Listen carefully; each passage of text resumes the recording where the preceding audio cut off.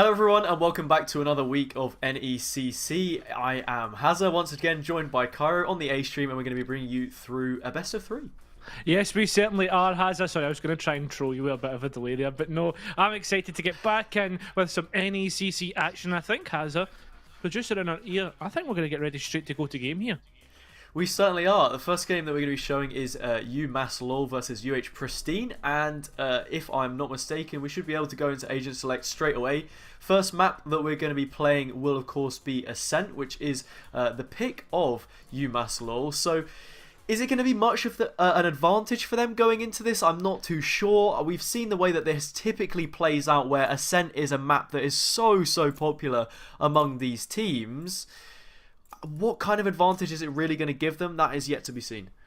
Yep, I mean, it's kind of almost flogging a dead toss with how we come across here and going into Ascent. We look for a couple of things. We look for a Sova, probably some sort of Sentinel, and obviously kind of the rest falls into place. On top of that, again, the other point that we usually make coming into Ascent is a very high, it's got a very high pick rate. Therefore, we're expecting both teams to come into this on even footing. They should both know exactly what to expect, and on top of that, also know exactly what strategies to employ. So I'm expecting a good even matchup all the way to the end. I don't think we've actually seen many one-sided Ascents apart from last week, so this should be a good one. Yeah, for the most part, this should be a fairly balanced game. Whether the scales begin to tip in the balance of either side as we progress further into this best of three, obviously we'll have to wait to see how that's going to work. But looking at some of the choices here, immediately Choose both sides agent. at least thinking about picking a Sova here. I'm not too sure what the choice will end up being from the side of UH Pristine and whether Bell wants to lock that in. But potentially a double initiator composition coming through, a KO being hovered as well. Plenty of information to be taking on that defender's side, which I think is very important. Neither of these sides have opted to go for one of those rock-solid Sentinel choices, not even a Sage falling into the mix whatsoever.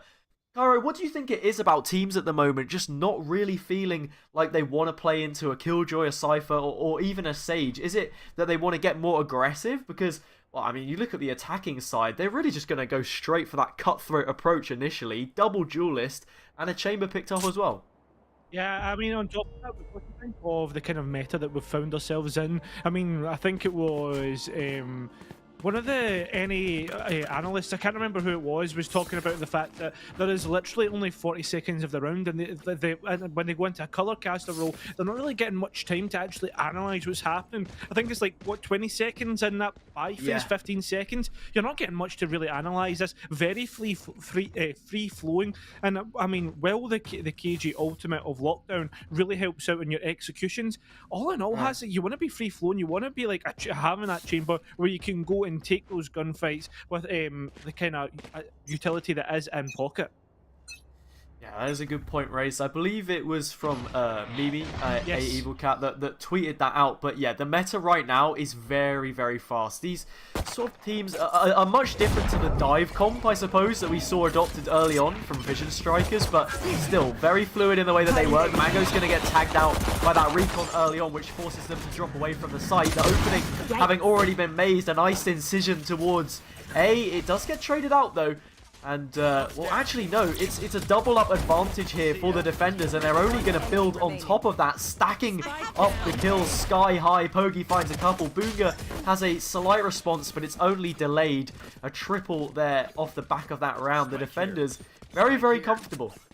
Yeah, I mean, you're talking about dive comps. They're almost diving into concrete with the way that the defense was set up. Plenty of kills following into this team, and well, already look at that. The Brim on 3 kills. We'll have plenty in pocket. Even going to pick up a Bulldog on this second round. That's a big investment in terms of credits, etc. I think Orchid isn't actually going to pick up anything here. Maybe just going to try and use the chamber abilities that are in pocket. We need to see exactly how this one rolls out.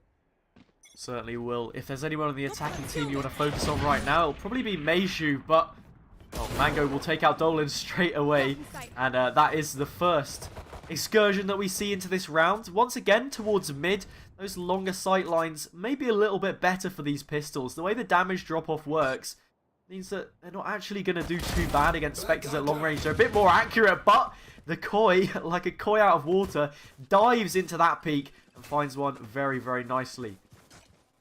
Yeah, there's plenty to happen. The flash does go out, turns the back at the wrong time, but the flash goes off at the right time. And look at this, it's almost being funneled into other crosshairs. Fell picking up that kill. Orchid getting the kill elsewhere. They did actually buy up a Spectre. And that's another flawless round. No, I say another flawless round. The first flawless round of this series.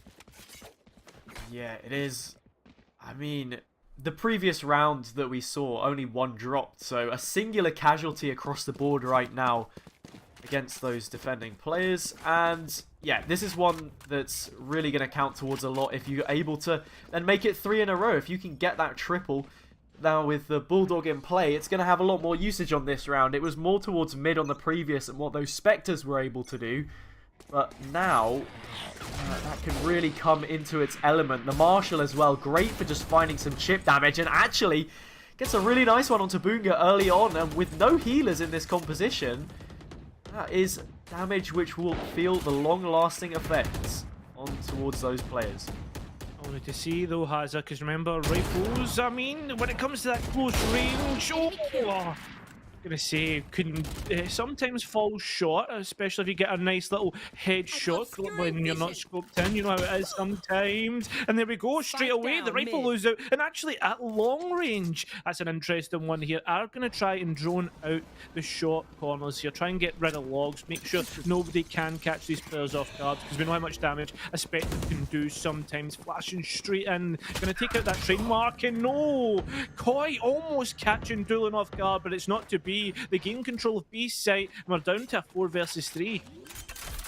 I was just starting to think that the attack were a bit stretched, the way that they were getting picked off one by one, but very, very similarly, we see this defense get picked apart. There's a huge gap left towards B, which goes punished, and now they've got to try and find a retake. One player still hanging out towards main, has a recon bolt soon, I would imagine, to try and deal with us. And that one gets broken by Bell, but they use the information greatly to try and beat that one back. QT does find Pogi, so the numbers still dwindling for these players, and with that one towards main still not found out, it's going to be too tough of a task. I don't think there's enough time to get this one over the board. They're simply trying to play for damage, but they've got to find a way out, because otherwise they're going to lose these weapons. Very nice reposition that we're going to be seeing there, especially from Orchid too, also holding on to weapons. So 2 left standing on either side, and that should be how this one ends out. Witness bears witness to that one on the very dying embers of the round. But good damage overall, I would say, there from the defending side. It really was good damage, Hazza, and well, I think the only person that can't really buy up in full purchases, no, there's actually quite a few, because we're seeing Spectres come on the board for these attackers. I'm completely trolling there. We've even got an op on Mango because there was so much saved out. By keeping those 2 rifles in pocket, that's going to be huge for being able to shut down mid if they position the jet there. No, actually positions towards A, which is an interesting one because it's quite a short angle. And right now, it seems as if we're getting a very default strategy coming through from the attackers. Yeah, it's kind of like what we saw last time around, right? They were playing very split up, but it looked almost sporadic, and they lost out a few too many players, I would say, early on. Right now, we want to see a bit more of a cohesive effort, and I think that's what we're going to get. Players now swarming towards the B main position. Orchid is good for one. They nip that in the bud, but Witness has an answer early on, and it's just going to be the one player towards the site here to try and shut things down. Bell has rung their last hurrah, and we are going to be seeing a retake once more. Do they have what it takes to get in early on? There's less to deal with in those outer areas, but a huge tag comes through and will really slow down the progression, almost grinding it to a halt. Nope, it is almost grinded to a halt. The round grinded to a halt, and therefore we are at 2 apiece for these 2 teams. Maybe going to pick up the operator. Yes, there it is. The op is picked up, dropped for the chamber, actually, which is an interesting one. Decided not to put it on towards Meishu, the jet, which, I mean, fair enough. 2 agents can do the similar roles. And there's going to be 4 Vandals against, well, as you say, has a pots and pans and all sorts. I think Mango is actually going to go for a bit of a shorty play, which is something that I guess we don't usually see. I'm not saying we don't see too often. Sometimes we see people trying to pull off the Techers play. No, actually, it's been sold. Never mind. Yeah, not too sure about that one. The shorty very good for, you know, combining with Jet's movement abilities, but won't get a taste of it this time around. Mango bites the dust very, very early on, and that is going to be the A site completely given up. And now it's going to be in the hands of these Pristine players to try and make a clean entrance back in, but my shoot adding to that tally. This is a problem that's only gonna get worse. Booga shuts it down. Another on the board for the attackers, and well, directly from the back of that pistol round and anti-eco, we've yet to really see too much more from the Pristine side, really struggling to get into the flow of this game after initial success. Sometimes that's just what we find though, Hazza. Sometimes we get into it and it's just unfortunate the way things turn out. I think, wait a second, sorry. No, I was wondering if Dylan had actually procced our Tour de Force there because they picked that Ultimate Orb up and therefore actually that came online. But no, just going to stick with the Operator right now. That'll be good to keep in pocket for later on. Finally, we are seeing the Operator of Orchid trying to shut down mid, but immediately being shut off in terms of putting a smoke down there, getting rid of those lines of sight. But look at Mango's aggression here. Pushing up. The question is, how is that trigger discipline going to work out? Do they go straight for it? Yeah, they do. Finds the first one, and well, you think maybe they could have caught a couple more. Those players lined up towards the catwalk position, but just like that, Poggy's in for reinforcements. And we've got a whole group of players here to fight with. Cutie, though, that's a total freebie. Able to heal up and then good for 2. Start to level that score out just a little bit more. And potentially, that over-aggressive move from Mango has brought them back a lifeline into this round. Not only that, Hazza, you've also got to think about what we're going to talk about in the next round, the economy. Right now, Pristine, they're going to lose out on so much. Even if they win this, 2 rifles dropped, I don't think they've got much of a buy. Maybe that win bonus will help out. It's going to have to be a B execute the trademark, giving away the positions of these 2 players, the post plant and a 3 versus 2. They really are going to struggle here. There's certainly less numbers, but null command in pocket could yet be used, as well as that drone, which is unable to catch on to anything right now. As long as they don't overstep into the operator, this should really be their advantage to be taking. Koi just trying to sneak around, but that's such a nice play around the side from Witness. Now you've got to try and pick it up. Have to stabilize that core if they want to get this done, and the timing is just so off. Witness floating in and around, gets a tag, and Orchid now reduced down to the classic as Koi is felled. The recon is there, but no! Orchid actually is able to get it. Won't be enough time, I don't think, to get us over the line. Yeah, no, there is! That is a very questionable round, Cairo. It has to be said. Pristine, not the cleanest of efforts from them, but Riverhawks are felled, and the 3rd time lucky, 3rd time of asking on making it into the B-bomb site, it's gonna work out for them. It really is going to work out for them, but it has, again, what I was saying was the fact that they might not have the most in terms of actually purchasing stuff here. Mango only has 2k if they want to go with the heavy shields here. On top of that, Poggy reduced 2 light shields. Orchid, I think they're going to have to just be forced to use the Tour de Force here. This is the tough kind of problem that they're going to have after the fact that, I mean, they won that round, but not really too much in terms of buying out here. We can see exactly how things are going to go. The execution's favourably towards A right now, even though there is a bit of a split here. It's interesting to note the way that these teams are set up. Obviously, UML, they're a little bit more aggressive in the way that they play, so you would probably anticipate them to have better success on this side of the half, but hasn't been the strongest showing from UH Pristine so far. Orchid, though, finds a very nice shot onto Boonga early on. That will open things up for their team. Not only that, now they know that the Tour de Force is free firing, so challenge it if you will. Mango's going to find maybe a couple there onto Witness. Very nice rendezvous to get out, but more importantly, it's an upgrade and a further stretched advantage here towards that defending side. Well, with the fact that the advantage has been taken, it seems as if there is going to have to be some heroics, Hazza. something of a superhero performance. But the only superhero I'm seeing right now is the man with the operator, Orchid, going to pop off. But Doolan actually trades this out. This is actually a little bit doable here, but we'll need to see exactly how things go. There's still 2-player advantage towards these defenders, and I'm seeing this Sova in this corner right now. It's a little bit ratty, and the Vandal comes out only with a knife, and there we have it. The round goes towards the defenders, and well played from them. Yeah, I mean, Dolan maybe has a chance there if they can isolate that fight, but the footsteps were absolutely thundering against the walls of the B main corridor there, and with Bell posted up so close by, there's no real chance that you're going to win that one out with the clock against you as well. As the last few sands drop into the hourglass, we find ourselves on round number 8. Operator in play now for Orchids, salvaging that one from the previous round, but overall that's done a world of good in bolstering up this Pristine arsenal, which has been struggling so much. Maishu will be popping that Blaze Storm to try and work with, but there is a counterplay in effect. The fact that a KO has been brought to the composition here means that there is an opportunity for them to try and shut down this push when it does come through. And right now they look to be posturing towards the A side of the map, as that spike will be collected towards the sole player A main. Mango posted up towards the wine position. This could maybe be problematic, Gyro. Oh, they're going chasing as well.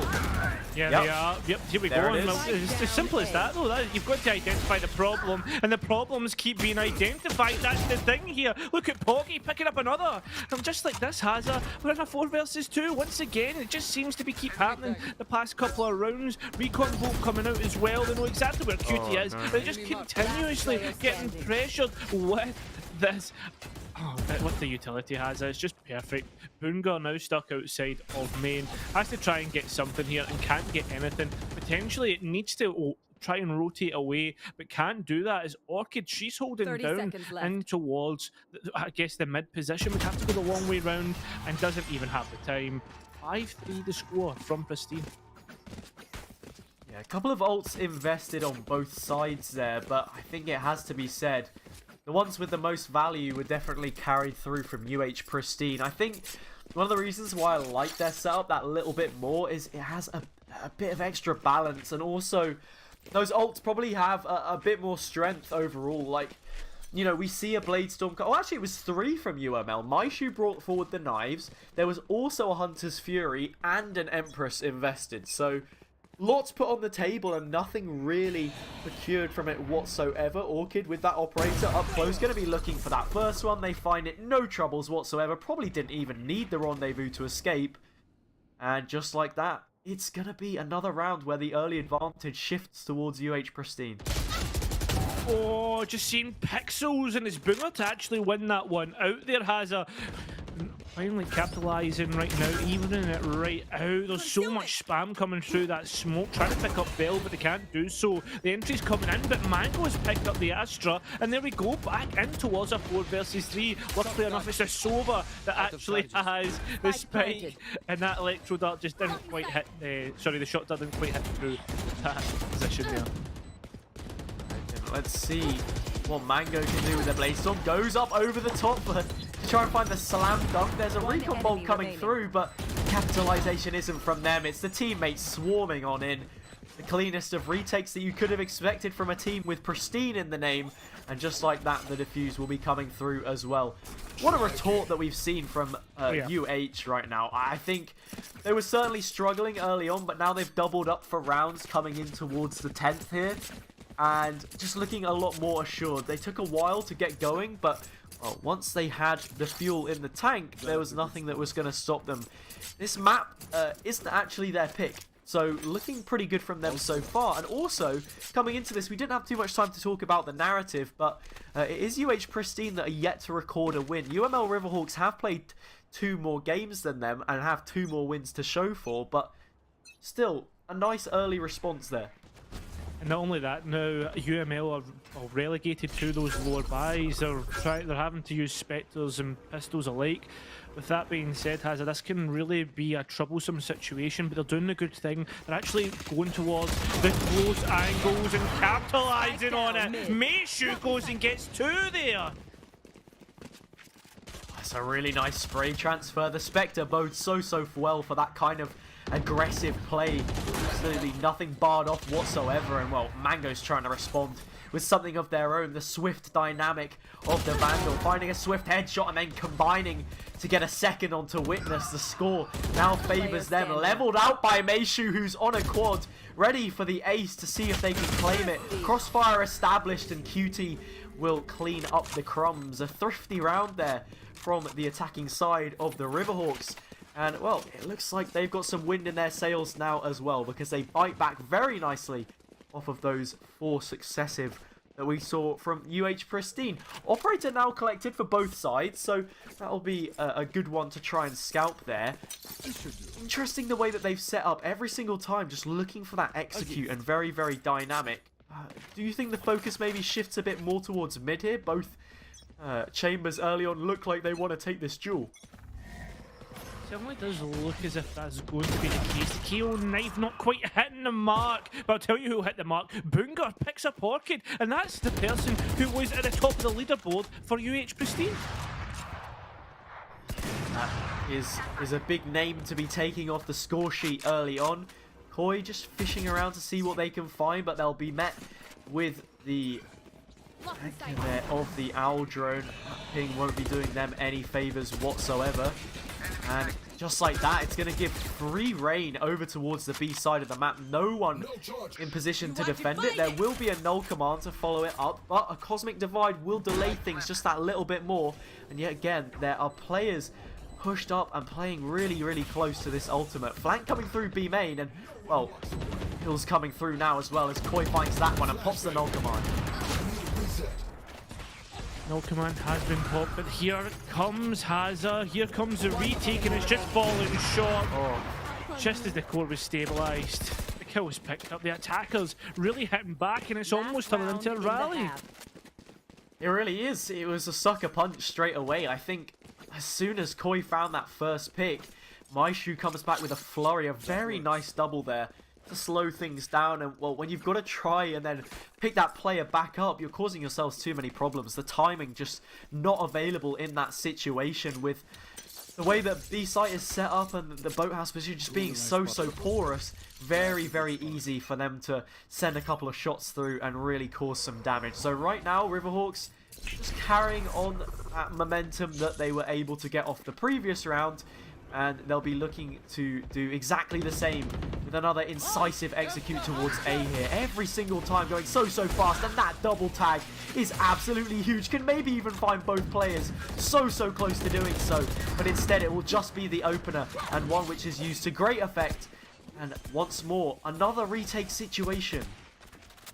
Is indeed another retake situation. The utility trying to be, well, utilised and not really hitting the mark so far. Another shot that comes out, and Witness hits the mark there, actually picking up Orchid. A couple of, I guess I think a little bit of information on towards Witness below. The spam comes through, but nothing hitting. The only thing hitting, Meishu's knives straight through the head of Bell. And now it's all up to the Koi. Finds one, finds two. There's still 3 to find as the time ticks down. Maybe not doable here. No, it's not. Cutie will find that kill, and we are going into the half even. Switching sides. Yeah, interesting to see that that's how this one is going to pan out. Both teams had spells of dominance throughout the first half, but yeah, neither of them really establishing that flow where they were able to get any kind of a significant advantage. I suppose there was one for UH Pristine early on, but UML Riverhawks, they fight back valiantly to secure level pegging. And, well, right now, if we look at the scoreboard, pretty good frags coming through from the UH side. Meishu head and shoulders above the rest of their team, double lifting everyone else. And now the question just has to be asked, how are they going to try and set this one up?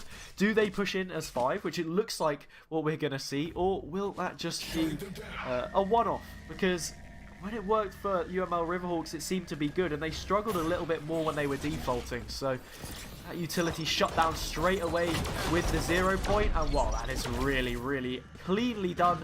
Mango finds Boonga, and once more we're in a retake situation. It seems to be the case on Ascent so far, has as well. Pistols continue to fire off through the smoke, and again, nobody hitting the mark quite yet. No, they're going to try and fall through, and are getting funneled into an absolute meat grinder. It's all up to Witness here, trying to go around the corner. The shot dart comes out, but well, you can't win a fight against a Sheriff if you've got a dart out there. Has a 7-6 the scoreline. UH Pristine again winning the pistol round here. I was just thinking, had they buffed the frenzy or something? Those frenzies were rattling along like when you've got a string full of tin cans from the back of a car, and well, just like they've been married to the A site, I suppose. It looks like they're going to be changing up the plan completely. This time, UH Pristine, they want to hit towards B. That's exactly what they're going to do. 3 Spectres brought up and Pogi with their beloved Bulldog once again. Let's see if it's going to have too much value for them on this occasion. Previous time, it was just those Spectres to find anything, but instead, it's going to be the Sheriff of Maishu that opens things up. It really is. Witness taking out Poggy. Look at this. It just seems to be trading back and forth. But that seems to be going all in favour of these defenders, though. Maishu finally gets punished by for their aggression. And Bell will use that Spectre to great use here. 2 versus 3. They seem to be stuck on towards Switch right now, Hazza. And there's a player moving through in towards that CT position. It is going to be identified, though, as Bell takes out Cutie that was on market. Nobody really wanting to make a move here. We do have a minute left, though. There's plenty to do here. It certainly is. They know that it's just Boonga there, though, and with that recon bolt, it's going to stop the opportunity. Sova coming to help the rest of their team out. So, right now, UH Pristine just want to isolate these fights as best as possible. Boonga's teasing them, but Witness is going to overpeak that one just a little bit too much. No opportunity to really help them out there.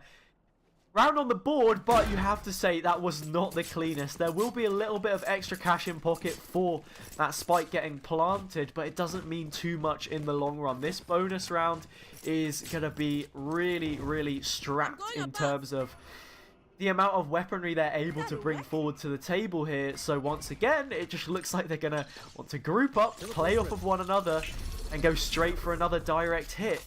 With that being said, UML Riverhawks, they've read into this one very, very heavily. 4 players stationed towards A. They're almost expecting this. And as a result, UH Pristine are actually going to slow things down and split their focus just that little bit more. I mean, they really haven't committed to one site just yet, which is compliments, I guess, here, Hazza, but they have a real preference towards it. You can see the leniency in the map position, in the way that they're going about things and with utility, etc. And very easily, they could be getting picked up here. Cutie hits the first strike on the head. And there goes the second. Doolan has picked up the koi, and right now it just seems to be continuously players falling here. Yeah, and I really don't know what the thought process is from UH Pristine. If they move together as 5 there, they stand a fighting chance. Regardless of whether you're going up against a stack or not, you should still have the numbers advantage.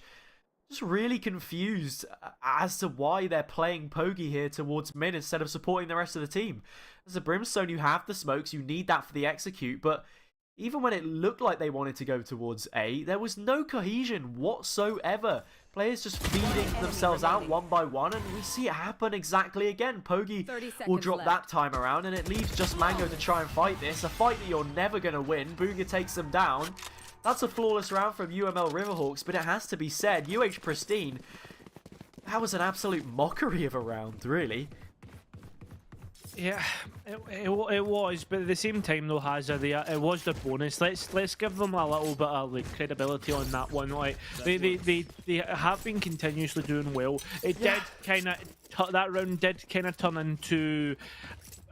Well, kind of turned into what my favourite dish is. A bit of pulled pork. They just got pulled apart. That's just how it seemed. It seemed to be, and unfortunately, that's just the way the cookie crumbles sometimes. This time, though, this round will be a lot different. They'll be able to contest, but they did leave a lot of rifles on the board for UML Riverhawks. They certainly did. You want to try and punch back, but you can't do that when you're isolated. That flash is perfect, though. Will help the players get into the site, and they're going to win out those fights in numbers. Boonga's position already given away, charging on down. They'll get found out, and it's just going to be Witness to try and retake. They've got an Ares, so they can try and go for a wallbang, but that owl drone will keep them locked into position. Dice isn't going to be wallbangable enough for them to break through. Shock darts could take out Koi here still, but no, it's a sliver of HP that keeps them hanging on by a thread. Witness, not too much they can do, will actually find a shot connected into their own dome there. And, well, every time they try and reposition, this weapon is just going to give out so much noise. They've got to be looking on to the next one at this point in time. Yeah, this is just kind of reset. GG go next. Orchid takes out Witness. Nice shots from her, and well, with that being said, that is another round in favour of UH Pristine. They seem to be doing really well there. A lot of ultimates online now. Tour de Force, Blade Storm. We also have the Orbital Strike from Poggy, and then I mean, what Hunter's Furies up next as well with one ultimate orb. Ultimate orbs are positioned more towards the attackers, so there's so much here that UH Pristine can actually do. And easily we can see them execute onto any site, and there is another stack towards A. I don't really like this. I mean, there is the UH Pristine preference towards A, but we'll need to see exactly what happens here as well. All players do start to move in towards mid. Right now, it seems like whenever Pristine want to execute, they're so grouped up. Never really anyone lurking. It can be beneficial, but it also has its drawbacks. They need to make sure they don't just get funneled in. So often that market position can be a trap that players get stuck in towards. But there's nobody flanking, so at least they can focus on hitting forwards. But they've just slammed their head into a wall because Koi has been dropped early on. Orchid is able to find that one. And just like that, the head of the snake goes in. It gets chopped off, and it's got to slither away to try and find something else.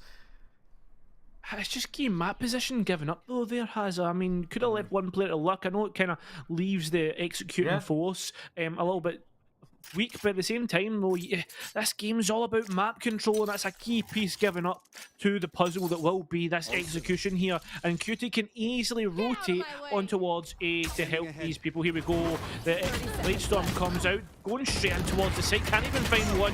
Meishu takes that one out, Boomner helping out, and it's just continuously surgical from UML Riverhawks. 9-8 again, flawless from them. They really shut down their opponents there.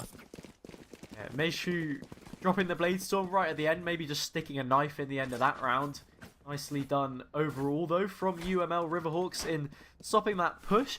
UH Pristine right now, I think it has to be said, the way that they're playing, certainly not looking like they want to default whatsoever. We're seeing it potentially on this round as it is a little bit more split, but for the most part, their focus always so grouped up and homogenous in the way that they try and play the map. It means the rotates are so much easier for UML Riverhawks to try and predict. They have a much better vice grip on the map.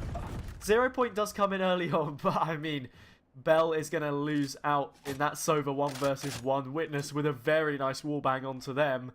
First blood once again goes the way of the defending side, and Pristine, they've got to look for a different option.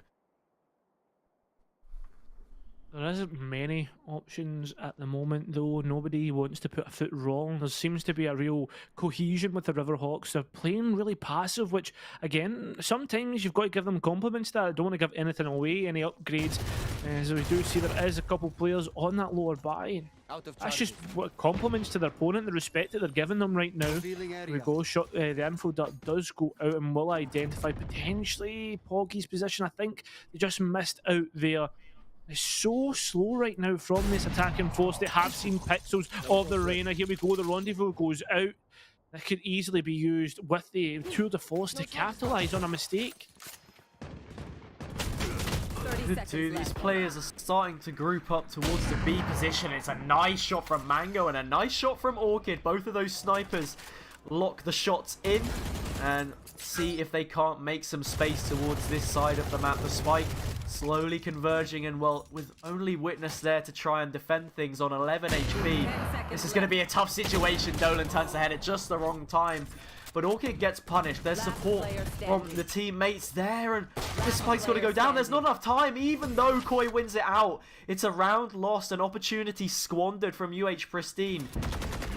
Can't forget that they were only on those Sheriffs and Marshals, a very low buy from them. Tour de Force the only exception in terms of weaponry yet still an ultimate invested. UML Riverhawks tie things up as the sands of time eventually drop to the bottom.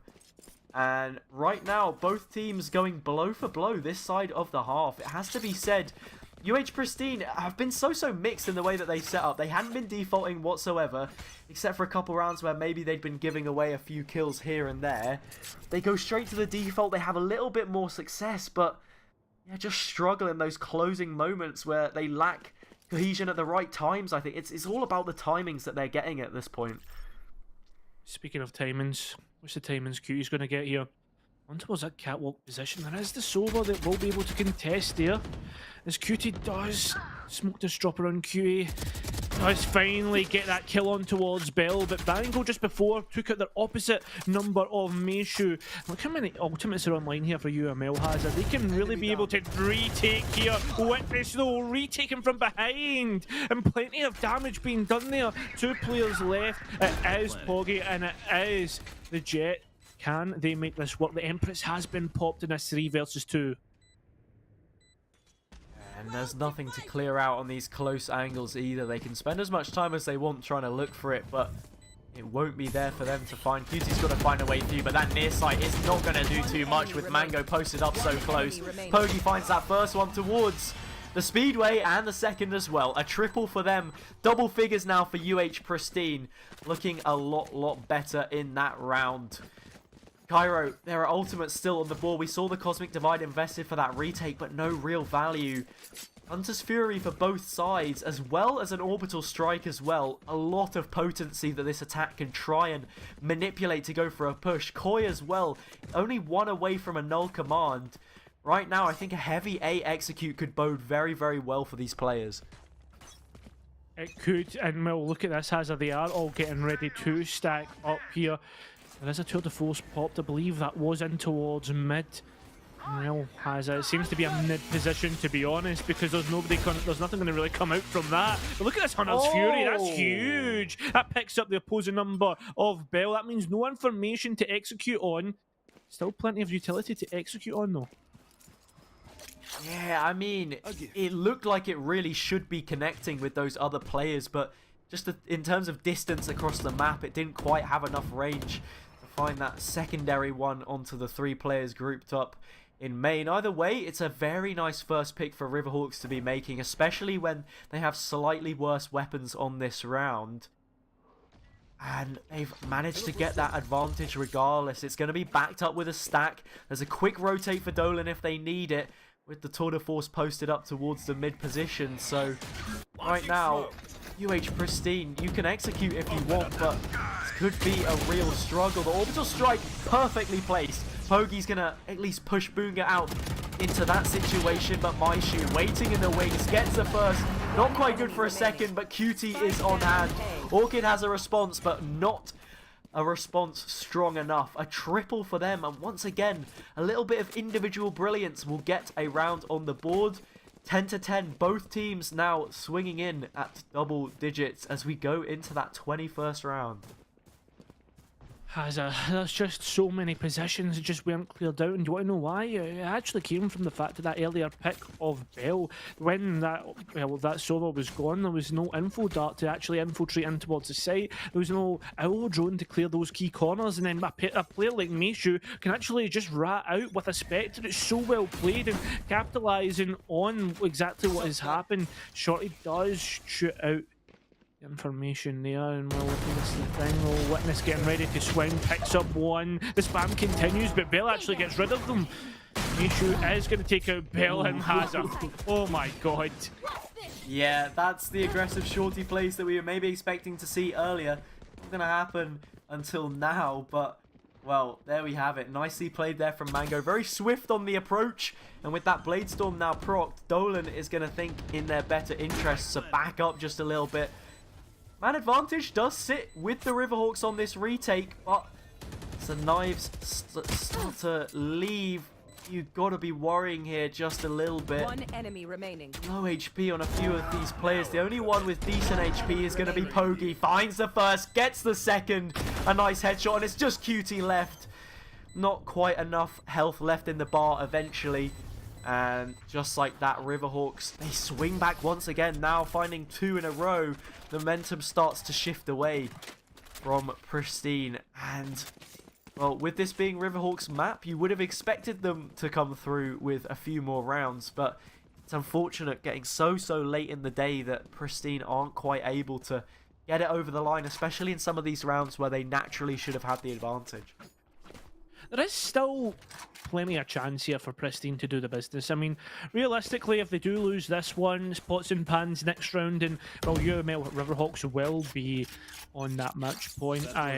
It's not really a position you want to be in, but I mean, they're really pushed a ascent to, well, I guess the very edges of the round count. The spam does come through. The player's not quite wanting to do this, but look at this. Mango picks up Mishu. They're also going to pick up Witness. Witness does get orchid though, but the spike has been picked up straight on towards that B site. The plant being initiated. The retake almost poised and ready, and an Empress available once again. The Null Command and the Hunter's Fury available for these attackers.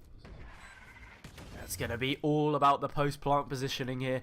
How they choose to set up in the site when you have the numbers advantage.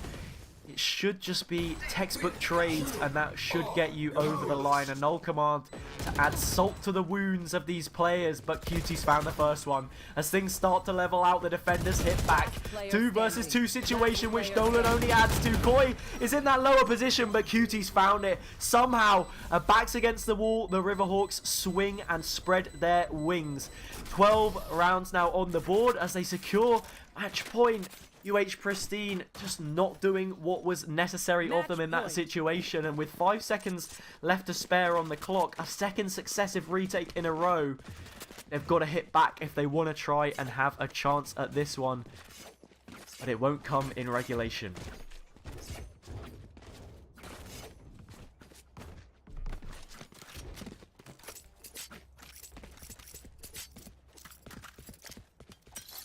Well, Hazza, this is going to be do or die here for UH Pristine. I need to see exactly how things are going to work out here. I mean, they're going to have to buy it on light shields, etc. Through the Force is available, and well, here we go. Hunter's Fury coming straight out there. Koi's actually going to capitalise on that first ping. The orbital strike comes through. So much being committed here. Cutie, though, able to capitalise on getting that kill. Orchid takes out Cutie, though, and here we go. The spike being initiated. Remember, though, UML Riverhawks, they have won on a disadvantageous retake before. They're gonna have to do it again if they want to try and find this one. That recon dart will come through. Doesn't find anything for Witness to try and capitalize off of. Shot darts will also make their way into that under position, but Pogi is just about surviving on this occasion. Maishu tries to swing to find anything that they can there, but it's gonna be nothing. Pogi and Bell combine, and just like that, Pristine get it over the line. They still need one more to secure the overtime, but they're making steps in the right direction with that one. There is plenty of good steps here, and well, Hazza, the pressure is building, but there is one thing that I have to say, and there's one fact that we need to tell you guys at home. Pressure does make diamonds, and well, UML Riverhawks are going to be diamonds in the rough with these bans, because well, it's looking pretty rough for them right now. UH Pristine all on rifles, apart from the Koi, who is on a Spectre. The Ares can do work here, but look at this. There is going to be no info dart to actually capitalise on because of that KO knife, and look at this, the corners being cleared. This is perfect right now, but not if Maestro has anything to say about that. Even out right now as the execute comes through, bodies drop to the floor. 3 versus 3, tour de force available for Doolan right now, but will they proc it? Here comes this owl drone here to gain the information on players potentially coming through. Doolan did get shut down, tour de force no longer available, and it's a 2 versus 3 for these UML Riverhawks to finish it out in regulation. It's another situation where we see Witness and Boonga split up, and the 2 remaining players have to try and find this fight around. Bell wants to go straight for it. Maybe a little bit naive, but no, they feel confident, they back the fight, and they win that one out. A risky one to be taking in the 1 versus 2, but it does pay off in the end. And just like that, the risk is the reward of overtime. We find ourselves at 12 apiece. This is, for those tuning in, UH Pristine's map pick. they've only found one map so far across all of the series that they've played. So if they were able to take this one off of UML Riverhawks, then going into their more favoured icebox, could be a very, very big win for them. So right now, they've just got to steady the ship and get ready to go into this one. Operator buy coming from Orchid, so they're feeling pretty adamant in their skills here. And we're just going to have to see how it pans out. 5 players once again grouping up for a push. This has been the narrative so far. And we'll just have to see if they can break the defenses towards the A side of the map. No kind of a stack, and as that recon drops towards B, the information is surely given away as to where this one's going to be headed. Well, it seems as if it's already been given away now, but look at the players actually trying to leave. Cutie though got a lovely shot through that smoke and actually picked up the Jet player there. Plenty of players stuck in this position right now. The spike planted, and well, the retake has to come through soon. Seems if they are going to be locked out for the time being. Poggy's shooting out at that door, gives away that position. The rendezvous out towards main as well, and they're actually going to be able to capitalise the glass cannon, or maybe the grass cannon I should call her. Orchid should get in that pick. Boomba does take out Poggy, that's huge! Ooh. The Koi gets 2 good picks, and the 2 players are stuck out on main. This is where the operator will thrive. If they try and push through the smoke, they try and capitalise on any mistakes, but it's not going to happen. The Koi, oh my god, what a couple of shots that was. Koi making a splash here in overtime as the defenders are able to find that first round. UH Pristine now have an advantage. They were able to find the previous 2 to bring it into overtime in the first place, and now they want to stretch it even further. Maishu will be the one to pick up the operator this time. He's got a little bit quiet, I think it's fair to say, in the latter stages of this matchup after making a real mess early on and fragging out for their side, which currently sits them at the top of the leaderboard, at least for the Riverhawks. But similar story, that 0-point knife will come through and it will force a rotate on quite a few players actually. Their focus drawn away from A for the time being at least, but that's where the execute is going to come in. Operator not quite connecting. Boonga does find one though, and eventually there is a response advantage sitting with the defenders once more. It really is sitting with the defenders once more. Hazza, well, it's firmly in favour of the defenders now. The spike is going to be planted. Remember, economy does not matter in overtime, so well, they're going to have to make this stick. Nishu already pushing up on that heaven position. Players in towards tree getting ready, and the location being revealed of Orchid. Bell's good for 1, but how good is that? Not very. We're going through into a second round of overtime. Yeah, I feel like in overtime as well, it means that everyone's going to have full utility pretty much, you know, unless you're Maishu in that situation, you've brought up the operator, which means that there's so much for them to try and work with on the retake. UH Pristine, this composition as a whole, offers a lot in that realm, whereas UML Riverhawks maybe don't. It's why you want to bring Sober to the table though, and that has to be a must pick. The Owl Drone means that the gunfights are split up. Dolan, or Orchid, sorry, she's forced to push back in that main position, which leaves Bell completely isolated.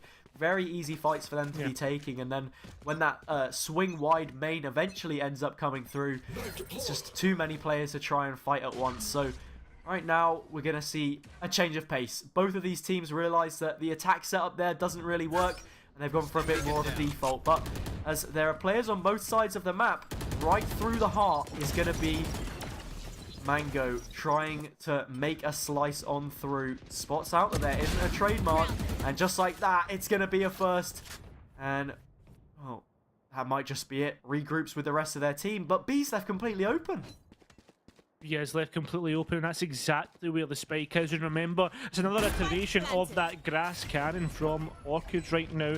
They did buy out an operator there, Hazza, and well, look at this. Mango in the key position once again, cutting off the rotate from Witness. This is huge from them, down to 36 HP. This site is looking very vulnerable for a retake, and look at this Poppy already there. We'll be able to drop that stim beacon. Gonna pick up Boomer. The Koi picks up Witness, and Bell finally finishes out after a flurry of kills coming through from both teams. Well, the defenders, they're going to win this one out once again. UH Pristine, well, that was a pristine retake. It certainly was. Once again, they're able to lend themselves the advantage. The defending team draw first blood.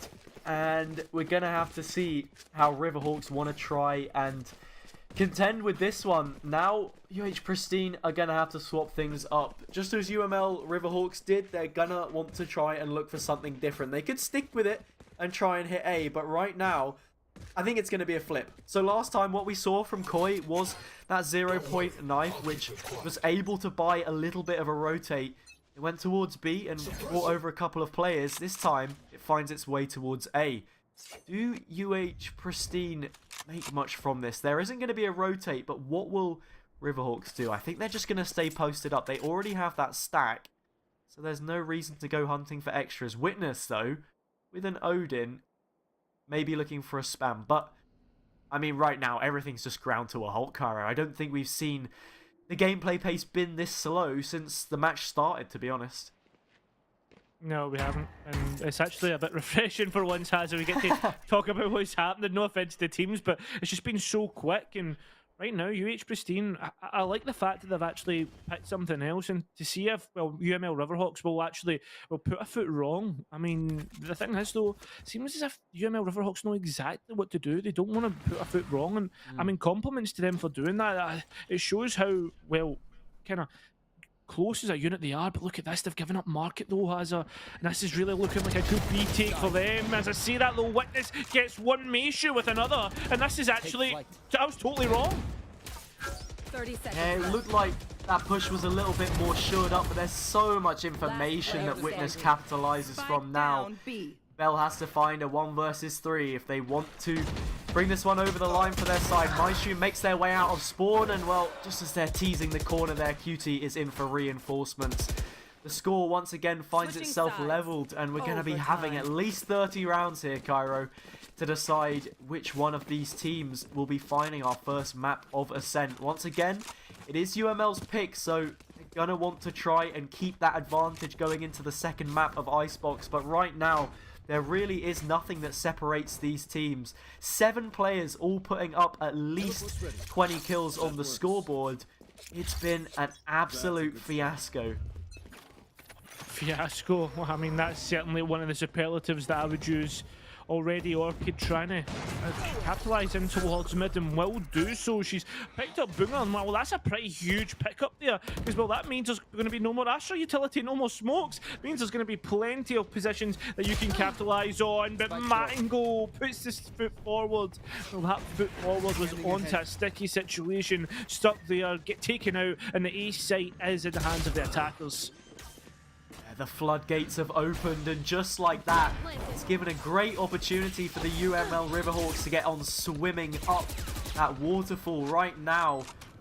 They've got to try and find a way back in. Bell with that utility, unable to get a tag. It's just going to make things that little bit more difficult.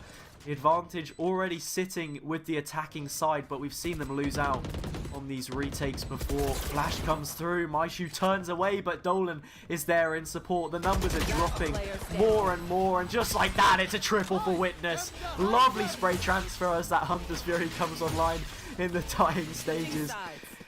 Just shooting away at their teammate there, maybe in frustration almost that this game isn't wrapped up yet.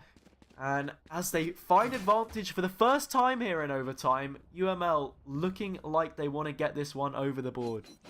There's been a real defender bias as well, and overtime has. That's one thing that we can say. Yeah. That's the first attack we've actually seen being won out, so that could potentially be the difference for the UML Riverhawks. And again, we do have a glass cannon situation as Meishu has bought up that operator. There is also an Odin on B, and maybe that's what UML Riverhawks are looking to capitalise on, but look at this, the aggression again towards A this time. Meishu does pick up Orchid. Is there a second? No, there's not. Interesting, this one. And there it is, QT there to capitalise on the frag there, sorry. 3-2. The site goes out to the player on towards Tree, and now the plant can finally get down safely. Yeah, these players just rallying kills at this point in time, trade after trade. But speaking of trades, that trademark is down. No chamber in play, and it's given an opportunity here for Witness to wrap things up. He's going to spot out both players, but can only find one. Koi will respond, and just like that, the numbers drop once again. 1 versus 1 situation. QT will go for the tap. The peek comes through, and they seal it just like that. UML Riverhawks will be finding this first map. They struggled to get it done in regulation. It finds its way to overtime, but they win it out after the 30th round comes to a close. 16-14, and Ascent goes their way. Well, as 30 rounds is quite a task to be doing for your first map in your, well, a best of 3 series. We potentially could have another 60 rounds to go between these two teams, depending on how things are going. But hey, I mean, there's still plenty of maps to go right now. Certainly is, but that is a dramatic way to start things off. UML Riverhawks finally get their map pick on the board, which is good for them. It means that they can now go into this one against Pristine with a little bit less pressure on the shoulders to try and perform. It's Icebox, similarly to Ascent. We've said before, the pick rates for these maps are fairly high, so is there much of an advantage or is it negligible? It's yet to be seen the way that they're going to set up. But after such a long marathon of a first map, I think we may be ready a short break. But when we return, we will be going to Icebox, and we can talk a little bit more about what we've just seen and what we can expect to see between these two teams. But don't go anywhere, because it's been a banger so far.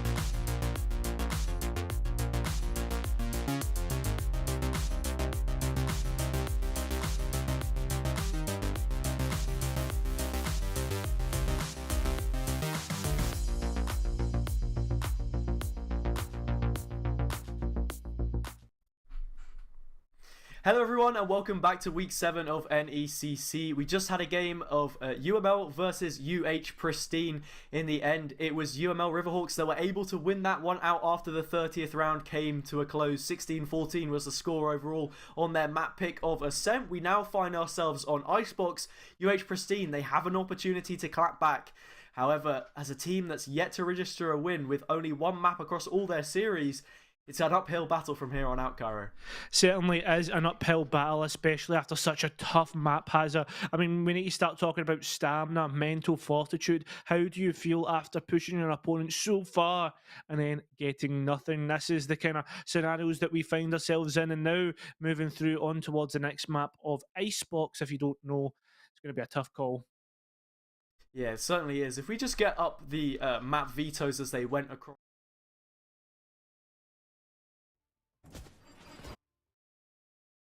Breeze, which is interesting. I think we're seeing quite a lot at the moment that teams, they don't want to play those more expansive maps where you have to control rotates and such. Ascent and Icebox being a lot more puggy in the way that the angles set themselves up. Roll, I suppose, and Bind will be the decider if we go to it, but as I said, this second map of Icebox is where we find ourselves for the time being. UH Pristine, this is their map. They have to do it now. It's do or die for them. So it'll be interesting to see what we're going to get coming out from both sides, I suppose. With Viper having a few nerfs, can you see her getting picked up as both teams are starting to armor her? It's like that's probably one of the biggest caster curses I've seen in a while. It's certainly looking very much like the standard stuff that we're used to seeing: Sage, Viper, Sova. That's the kind of core three from that old lineup we used to always see on Icebox. Differences, even a Neon. I'm interested. I'm interested. Yeah, this could certainly be an interesting caveat here on the defending side early on. We will be seeing Viper on both sides. It was more of a question posed to you. I know that teams now are happy to maybe flex in an Omen on this map. The Shadow Step also as well, from the Shadow, being great to, maneuver around the map here. And yeah, this looks like it's going to be pretty much a mirror comp for both teams. This is the setup that they're going to go for. Interestingly enough, select your agent. Actually, wait, no, it isn't a mirror composition, because there isn't going to be a Jet picked up for the attacking side. The Sage is the one that loses their position as a result, which is really interesting. I mean, usually here from the defensive side, you expect Dolan maybe to be on the Sage instead, and you drop one of the double duelist setups for that chamber because they fulfill a very similar role, I suppose. So do you think this could maybe leave them vulnerable in certain areas on the retake, for example, with those barrier orbs, or maybe towards mid? I think the key thing to be taking away here is the loss of that wall. Yeah, it's really an interesting decision to go double Sentinel as well, though, Hazza. I mean, fair enough. Chamber and Sage really aren't Sentinels or hard Sentinels. I'm thinking towards the kind of form of KG and Cypher. I'd call them your kind of hard Sentinels, the kind of soft Sentinels, are the way that they work. But it really is an interesting question to look at the fact that there is going to be that aggression coming through. But sometimes Hazza, aggression is what you need on Icebox because it can be very free flowing. But again, I mean, we've not really casted much on this new Icebox together. I don't know if you've casted much elsewhere, so it will be something to keep our eyes on in the way that these two teams play out. It certainly will. Like you said with Sentinels, I feel like Chamber is a pint of beer when you've got a bottle of vodka stood on the table. Cypher and Killjoy both being so much more rock solid in the way that they try and set themselves up. And while speaking of a rock solid defense, this one could have plenty of holes in it. Boonga's gone searching to see what they can try and find early on. Take some chip as a result. There is also damage done onto those UH Pristine players. Only temporary, as it will be healed away. One of the many advantages of bringing a Sage to the table. And right now, just struggling to make that execute work. This is where the wall will be very useful, though. It gives them an opportunity now to try and think about that plant. As the segments are shot away, those opportunities will begin to diminish, but for the time being, yeah, neither team really looking comfortable taking this opening duel. Nobody comfortable at all. Players stuck in behind yellow box though, Hazard, and sometimes that can be really tough to get out from, especially with the way that yellow box is now positioned. And as I say, that Poggy comes out, the controller comes huge. 9 HP left on Boonger. Can they survive for much longer?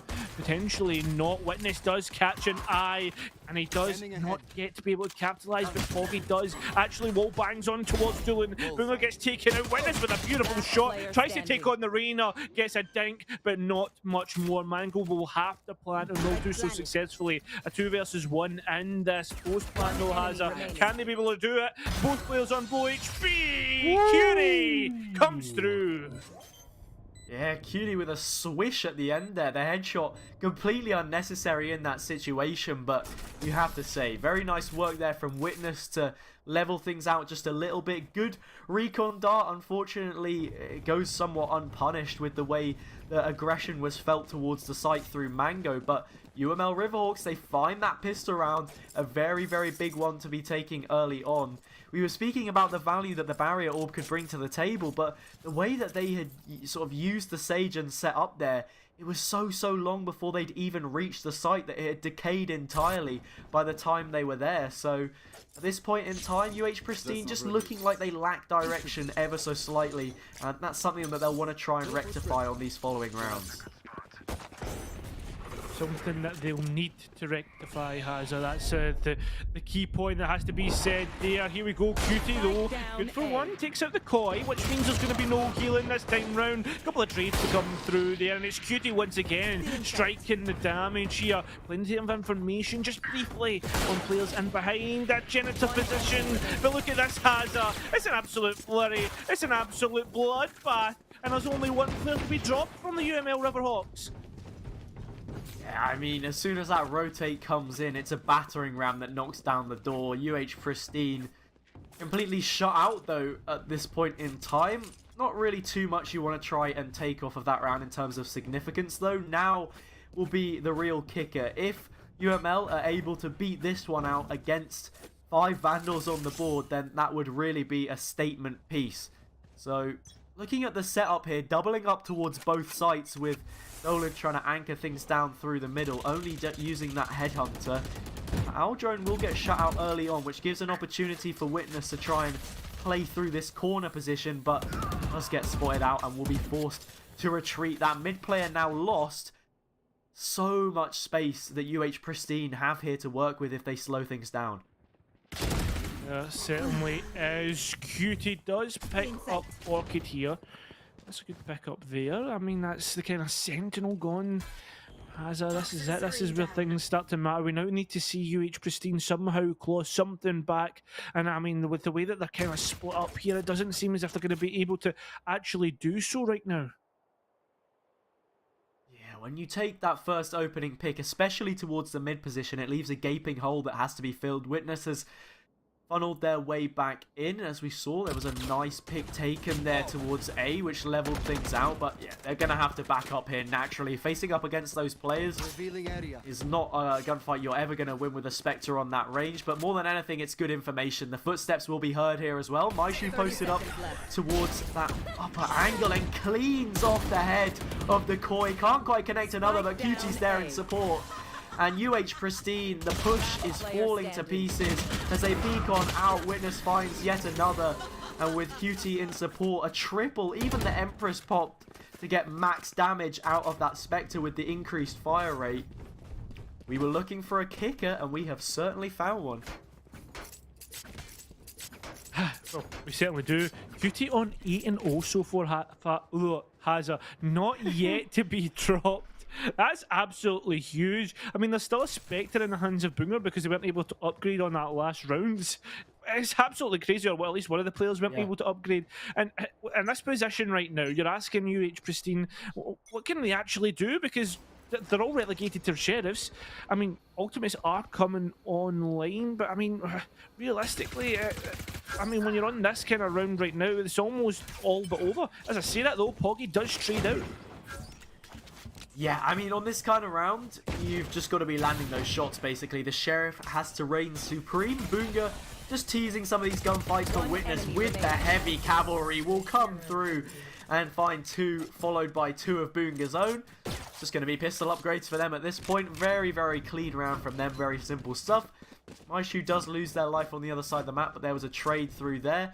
And well, from no one else other than Cutie, who keeps that flawless streak going all the time being on a 9 KD. So I think the pick of Reyna as a whole is one that we're seeing from both sides, simply because they're so puggy in the way that they set up, right? But all of these executes that we've been seeing from the team so far haven't really been very default-centric. They love to play it almost like a ranked game in the way that they set up, and, well, that's going to be the case in this example as well. Dolan, with the operator, doesn't actually have the rendezvous to use, but isn't going to need it. Koi loses their life early on, and once again, that survivability lost.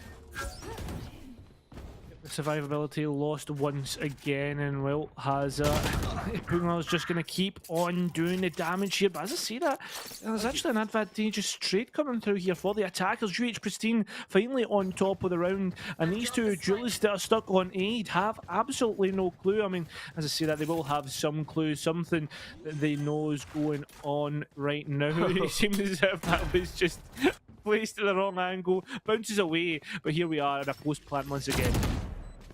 Yeah, I mean, look, if you're able to carry that many darts on your hip, you've got to be caked up, and we see the Poison Cloud go bouncing on that occasion. It's a retake situation that will be happening. Orchid had a good position towards Kitchen before, but that has been given up now for this closer angle towards the site. Not sure how this is going to work out. If they don't clear it, it could be a problem, and well, Cutie is able to find it. Pogi does trade, and now it is just left up to Maishu to try and find anything. As the Poison Cloud has eventually found its way onto the spike, it will be too much for them to try and contend with. UH Pristine finally managed to get that first round on the board for their pick. Cutie loses their life, the streak is over, but posting up 10 overall. A very, very strong start from UML, which eventually has a response. We do have a response indeed, Hazza, and Doolan though has picked up that operator, which could be pretty useful, especially in towards mid and even in the A position on rafters. It could really start to impose an impending doom upon those opponents right now. Orchid doesn't even have a rifle, but as I say that, the tour de force is proc. A Viper's Pit holds down B long. This is just ultimate centric right now. There's plenty of damage being done here. Oh, what's the point in an ultimate if you get nothing out of it though? Maishu's got a Vandal, that's got bullets in it, and that is doing the job right now. Orchid does have a response and is holding for that swing, so they will have to wait for this one with bated breath, but an owl drone's already come in through the back lines. Witness has found a pick and found a life as well. Looking for another one here onto Pogi would be insult to injury, you feel. Maishu in towards the pipes position will go hunting by themselves, and that's going to be a triple. The defenders find that one fairly comfortably in the end. It doesn't matter how much UH Pristine invested. UML Riverhawks are the ones that find that one on this occasion. Booga, had invested the Viper's Pit towards B, I suppose, but it just allowed for that greater stack to find its way towards A, and ultimately that was what won things out. Economy looking good for them as well. A tough situation to be in if you're on the attacking side at this point in time. I don't know why, but as soon as you said allow it, it just totally took me out like the casting set of mind, and all I can thinking, but I just thought allow it. yeah, fam. Allow it. These NA players, bruv, they don't know nothing about the push. Right now, something they don't know about is sending 5-man up tube, and that's what we're going to be seeing, fam. We got a couple of Vandals, a couple of Sheriffs, and they're looking to see what they can find, mate. And Nolan right now, not too good for that one, but nice space taken here by the attack early on, and I'm not sure if Witness is going to expect so many players to be up close. Certainly doesn't. Bell will shut them out on that occasion, and this has been an interesting round so far. It has been an interesting round, a little bit something different for once, but I'll tell you something they don't know about. They actually do not know about Boonger's position. The Viper's Pit to reinforce this position, though, is huge. The Koi will take out Cutie. Finally, we do see that Reyna shot down. No, Oh no, the Viper's pit gets dropped. Boonger coming up huge. Ooh. 2 great kills here. But can they find a third? That's the thing. Can't seem to. The Koi will shut them down as the oohing and eyeing off as it comes through. There's plenty of bullets to fire off here. Oh no, my shoe, he could be doing the work here. There's Orchid just left up above on the top rope. Time has gone too far. The round one out, and Mishu, they're gonna just be lost to the bomb. Ooh, yeah. So, I mean, from UML Riverhawks, it was a valiant effort in the retake there, but UH Pristine, the damage was done. I love the way that they get a little bit of creativity in the mix and go for a push towards Kitchen. That opener, very, very nice. It almost fell into their hands, I suppose. Witness gave it away, wasn't expecting players to be so close up already. And, yeah, the Viper's Pit to reinforce. Another good decision, I feel. I mean, on paper, or visually at least, it didn't look like it had that much impact, but the fact that they weren't able to get that retake in for a couple of extra moments and really just reinforce their positioning in the site was the key value to be taken away from that one. And it's a good round to have on the board for UH Pristine. Right now, UML Riverhawks still have money to invest in ultimates as well. Big tags coming through from Witness. What can they find? It's a double with the Hunter's Fury. They're going to be eating tonight. Boonga's got a couple of their own as well. I think it has to be said, Cairo. This Riverhawks defense towards B at the moment has been very, very strong. Extremely strong, Hazza, and it just seems as if they can't be stopped. It seems as if, I mean, it seems as if they can't really be found out. And I mean, everything, even towards A, though, they're shutting things down constantly. They're really confident in the gunfights, and we're constantly seeing that. 5 classics so far, not even a purchase from UH Pristine, which kind of shows you how things are going right now. It does somewhat. Boonga and Witness, B&W, black and white is what it's looking like in terms of the way these sites are being defended. Although, oh, that's somewhat harsh, to be honest. UML Riverhawks, they've defended pretty good across the board. Myshu proves exactly why I'm wrong, because this is an absolute stomp. All of the players towards A losing their lives early on, and just like that, it's a flawless. 5 players left standing, and 5 rounds now the gap between the two sides. Very, very nicely done. Not really too much more to be said about that one. I think we have to note that it was a low buy, but yeah, at this point in time, the round's just so fast-paced, Cairo. Getting shut down almost instantly, no matter where it looks like they want to try and go. Maybe they need to, you know, rework some more of those strats, those more creative strats. Yeah, I mean, that's the only time that, I mean, I say that's the only time they've won, but I don't know. It does seem to be constant UML Riverhawks, and maybe it's just the way that the new ice box is working out. As I say that though, 2 great picks come through, and now 3 versus 5 on the B site. Yeah, the players decided that they didn't want me to be right, because, you know, what would be the fun in that? So Witness and Boonga, the 2 stars of the show, lose their life. Cutie does as well towards mid. Great map control here from UH Pristine, and just like that, it's going to be another swift round, but it's a flawless in the opposite direction. That deficit has been reduced. There's ultimates now flowing for some of these players. It's so hard to try and get a read of where this one's going, considering both teams look like polar opposites from round to round. I think it really is just a sense of who's got that strategy on lock and who's hitting, you know, the right places at the right times. And that's just something that the attack have got to try and do, set the pace accordingly. Because on the previous round, it was UML that were on the aggression, and they seem to be the ones that were winning that one out. I mean, this is it. It's just inconsistencies from round to round, which is the annoying thing. Like, look at this. Look at the aggression right now. That's 2 huge players that have been lost out there. That's a Sova and a Viper. That's your map control and your information gone for these defenders on retakes. It's really worrying. Orchid with key map position, just holding down under tube, and well, there we go. Simple as that. Arms open wide, takes that kill, and well, it's a 2 versus 4. Orchid, she's been playing that position so well towards mid. The late lurk doing absolute wonders for her squad. And now it's just a couple players, Dolan and Cutie, to see what they can try and make of this retake. That operator will be bearing down on the sightlines to try and stop anything happening late on, but Lear out in play, it'll be tough to do so. Able to get the first one, but it wouldn't be a surprise if these players wanted to go chasing. It's a huge piece of weaponry to be carrying on through. Dolan managed to get that one onto Pogi, finds another onto Orkin as well. On for a quad, but I think it will be Bell getting dropped to the spike, and well, actually Dolan loses their life as well. The score reduced ever further. UML Riverhawks will be carrying an advantage through into the next round, or at least into the next half, sorry, but how much is that going to be? It's yet to be seen. Well, one thing that we do have to see though is what a change in narrative right now. I mean, UH Pristine looked as if they didn't have a look into this map. Didn't look as if they would even get a chance, even get overtime or such.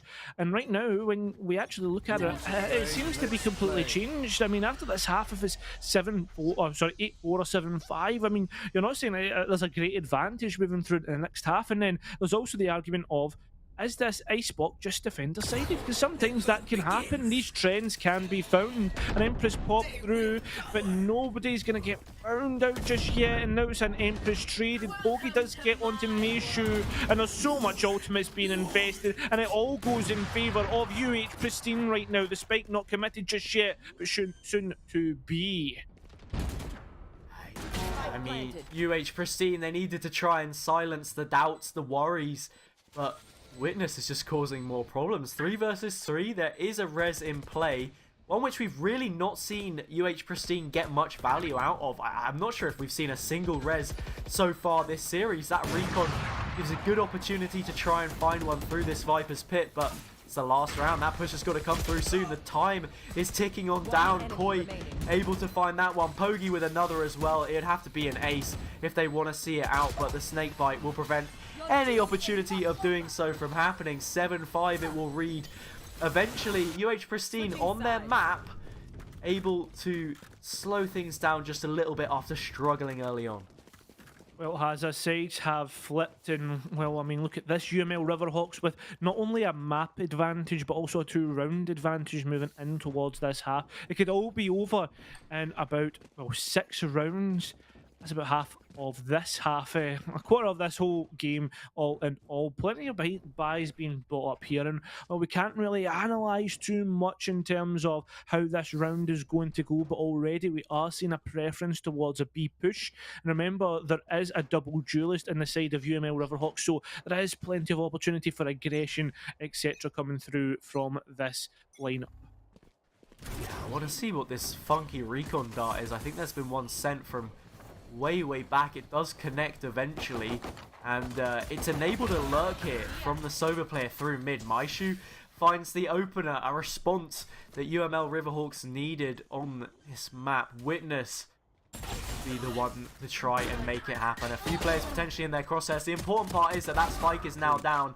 Good for 2 from that position, and we'll back up. Pogi's there to try and fight them, but now that they know there's someone fighting up close, Witness can just bide their time, and it's going to be a difficult retake. Viper still in play as well, so a potential to try and use some lineups on this round.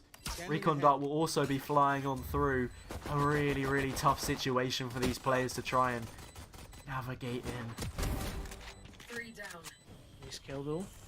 On from Pogi. Time does tick down. The swing coming through from Boonger, but Pogi's there. This is huge. Witness nowhere to deny. Do they have the time? They're just going to go straight for the spike, but no! The defuse came through just in time, Hazza. And UH Pristine, they've somehow got a lifeline.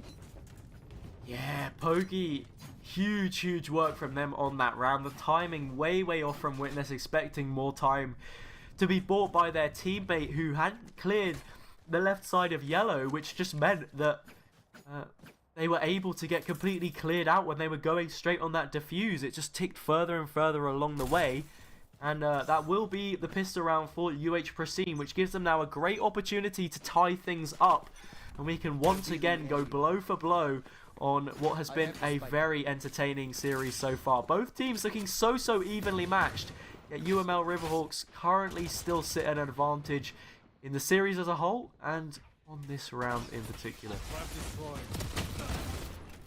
Oh, a lovely kill here from Orchid, actually being able to pick up Witness from the top rope. Almost like something out of the wrestling match. The elbow did come down, and well, it came down hard on UML Riverhawks. They've not even got a chance, not even got a hope in hell. 7-7. We've evened out the scoreline. We are going through in towards a bonus. There is a Bulldog in the hand of Bogey. There's plenty of Spectres. Orchid could potentially just be using it. There it is, just a Sheriff, is going to see. Could just use the kind of pistol that comes with Chamber. That's not to be. So right now, I mean, against all rifles, UML Riverhawks, we are expecting to win out this one. There is plenty of corners that people can lurk in, actually utilising these Spectres. I mean, sometimes the Bulldog and the Sheriff can really hit them shots from the long range. But look at this, the advantage could potentially be in these short corners on B long or on the site with these Spectres in pocket. Good amount of damage dished out early on from Mango, charging on in. This is such an offensive comp, like we said before, but no Sage. It will be difficult for them to try and work this spike plant in through. Maishu with the aggressive play, just looking to buy a bit more space, but none of the shots connect. Can't find anything onto Mango, who's healed up and found themselves an upgrade in terms of weapons as well. That is a swift shot from Cutie to really keep their team in this one. A couple players flanking, and well, as they turn their back, Dolan collects another as well. The real issue right now is that that spike hasn't gone down, but all of the players in the site have been eviscerated, and they've got to try and work this one out in the retake. Toy and Orchid, neither with substantial weaponry, and just as they turn their heads, the picks come through. A 5 versus 3 into a 3 versus 0. Well, I mean, sometimes that's just the way the cookie crumbles. I need to stop saying that saying, but it's true though. I mean, how do you lose that out? We start asking all the questions, like, you've got a two people advantage in this game, and yet you throw it away. It's just not doing the right things. It's not sticking as a group. It's not playing for trades. It's not going forward. It's just so frustrating, Hazza. And well, with that being said, it does seem as if that's just the way things are going to go. We are moving through into this next round with 5 versus 5 rifles, an almost even playing field right now. There is light shields, and as I say that, the even playing field does get reduced very, very quickly. Yeah, UML Riverhawks losing out on this one. Pristine seem to have taken the previous round to heart, and they're trying to do good on their mistakes. The advantage is here though. Now is the really important moment. Are they able to secure their lead, or will they capitulate once more? Boonga finds a very nice one early on. Cutie goes headhunting but is unable to find anything, with a spike slipped now into the back lines and the opportunity to maybe reduce that deficit. Oh, this just looks like another situation that you can see Pristine struggling in. You have to say, there is a reason why they are currently 0-4, and some of those issues potentially coming to light in this round, as they have done on previous ones as well. The spike has been planted in a Viper's pit too. I thought the way that camera went off that the Viper had actually been picked up there somehow, but no, the 3 players are coming through in from kitchen. We are going to see exactly how they can do from this position. 3 players working almost like a death ball. One has split off from the pack though. How can they do it? The arena pops out, but gets picked up. That's huge. It's all up to Boomer now. Remember, they could just use one snake bite and actually win this all out. Does see the Sage, picks them up, can deny the time, can deny the area. That's huge plays right now. As time ticks down, they can't pick up the Viper player. And right now, Boomer coming absolutely clutch. What a round. That's a really big round to be winning, and well, I somewhat suggested that it might be the case. I was kind of crossing my fingers hoping that we weren't going to see it, but Pristine falling apart once again. They had the advantage, 4 versus 2 situation. They give away those easy picks, not playing together as a unit as what we would expect to see from them, and it is flipped on its head. UML Riverhawks find that one, second successive in a row that they really shouldn't be having. and have a great opportunity now to try and find double figures. Pristine relegated onto pistols. Orchid will be the exception with the tour de force, but I think that UML know better than to try and challenge that one once again. The Aldrone will follow it up, but the rotate will come through as a result, and they look to try and find things elsewhere.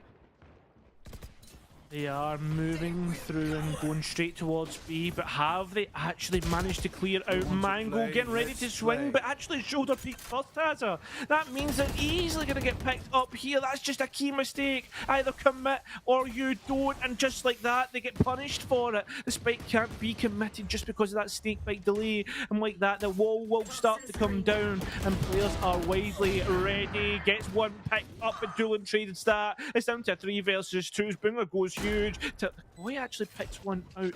That was that Viper, and now we're down to a 2 versus 2 winnable here for the defense, considering what they have, a tour de force in pocket for both teams. The only advantage being that rifle being in shields, and they do it. Witness does see the koi, doesn't see where the other player is about it, but is going to focus on this fight, and it's the koi to win it out. Orchid can win this one, but no, actually loses out. He's dueling versus a sheriff. It's tour de force versus a sheriff, and well, there we go.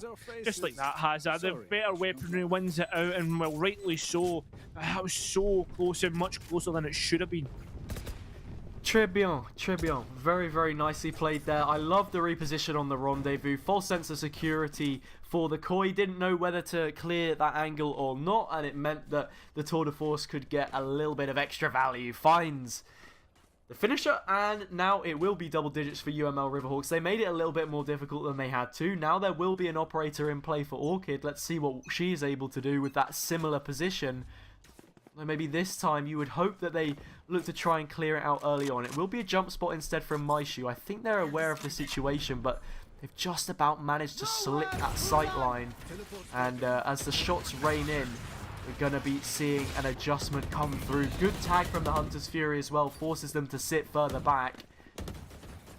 And they're just going to go charging in towards the site. Playing from underneath. Could yet be cleared out, but the spike yet to go down in a 5 versus 5. Yes, Make it 5 versus 3. I was about to say, the spike might not be going down, Hazard, but the bodies are there hitting the floor. It's almost like the dance floor on a Saturday night, the way that these players are dropping. There's now Cutie in a 1 versus 2. The leader did go out, just denying the lines of side to sides to go for the opposing gunfight. On the other side, TVs and the defenders will win that one out. Yeah, speaking of on a Saturday night, it's a little bit of a shimmy there, you know, dancing back and forth from player to player. You want to try and work those favourable gunfights, isolate the 1 versus 1 situations, but unfortunately for Cutie, not able to do it. On the Reyna, that is the agent you have to be favouring in that situation. You're able to get one good gunfight there. You've got to dismiss in a sticky situation, or you've got that overheal to really put yourself a significant advantage. But right now, UML Riverhawks on the back foot. Gonna have to drop back and concede this one. Pristine not messing around whatsoever. A Viper's Pit invested against the Eco. They don't want to take any risks as this series looks to draw to a close on the second map. Certainly does. Saturday Night Fever does continue as well. The Valorant Disco. Players moving left and right.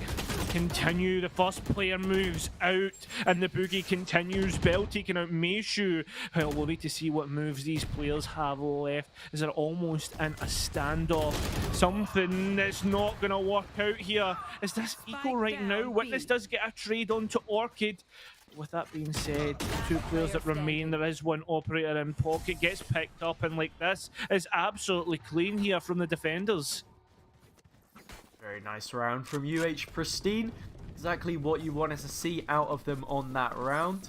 And now it will be a much more important one here. 5 rifles versus 5 rifles. The operator being that slight deviation that we're seeing from what is a cast of majority Vandals across the board. 3 versus 5. And, well, let's hope that Pristine aren't squandering another 3 versus 5 advantage on this round. No, let's really hope not. But I mean, I think it's 3 versus 6 actually. I can't count. Sorry, Gary. It's cool, bro. It's cool. Don't worry. Don't worry. But with that being said, though, there is seem to be just the B site completely taken for free. There is going to be a Hunter's Fury, though. Bell does get Meishu. I don't know if that was because one player was vulnerable due to this Viper's, sorry, the Snake Bite. Just unfortunate there again, being made vulnerable. Just more and more delay here, just waiting for the retake. Remember, it is a 5 versus 4 situation, Hazza, and the spike just can't be committed just now. Poison orb emitting. It certainly can't. This is one of the drawbacks when you don't have that Sage. There's no real reinforcement to help you in the site, so you've got to go hunting, and that's exactly what Riverhawks are going to do. Pays off. Cutie's able to get a double, looks to make it a triple and finds it. Pogi loses their life.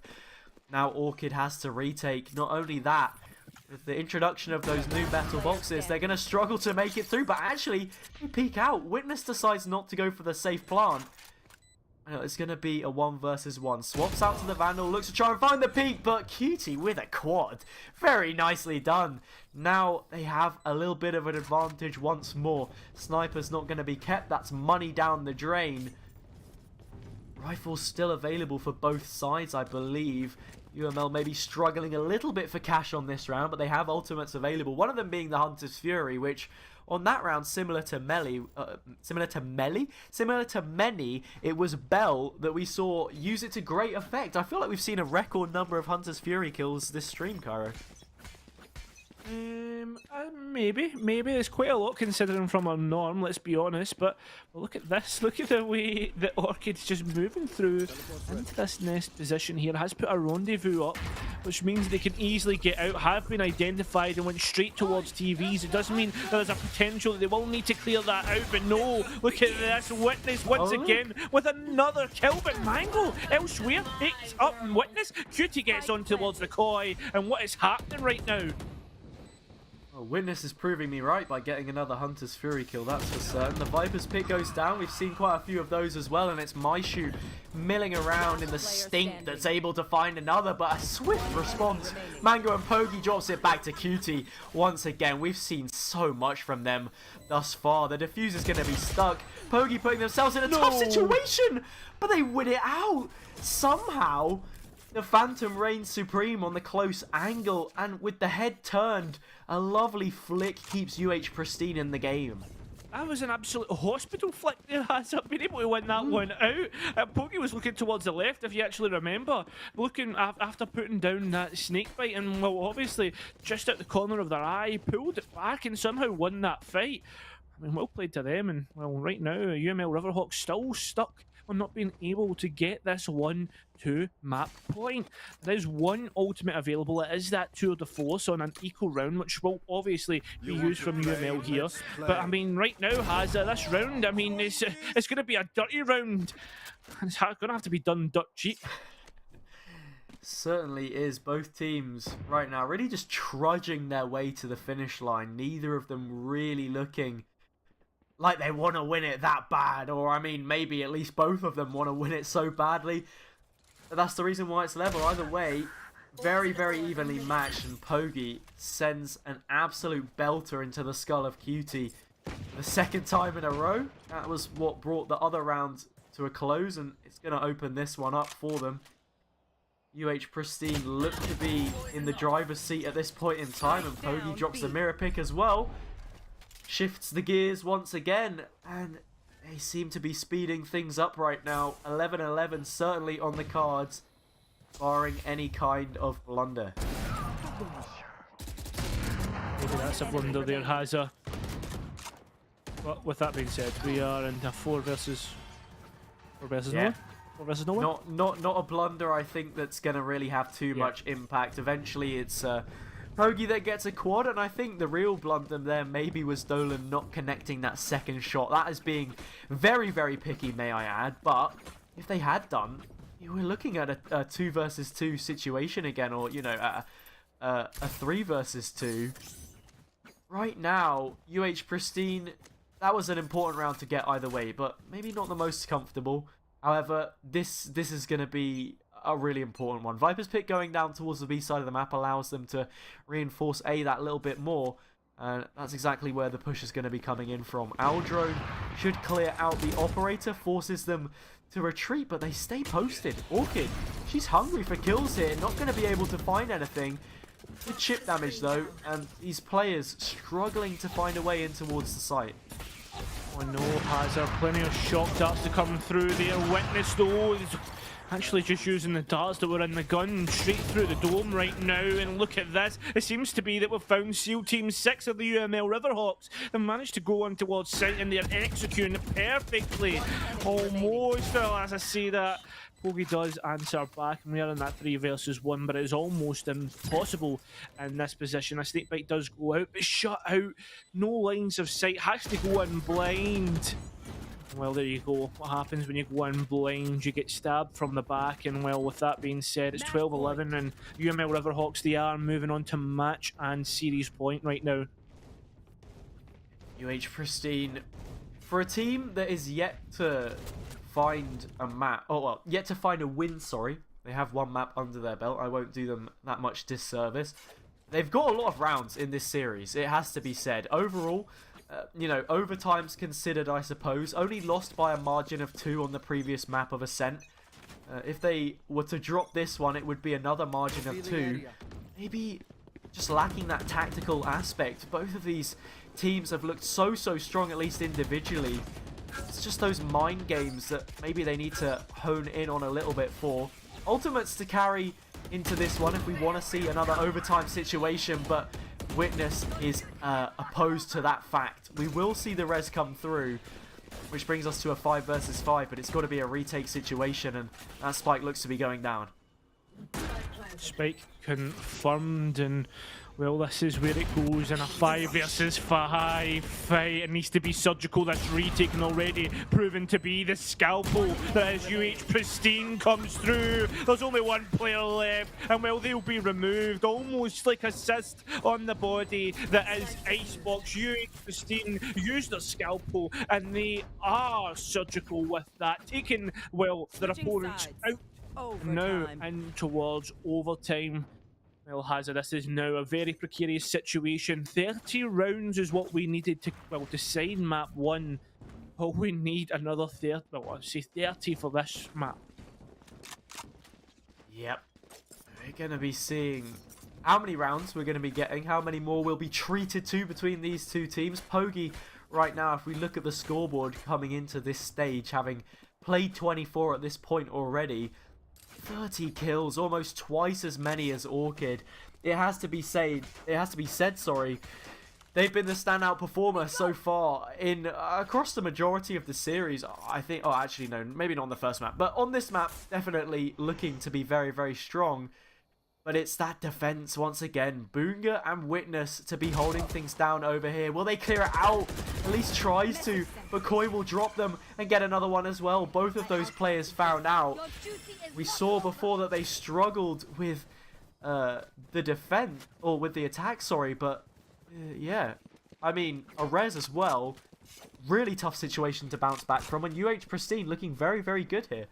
Not only that though, look at the map control that's been gained here. I believe that's, is it Orchid? It's on Pristine, moving through on towards moving through on towards mid, just to deny any sort of late flanks that would come through there. That's key positioning is absolutely huge. But as I say that though, Misha actually managed to get on TVs and get a pick, but wasn't able to actually deny on towards this key positioning. And the flank now is going to come through from Orchid, getting one, and Mango getting another. Pristine, they move through on towards map point.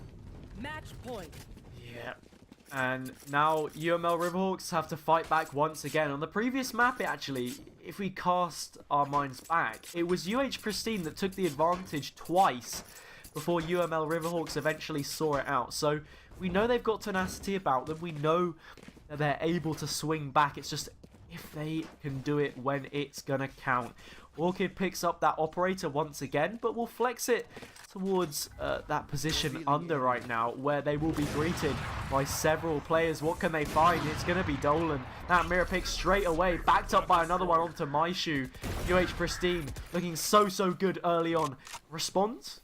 A volley of kills, but the round is far from over. Round is far from over. UH Pristine taking the advantage right now.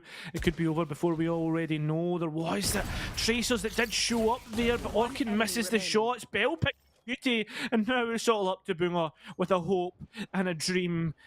Well, can this dream come through? Swings through, finds one. There's only 2 players left, winnable.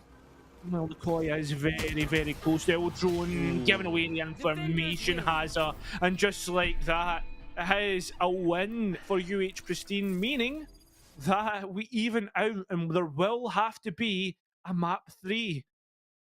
Yeah, going all the way to map 3, there were times in this game where it didn't look like we would be going the distance, but UH Pristine, unlike Ascent, they get to overtime and they get it over the line.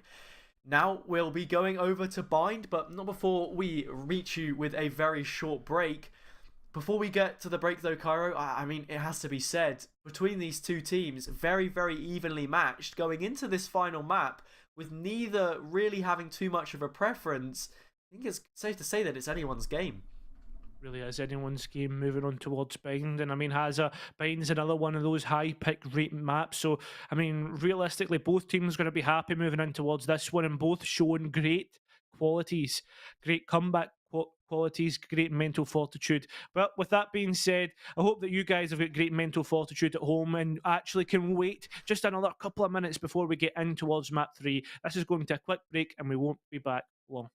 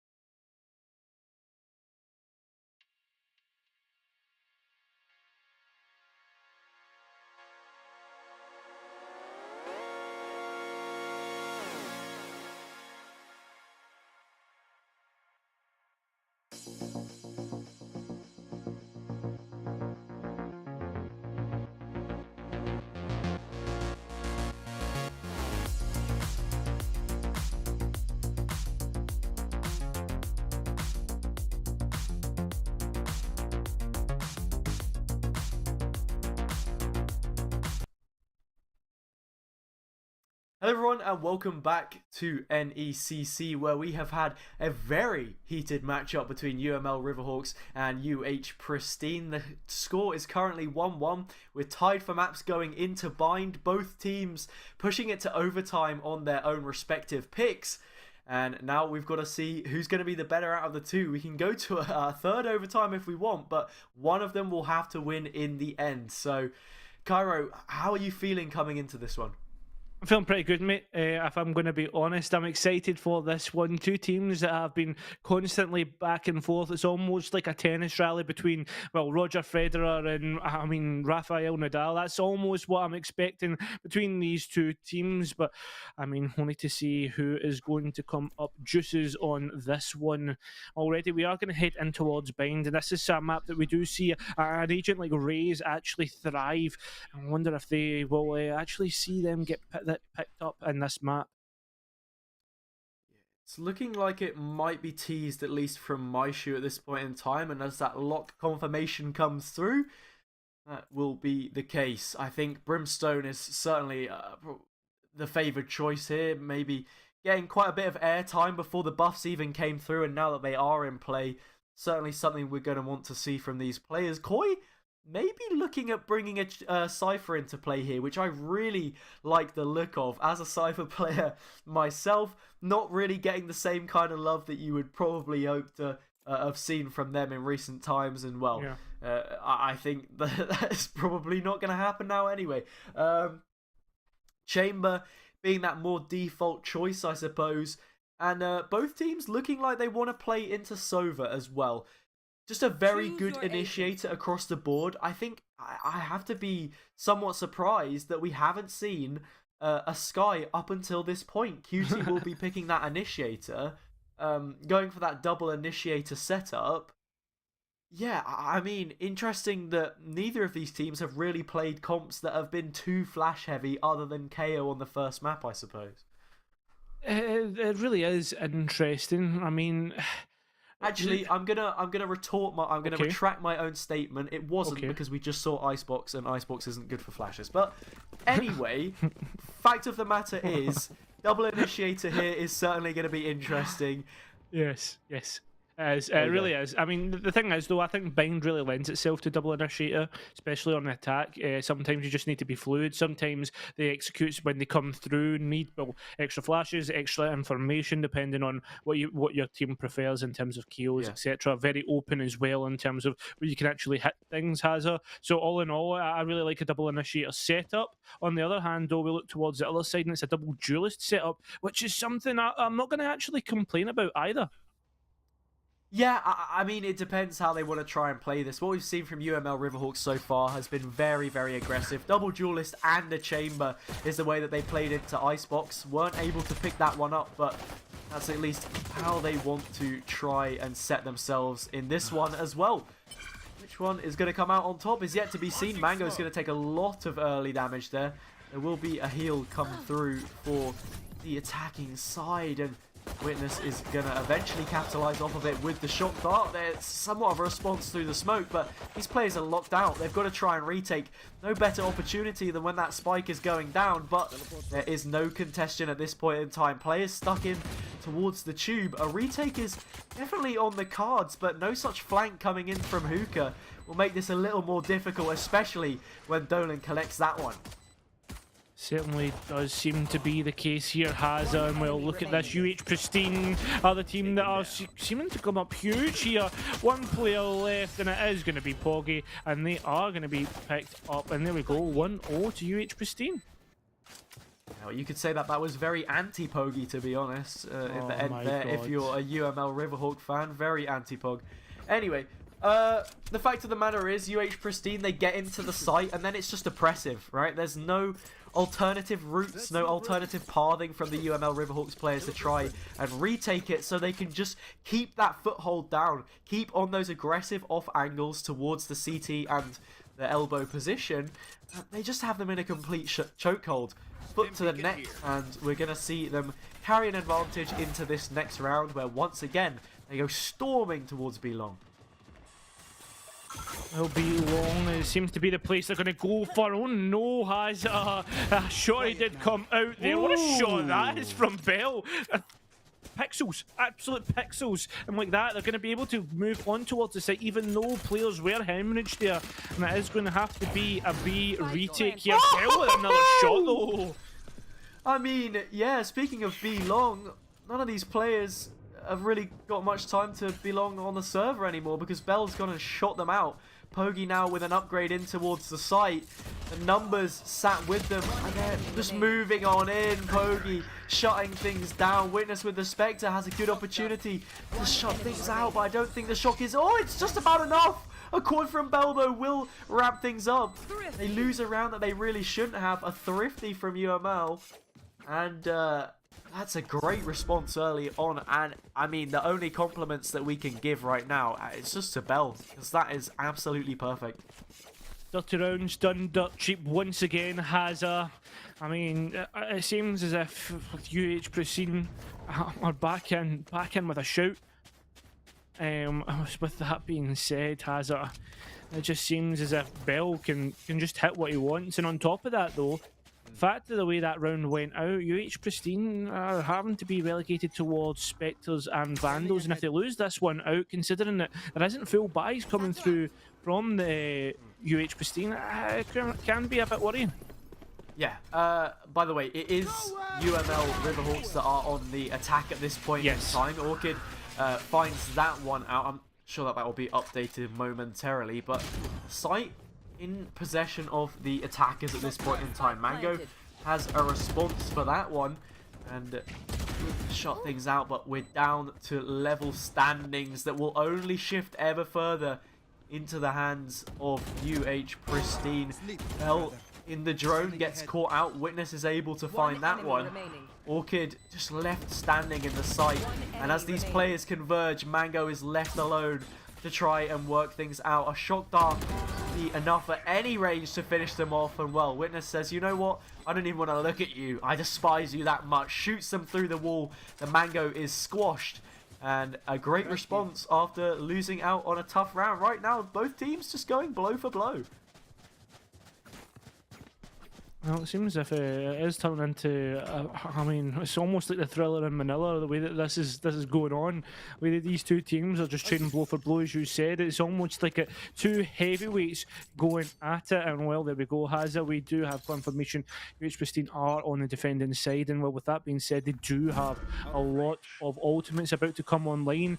It's a typical strategy coming through from a chamber to go through the teleport and actually use the rendezvous to potentially get out of there in a bad position. Well, they're going to be rendezvousing back in towards CT if they need to. A lot of spam coming through and a lot of information coming through. Look at this, Hazza. They just seem to be capitalising on everything the UML Riverhawks, and they seem to be able to, well, gain control of sight, but not if Poggy has anything to say about it.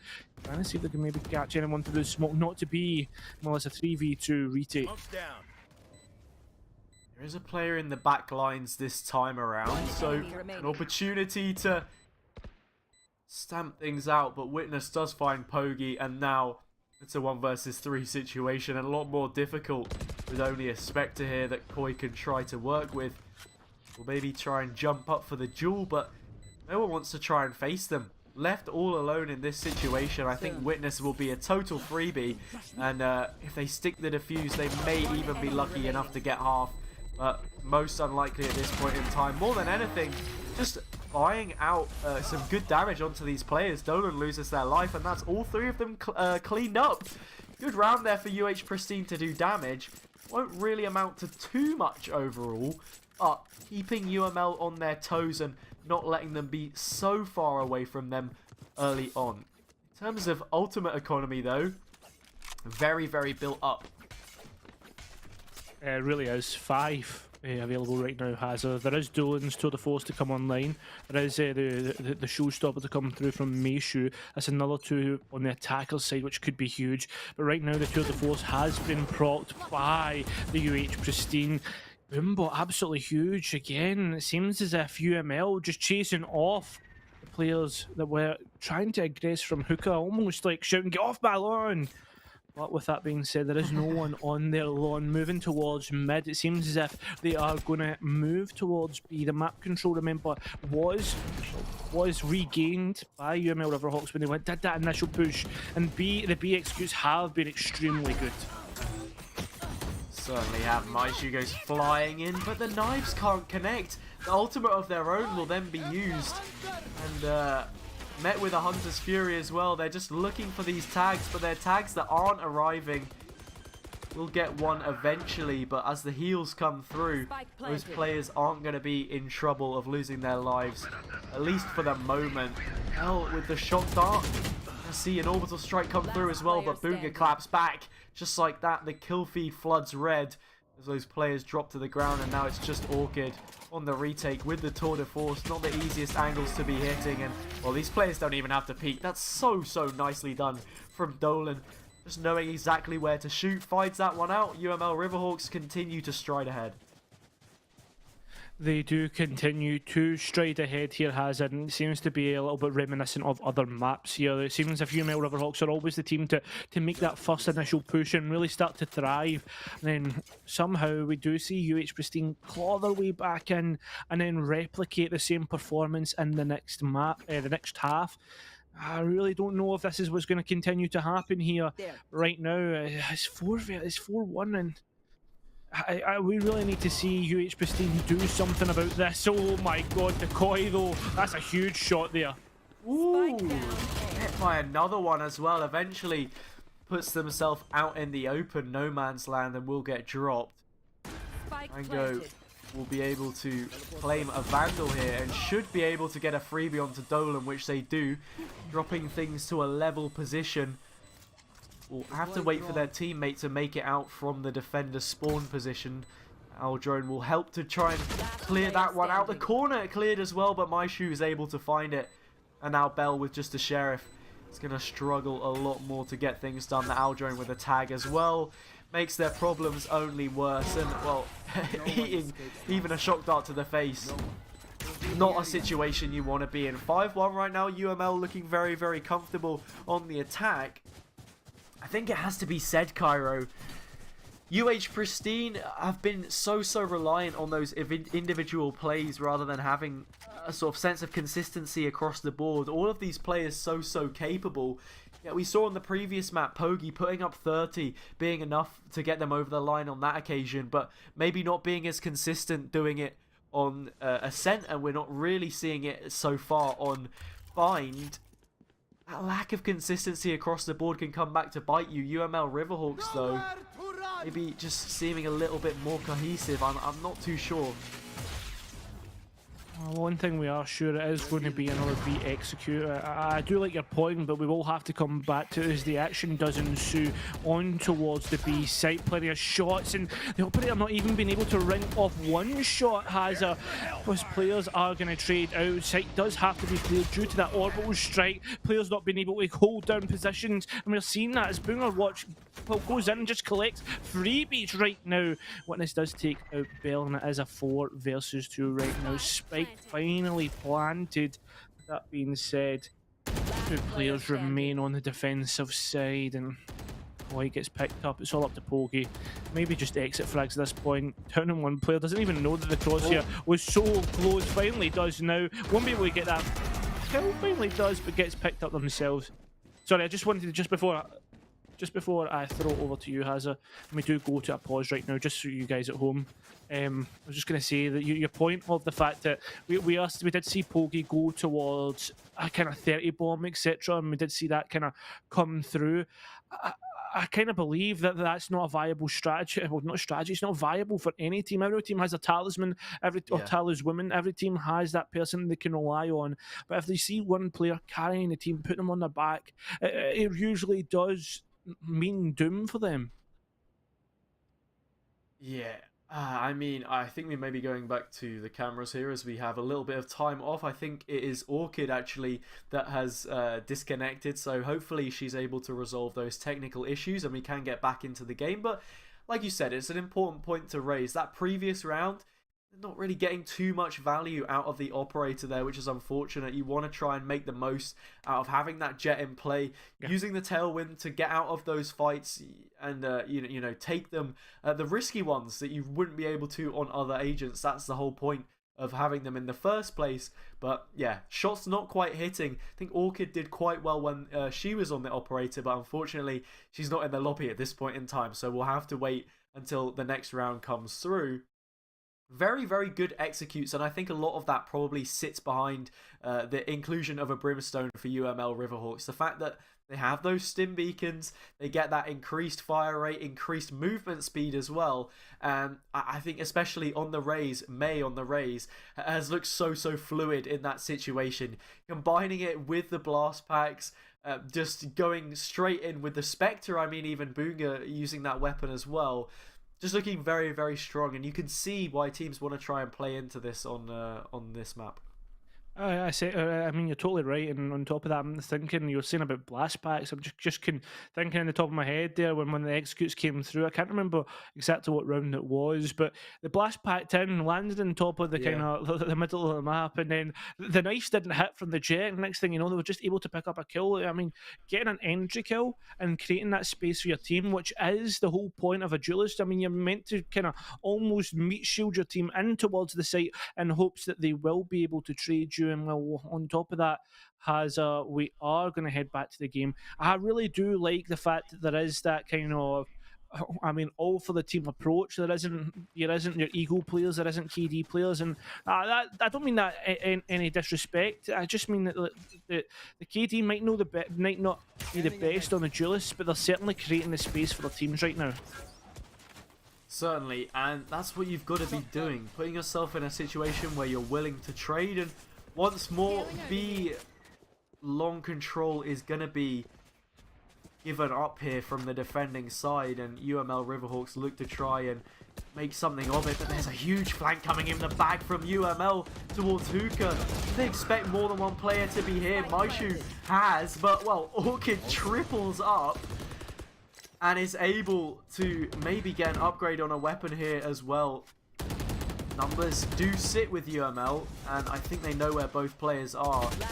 L's going to struggle to do anything there, and as Boonga finds that one, should be the nail in the coffin now. Unless we get the same theatrics we had last time around, it's a difficult situation to find yourself in. And I think right now, Pristine, if they put a little bit more focus towards the B side of the map, they would probably have a bit more success. We know how strong that retake can be towards the side of A, and once you lose B, it's just so difficult to make your way back in. I like the idea, the ingenuity once again for them to try and go through Hookah, but yeah, just not quite paying off on that round. And now they've got an operator in play. We'll see how they try and work this one out.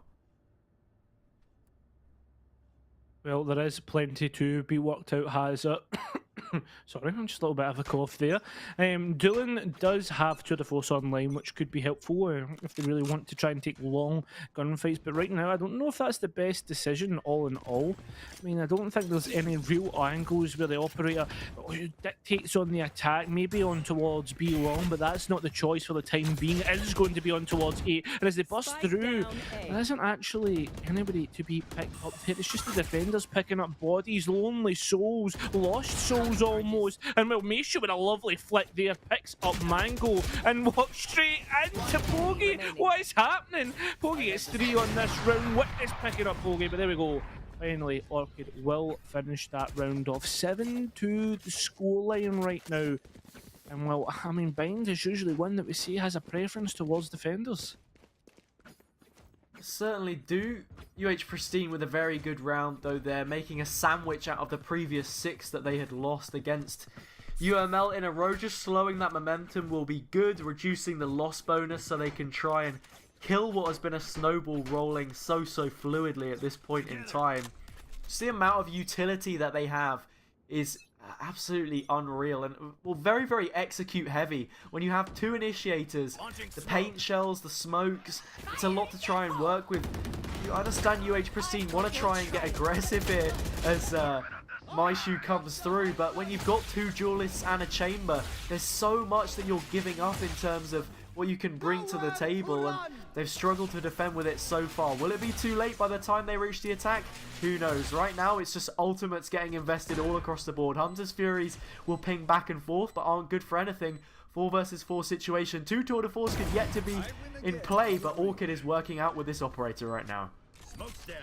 Really is, and while she's doing God's work almost, and while the Eldron clears these corners, realises where players are, doesn't see the player that was stuck in behind far away. Boomer comes up huge though. Orchid picks up Doolin on the other side, and right now it's a 1 versus 1 after all that. But do they know how close they are? They will now. Bell wins that one out, and plenty of time to defuse. It seems as if we're seeing a real comeback from UH Pristine. Certainly is, and that's what they're going to want to try and do. Keep a little bit of momentum into the end of this half and see what they can do on that attack, because like I said, their comp, it's interesting. The balance in terms of utility is fairly decent. They just don't have as much as UML in sort of things that you can throw, I suppose, at the other team, right? You have to rely on a lot of raw fragging power through that Jet, through that Reyna, and if you look at the score, that's maybe not what we've been seeing. When it goes over to the other side, then they're going to need to try and find those picks where they can be a little bit more self-sufficient and dictate the pace. Another interesting thing to note would be how, from both teams, we've not really seen anything from the teleporters, as QT will pick out Mango for the aggression, and just like that, a similar story once again. To see exactly. Oh, that was a huge utility usage and ultimate usage. Actually using orbital strike to move the player and then blinded him as he had moved. The spike being planted, but it's in a 5 versus 3. Both players have used tour de force. Those can cancel each other out potentially, but it's only the rifles that fire off. Orchid does take out Doolin, the other one to win the tour de force fight. Well, it seems as if Orchid is actually doing potential great work here. Can they finish out the round? And it seems as if they may have used out all their bullets, and it is confirmed after Witness picks up Orchid. 8-3 the scoreline. Last round in the Not half. only will UML be carrying a lead into this second half, which had already been established some time ago, it's going to be an extensive one at that. 8-3 right now. The best opportunity they can get will be if they make it to 9, and from there, it's a very, very close trip towards double figures and match points. So right now, just looking very, very preferential for them, and UH Pristine have got to try and find a way back in. Operator brought up for Orchid, so a good chance here at finding around that recon dart, not quite landing inside the roofing, but will find the back wall and force Mango to play from a little bit more of a retreated position than when they had previous. Witness punishes them as a result, and now Bogey has a chance to swing. Swings out, finds 1, 2, nearly 3 with the spray, and will eventually drop Dolan on the classic 3 versus 1 situation. Cutie's got to mop up the pieces. Pieces? So is this a jigsaw hazard? Is this what we're in? We're in something of a scary movie, but it seems as if it's a little bit of a scary movie for UH Pristine, a horror movie almost, with the gap that has somewhat been created by UML Riverhawks. I say somewhat, it obviously has been created by the UML Riverhawks. And we just need to see how these comps will work out on the defence, because, well, it's quite a loose comp when you think of the fact there is the double initiator, there is that sentinel, the brim to kind of use that movement speed. I mean, the players will be split up a lot more, and there is that kind of leniency towards B as there's one more player there, and it is that Sky of Cutie. 3 frenzies picked up again for UML. They seem to love this gun, as I say that one of them will get dropped, but on the closer angles here that we see from QT and Boonga, just that preferential way of playing. Mango will find Dolan early on, so this is a good start for UH Pristine. Recon dart in the hands of Witness to push them back ever further. But right now, things have slowed down quite a considerable amount. Witness finds that one, and we'll look for the other one onto Bell, who swings out and just about wins it. 4 versus 3 situation, and now looking towards that retake, it seems that UH Pristine are in pristine control of this round. Spike planet. Well, they need to be pristine to win this one out, you know how it is. Yeah, sometimes you just can't give up well, anything towards these teams, especially when you're on low HP, as we do see the Chamber and the Reyna are on right now. This is a very winnable here if they can get the timing right, and they just don't, Hazard. They just do not. With that being said, another pistol round goes towards UH Pristine. We have to say at least one thing is that UH Pristine certainly know how to win out their pistol rounds. Certainly do, and that one will bode very, very well for them. Now, it's just going to be about this second round, I suppose. Not one that you would usually consider to get picked up, but with the way that these teams have been playing, it seems like almost any round is a good opportunity to get some points on the board. UH Pristine want to try and push back at this point in time, though. The Koi feeling themselves, although they are trailing the points in terms of kills at this point in time and buying up all the way to a Phantom. Just looking to have that rifle in this round and certainly bring it forward then into the next. Big damage early on expended onto the Rays, and well, it's just going to carry on here, looking to be flawless at this point in time. Very, very nice attack from UH Pristine that eventually has a little bit of a chip in it, but too much damage overall. Just the one player dropped, and now QT has to try and find something from the flank, which will be nothing. Bell tolls in the air, and the score reads 6-8. For whom the bell tolls? Is it? Can I just start rhyming off Metallica songs now? Is that allowed? The bell tolls, yeah, of course, if you so wish. Can I get confirmation from above, please? No, I'm kidding on. Right, we are going to move through on towards the rifle round now. Yep, hello, every round does have a name. The next round... Well, this is the bonus round, actually, Kyra. Oh, it's the bonus round, sorry, but it's the bonus round, sorry. Next round will be the rifle round, then the round after that will be the quiz round, the general knowledge round, so I hope everybody at home is ready for that one. Right now is going to be somewhat of a sneak up towards B. I don't know if the players know, and they have gave up hookup for free. That's the worrying thing, the fact that there's so much map control given up by the UML Riverhawks right now. They're even giving away picks for free. It's almost like a car boot sale here, Hazza, with the way that the players are getting picked up here. 3 players remain, and they're going to have to retake from the CT position. Maybe this map just lends itself more to the attackers. Right now, they've done a great job at pushing on in. It's those offensive plays that we're seeing off the back of the Stim Beacon, which has forced UML to tuck their tails in and scurry away. They don't want to try and challenge this whatsoever. The only person even considering it is Boonga, posted up on this angle, but could soon face up against Pogi, who's creeping towards the elbow position late on. Eventually, it will just be that back all the way up. And UH Pristine are going to find a 7th here. Lucky number 7. They've looked good so far. Pogi will lose their life to make it a 3 versus 3 situation. And I think right now, you said it was going to be a rifle round, and it's 3 of those rifles being saved by UML because they've not looked to challenge it. They understand how important B is to have under control, but they lost it on that occasion. They did lose it on that occasion, and now it is going to have to be that rifle round that we were talking about. It looks like a bit more of a bonus again, really. is the tough part. I mean, yeah. When are we actually going to get a rifle round? Who knows? I just want to get to the general knowledge round. I've been really studying for this. Yeah. Do you know that? Yeah, well, after that, there's bingo. And I tell you what, for those watching at home, if you put meat grinder or knife's edge on there, then you might be getting quite a few points. Anyway, in this one, there's only one between the 2 teams at this point, so we're going to have to see how it plays out. Boonga has been doing big work from this position. We've seen it time and time again, but it's Mango that will open things up. That combination of the slow with the incendiary is big, but not as big as the target on Boonga's head. Koi able to find it. Maishu has a somewhat response, but pinned in towards Showers. There's only so much time ticking before they can survive. Dolan actually swings out though. And with Maishu winning their duel as well, it's completely flipped now. Mango left alone.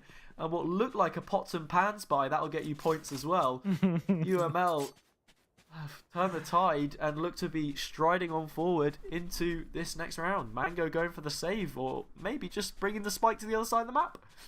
Fair enough, may as well. Take your time. Do you know what this is? This isn't the bonus round or the rifle round. This is the marathon round. Mango's doing a tour of the map, just making sure that they take their time, check those corners, but there's no one to be seen. They don't know that. They do see a trademark and are 30 going all the seconds way left. towards Elbow. Yeah. Has decided to go all the way around towards spawn because they know the trademark's there. They don't want to go too close to it so it doesn't get set off. Yep. Well, And here's- that marathon has gained a couple of extra laps. And well, I mean, in these conditions, it has to be said, with the sun bearing on down, you've got to be feeling the heat. Mango will eventually break it, but has already moved towards CT. Finds the first, but can't quite carry the spray onto QT. Wins that one out, and that will be a 9th round on the board for UML. Edging ever closer to double figures, but it's taken maybe a little bit longer than they would have hoped. Well, Hazza, I'm going to give everyone at home another point for their bingo card. This is why you're the brains of the operation, explaining things for me. You know, I'm a little bit of a Dumbo. I'm going to be honest. I've got those Well, I big mean, ears. you'd almost said it yourself. You said just then about the fact that the trademark was there, so you've done half of the problem yourself. I feel like a maths teacher right now. You know, you saw, you got the equation written out correctly. You'll get bonus points for that, but you know the answer wasn't correct maybe. So anyway, this is the rifle round, Cairo. Funnily enough, there are 5 rifles for both teams. I think the only difference between the two has to be in terms of ultimates. But if we have a look, all of them very, very close. Potentially an Orbital Strike, Hunter's Fury, Tour de Force, all very, very close to coming online. A Blade Storm for UH Pristine, but it's likely they'll want to hold that just in case this one doesn't go their way and an eco is required later on. Well, seems as if we have a little bit of utility war up on towards B long. The old drone just being narrowly missed out by the shock dart, but picked up by the bullets. Another shock dart is returned though, and actually doesn't hit the mark. Bell will and pick up Witness. Sova gone. No more information for the time being, and the info dart will not be coming up online. But I tell you what, come online. It's QT coming through. And with that being said, the spike has been dropped but picked up rapidly. The 2 remaining players were on the east side and now making their way forward, but the ultimates that are available, the Hunter's Fury, the Blade Storm, can win out this round. The Hunter's Fury dropped all the way back, protected, but an almost Overwatch position like from Mango, but as I say, that has actually walked all the way towards Hookah, and we'll try to deny with the rifle. Hunter's Fury is going to be called out, shoots out once you go, the Blade Storm to come through, can updraft, it is available, moves through, will get that kill, and look at this Bowner, who actually went on to beat E Long to win out. Picks up spike, goes for the gunfight, misses the bullets, can they win it? Well, time's getting low, they win out the gunfight, can they win out the round? It seems as if it's just too far gone. UH Pristine, they'll make it 8-9. Yeah, just about gets away with their life there, Boonga, but the round is conceded. UH Pristine able to find it just about. And well, right now, they've had so much success on this attacking side. It really has been a tale of 2 halves for these players. I think it goes back a little bit to what I was saying earlier about the utility available, right? UML have a lot of stalling power, I feel like, with what they've got available. They win out the util war by default, but UH Pristine, a lot more offensive in the way that they're able to set up, should realistically be having more success on this side, and well, they have been. Right now, with the double duelist setup, it lends itself to those gunfights, which they've been doing a lot better in than they had previous. If the Seekers have been propped in a 4 versus 4 situation, the information is huge. To deny any sort of push, UML Riverhawks know that there is players nearby, but is this potentially going to be a teleporter play? As all players were very close to it, to the force being brought out here by Orchid, but they can't find anywhere to actually use it, utilize it properly. They are fighting against another 2 to force. Well, that is up on Heaven stationed, playing to find any sort of kills. A tight angle being held here, and is watching to see if anybody peeks out. Shoulder just has been seen in the arena, but can get picked up. Orchid therefore picks up after the information gained and relayed, and here we go. All sorts of utility being placed, even a laser beam from the sky. This spike has been planted. A TP in the Hunter's Fury comes through, trying to deny the spike, does so, and look at this, has another orbital strike and now a teleporter play. There's a lot going on in this round right now, Cairo. Both teams swinging back and forth, putting down some big name cards on the line to see if they can't secure it. Neither of them wanting to fold at this point, but it's going to have to be all aces if they want to secure this one. First of the gunfights goes between the two Sovas, and it's Witness that wins that one out. The tour de force still in play, and Orchid using it from the backside to see what she can find. It will be a response, 2 versus 2. A great spam through the side of the box from QT will slow things down, and that missed shot goes punished. Witness pushes on through. Now it's Pogi versus QT. The headshots traded, but it's gonna be the Sky that wins out that duel. Double figures eventually secured for Riverhawks.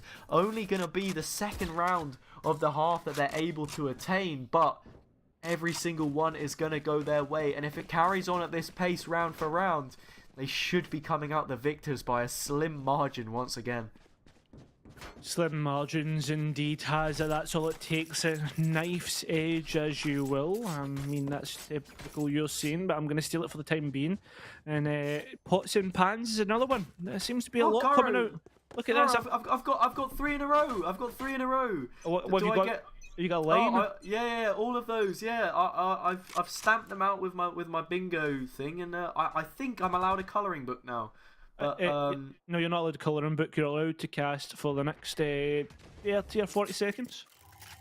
No, I'm allowed to... Yo, no way. Okay, that's really, really exciting. And you know what's more exciting? This execute that's coming on through. The owl drone will clear out towards long, but it does get traded. Nice dash into the site from Mango, but can't quite capitalize. QT will shut them down, but it's Orchid that's doing the real damage right now. A couple of headshots chained will really open things up, and the defenders are going to have to try and charge back in. Boonga not quite finding the shots on that occasion, and... oh, they're just going to throw everything at it right now, the defenders. UH Pristine, in comes the showstopper, but the only show that's coming to an end right now is going to be their life. A great response once again from UH Pristine, and we find ourselves at 9-10. Hazza, What's up? are you... I'm going to ask you a question. Mm-hmm. Do you think we're Did going to see... I go over my allotted time? No, slot? you didn't. Don't worry, you didn't Fantastic. go over. But I'm going to ask you a question. Are we going to get a third overtime? Well, I think at this point in time, Caro, it's looking ever likely with these teams so evenly matched for pace. Who knows what's going to happen? Maybe it'll be like the F1 that we saw on the weekend. Maybe one of these teams has got an engine failure left in them, but very, very even at this point in time, so it's hard to say. And while sneaking into the smoke is QT, who's found 2 with the Sheriff. A huge opening that could punish these teams here. But no, actually, it is the response on the better weaponry. Their comrades have sold them short by losing out those ones in towards the site. 3 versus 3 situation, guns to be collected on the flank, and it looks like we're going to be seeing 2 players come towards that hookah position, leaving only Witness to retake from spawn. As time ticks on, though, they've got to be ever more aware that this could be a consequence, because we've seen so many flanks come in from hookah, and we're seeing it once again. All those players spotted out. Pogi, headshot after headshot after headshot. A triple for them, and the score reads 10-10. As you're talking about engine failures on F1, and if these 2 teams have it in them, but this is almost like something out of Cars. It's Hollywood stuff that we're seeing, the way that these 2 teams are consistently going blow for blow. Is Lightning McQueen's tyres going to blow as he's coming around the corner? Well, the 2 other racers try and chase him. This is what this game's almost like. It's all drama, and the drama hopefully may continue. Hopefully we get all the way to that overtime. And with that being said, there is plenty to go on. Aggression on towards B long here. We're already seeing, I believe that is QT that was trying to use the flash all the way down, but didn't pick up any information on anybody from that aggression. Yeah, I mean, I would much rather talk about Cars right now, because the only spoilers that I want are the spoilers that have opened up for UH Pristine. They have got the wind in their sails at this point in time. And yeah, well, I wouldn't want to be spoiled for this matchup is what I'm really trying to say, because right now, it's been so level. And, well, Witness decides, I'm not going to want to bear witness to this any longer. I'm going to the other side of the map. Orchid is posted over there on their lonesome, trying to make as much noise as they're possibly able to. but it will be an execute coming in towards B. Dolan, only 31 HP. What can they do? If they were good for one, that would have been some achievement, because right now it's just going to be them losing their lives. No tags really from the other side of the map. The distance really just not helping them out too much. Boonga does find one to level things out, but with that orbital strike in play, the time really isn't on your side. And Aldrone as well to reinforce this setup. So difficult for them to contend with. I think that was a bit early. I'm not too sure. We'll need to see exactly how things go in terms of the gunfights, in terms of how these teams can win out. Rendezvousing out, but look at that. The flick on towards where the player was. Orchid's lying there, but look at this, Hazza. Just as simple as that. He's talking about wins in the sales, and it seems as if there might be a little bit of thievery going on, a Jack Sparrow-esque escapade in this server. UH Pristine coming from behind and potentially ready to take bind. Yeah, and well, for all of those rounds that UML Riverhawks had, all of those pearls that they had in their possession, they've turned black. They've gone cursed. There's something in the water, Cairo, and right now it's the UH Pristine swimming up the Riverhawks river, of, I suppose, and causing them a lot of issues. A low buy means that match point is so close. A team where we've maybe considered their tenacity not to be the greatest, losing out in those latter stages has proved us completely wrong. They won the overtime on the previous map. They look to be sealing it out late here. An opener for the Riverhawks will be a slight issue, but surely not for too long. UH Pristine looking a lot stronger. It's a flank coming through to be dealt with, but Orchid has found the first. First is the most important, but with that being said, every other frag is important, and Orchid's shown us why, but it's been traded out right now towards a 2 versus 3. There is, oh, I was about to see a player really close. Just like that, Pogi will finish that up. We move towards 12-10 as map and series point right now, and we've seen a team be here before. UML Riverhawks were available to do it in the last map of Icebox here, Hazza, and now it all comes down to a rifle round. This is where it all matters, and I've talked about it before. Pressure makes diamonds. Right now, UH Pristine, I mean, they're going up against a Diamond the Rough and the UML Riverhawks. They certainly are. I don't think we were maybe expecting to see this kind of a performance come out from UH Pristine, but they've done very well, battling valiantly to get it to this stage. They now have match point and a potential opportunity to see this one out. Now, Aldrone will go through the teleporter, so they know that Witness should be posted up close. Both initiators towards B long. Maybe not quite expecting to see that gunfight, but they're eventually here for the double up, and just like that, the kills will start to come through. Orchid pushed back by Witness, who's just claiming lives right now. 3 versus 2 situation. Ultimates to maybe deny a plant of sorts as all of these players group up, but just questioning that teleport decision, at least taking the orb to maximize what they can find from this one. It's really split. A player towards A, a player towards B, and one hanging back in support in the form of Naishu. Right now, Mango and the Brimstone are just going to have to try and see what they want to try and do. I mean, where'd you go in this situation? I feel like the best case scenario is A, but the longer you leave 30 it, seconds left. surely that rotate has to be coming in sooner rather than later. I mean, Hazza, the way I'm looking at this right now, Yeah, both there it players is. need to be working in tandem. They need to be working together, almost like a kind of string and carrot type thing. Both players need to be working together, and oh no, they might have actually misdrawn, not having the information of where the Brimstone is in towards Lamps. Oh no, the ultimate has been committed, trying to displace players, and that's what's exactly has happened. Mango brings out the Blade Storm.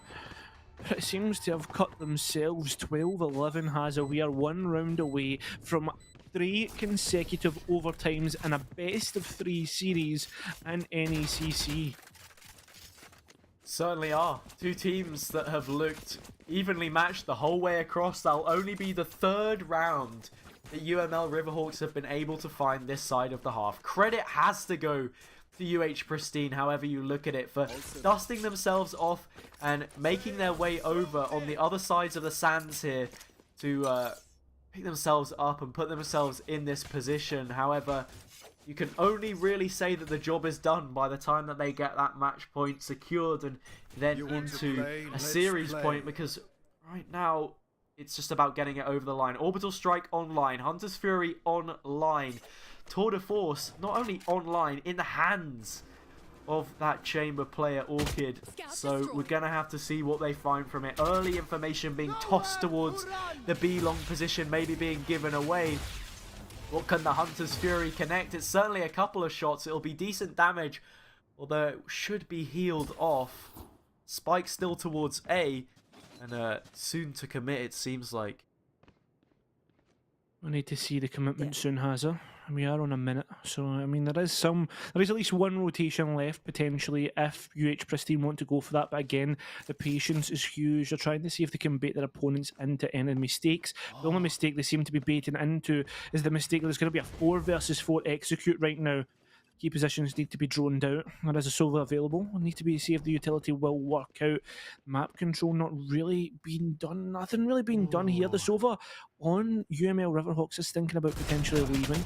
And well, it seems here has that's a big opening. Yeah, it's going to move towards B. The Sova being picked up is huge. Bell's really shutting down this site. UH Pristine, they're looking like this is their map.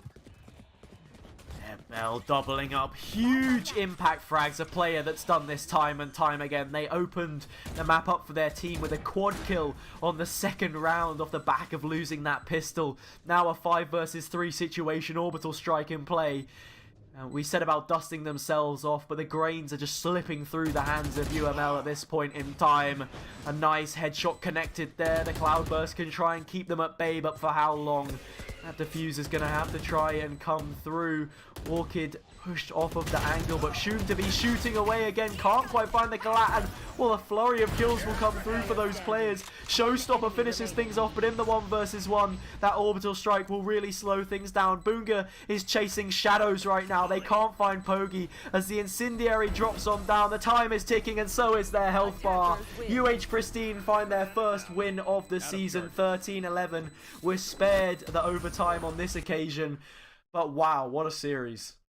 What a series indeed, Hazza. And well, do you want to know something? 90 rounds of Valorant was played tonight in this first game. And do you want to know what? There's plenty more Valorant action. When I said, oh, maybe we'll get another 60 rounds in this matchup, I didn't mean it quite literally, but well, we got it indeed. That's been a brilliant matchup, Hazza, but unfortunately, we need to be quick in our post-match analysis because we've got another game coming right up after this. Yeah, and I mean, look, if I want to keep it short and sweet, I think maybe I was a little bit more biased towards Riverhawks throughout that series. I feel like they looked, in many cases, to be that more resolute, stronger team, I suppose. But UH Pristine, as the series went on, they grew more and more into character. And you saw them really winning out those rounds that they maybe would have lost towards the front end of the series. And you have to give them a lot of credit to really grind that one out. Their first win of the season. Congratulations to them. Doubling up on maps as well. So yeah, really well fought from both teams, and I can't wait to see more of them in this tournament, to be honest. Certainly. Well, that's all from me and Hazza. We would love to stay and chat more about some Valorant, but we've got some other great European casters coming up for you. Legday and Kremer are up next, and they're going to bring you an amazing matchup. Do not go far. We're only going to be 5 minutes to switch his casters around, and then we'll be back into it. Sound experience would you like today? I'll have the fantasy pack. Good choice. And could you make it a Cloud 2 wireless? On his way, sir.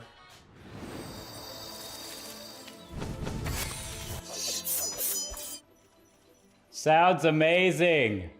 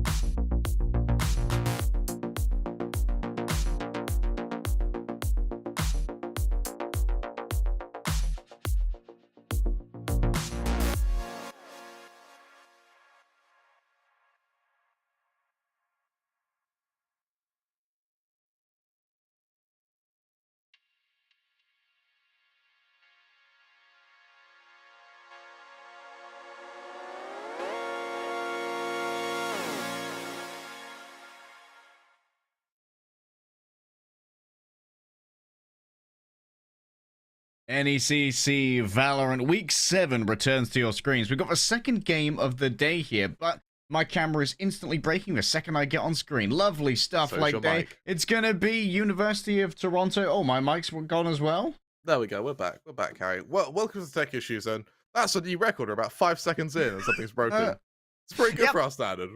Brand new, but neither of our teams are broken just yet. We've got University of Toronto, Mississauga versus Howard Community College. I'm pretty sure that's an indigenous word, and I have no business saying it. So, UTM, as they will be known in the lobby, are already one map ahead. We're joining the teams in our second map now. It's going to be split. This is the pick of Howard Community College, also known as the Dragons.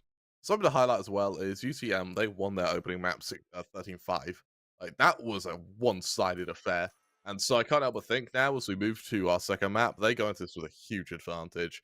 Of course, on split, you're expecting to see the Rays, Lavish looking to pick it up over for the Dragons. I'm interested to see if there's going to be a Rays on Howard's side, because with UTM White kind of hovering with Lavish, I would rather see a lot more than just a KO duelist. Yeah, that'd make the entries a little bit weak. I'm from Edgewood. Yeah, they're hovering some of the classic duelists here. Jet is, of course, not mandatory on this particular map, but he's not a bad pick by any means. Jet is almost universally viable. It's just that on Split and Bind, she is a little bit less overbearing as the unquestioned empress of picks. And, of course, our controller meta is diversifying, Kramer, after the loss of Astra. Long may she rest in peace. I want to highlight as well is when you do pick up a KO, when you pick up a Reyna, they're usually your tertiary duelist. You need a Raze or Jet and something. And in this case, I like the fact that Edgewood went for the Jet over the Reyna, purely because, in my opinion at least, the Jet has a bit more map presence than a Reyna does. A Reyna's only really scary once the ult's available. Something else I want to highlight is, as you mentioned, we got favor, is being more Omen. Harry, I like to think so. Is it because you're edgy? It's because I'm edgy, I like fire, and I talk I had a dark. bullet for my Valentine pencil case when I was a child. Of course I'm an Omen main. and I talk in a deep husky voice when I'm alone and think no one can hear me. No one can understand my suffering. Yeah, pretty much.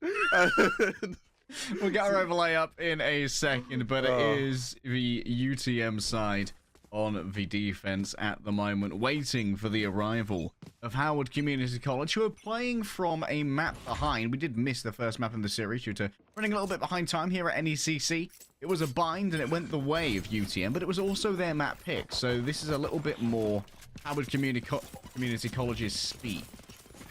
That it is, and having faked presence on B main, they deploy the turret, they show a bit of presence, but instead they're hightailing it back to mid now, where the stage is going to be the sole defender, the sole agent to try and stop them here. The wall's gone green. I still don't know what course is there. Oh my goodness, everybody getting walled on over. Lovely moves here from Howard Community College. Now it's a land grab up into heaven. Who's going to be waiting for them? But the defensive Sage, of course, lacking utility now. Lavish might have to win out this first duel with the Ghost, but Toshi gets the finish. Domo coming in from behind. Good accuracy with the classic carves through a pair. And the wraparound works well here. The defensive side of UTM. Jin remains alive, but they are arrayed against a huge amount of arms, and Domo able to grab themselves 3 with just the Naked Classic. I'm really impressed by you, Harry. You've said twice, kind of 3 times already, that you're going to be worried about pronouncing Domo's name wrong, only to then get Engine's name wrong, having been so paranoid about Domo's name.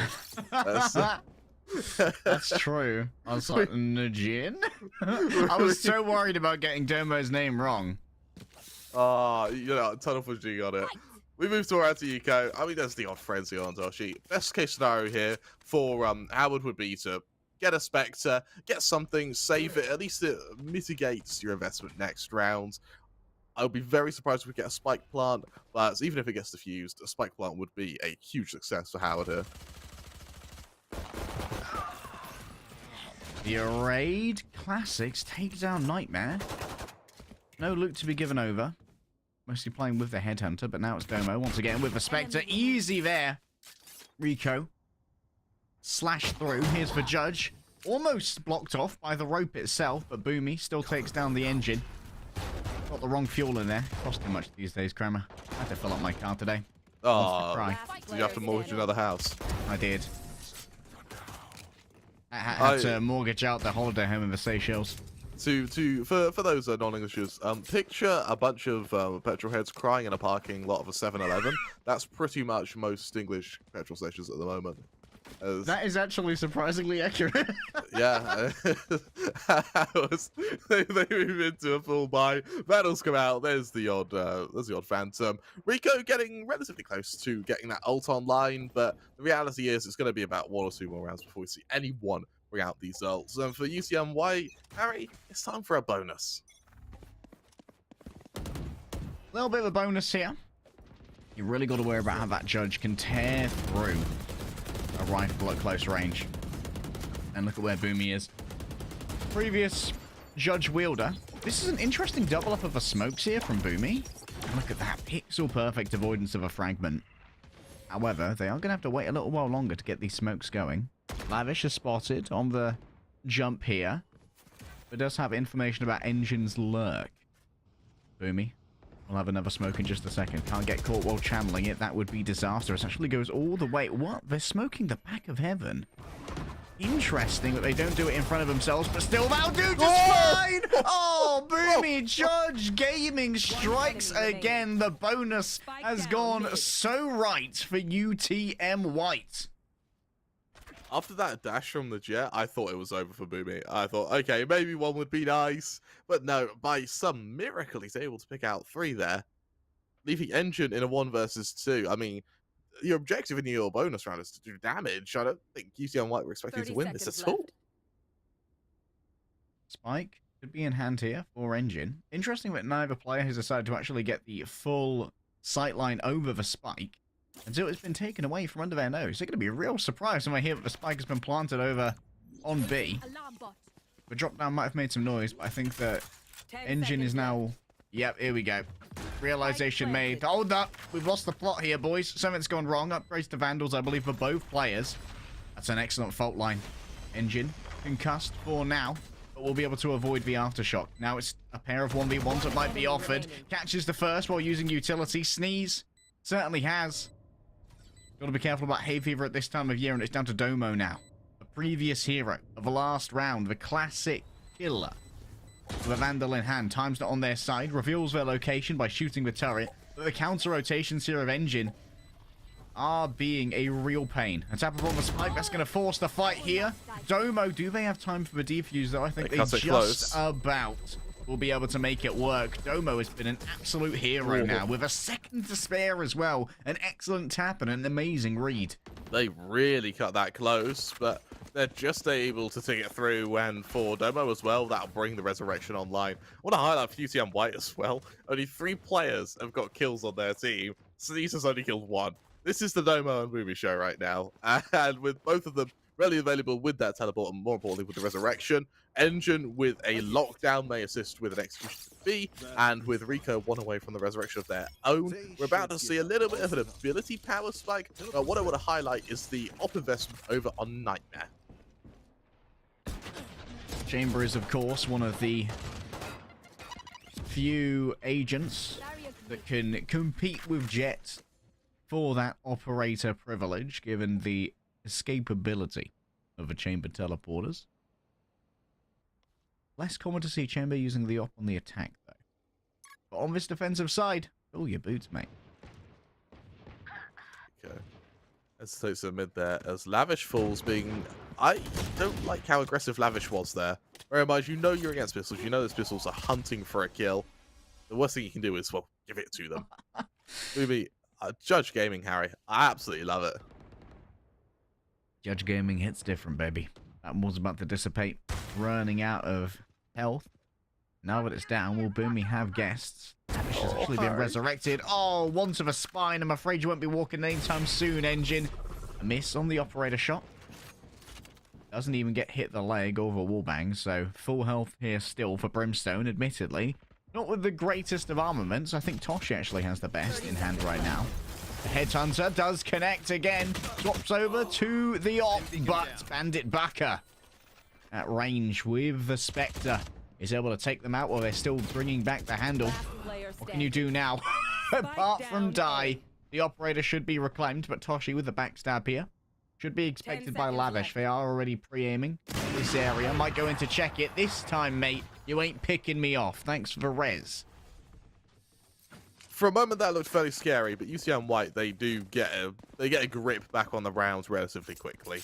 And more importantly, they save the op there for Nightmare. They don't really face any financial loss. Looking at the ult management, I mean, Howard are going to have a power spike this round, with the Null Command and the Orbital Strike coming online, alongside the Lockdown and Resurrection already available. UCM White really needs to rely on gunplay to exceed for this round. Interesting note, Kramer. Howard Community College, they have had, I'm not sure if this was due to a forfeit or something, but in their record, they have a game where they got 2-13-0s, which is absolutely manic. The lockdown survives. That is going to be potentially ruinous. There's the wall here. Boomy moving as fast as they can to get in here. With that judge, close, confident, and personal is exactly where Boomy wants to be. No mercy, no survivors, and no hope. Edgewood gets himself the escape with that side slash after being able to take out Boomy, but who needs eyesight when you've got yourself a man like Sneeze who can just blind everybody? Good usage of a dash, and Sneeze recognizes there's plenty of time here to go and reclaim the operator, which will now survive into its third round. How has the judge got that much mileage, Harry? Like, how is it Getting able good to miles do per gallon. I wish I had a judge. that? Oh man, I feel you there, bud. Like, out of Booby's 10 kills, I think 9 of them have been with a judge.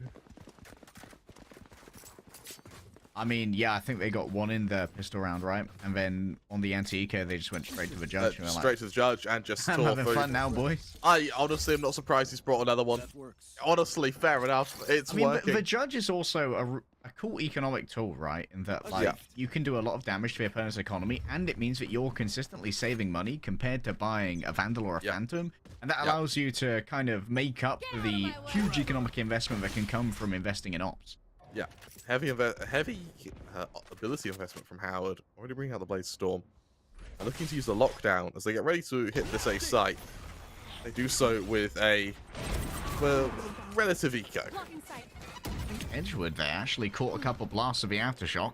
Moving through double smokes. This is brave. A little bit disorientated. And Karg might finish Lavish. Boombot does damage, and Sneeze can do even more now.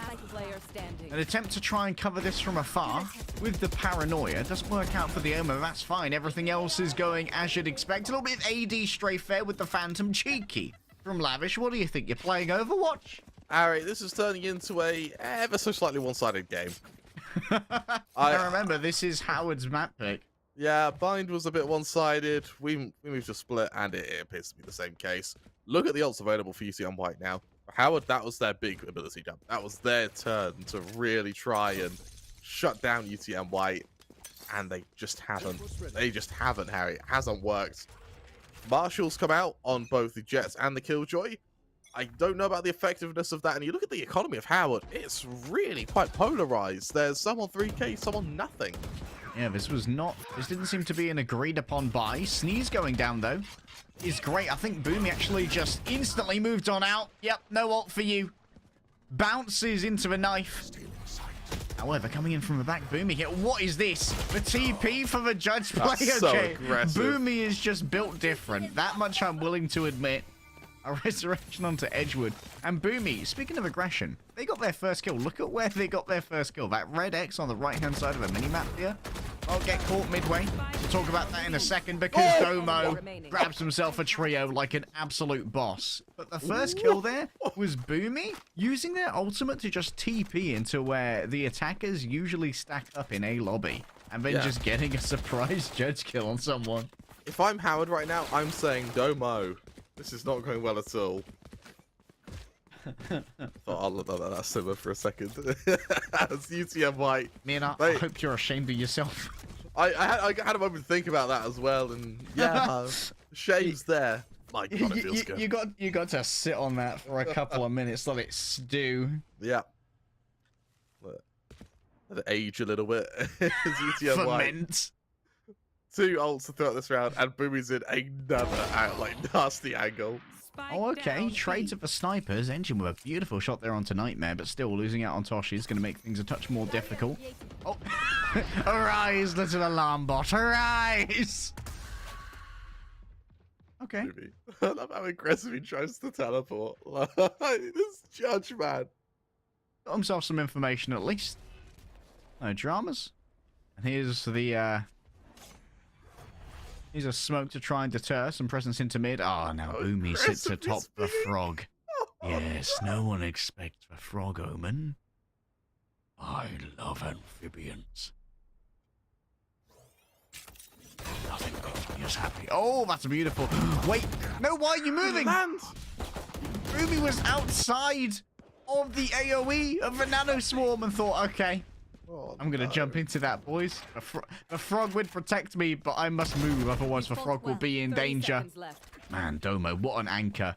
B site is absolutely brutal to try and take against Domo. This guy aims. Is this continuing to be the Domo Boomy show? Are we seeing anyone else sort of catch up in kill count? Sneeze is doing alright for himself, but not really. Like, UCM White, if Domo doesn't kill them, Boomy... Honestly, I think I'd rather fight Domo, because you die to Domo, he's just good. You just yeah, he's just aiming better. There's shame when you die to a judge. Like, there's shame to it. Shame, anger. It's like being stabbed in the back. All it's like being past poisoned. the dark side, Kremer. Where's the chivalry in that?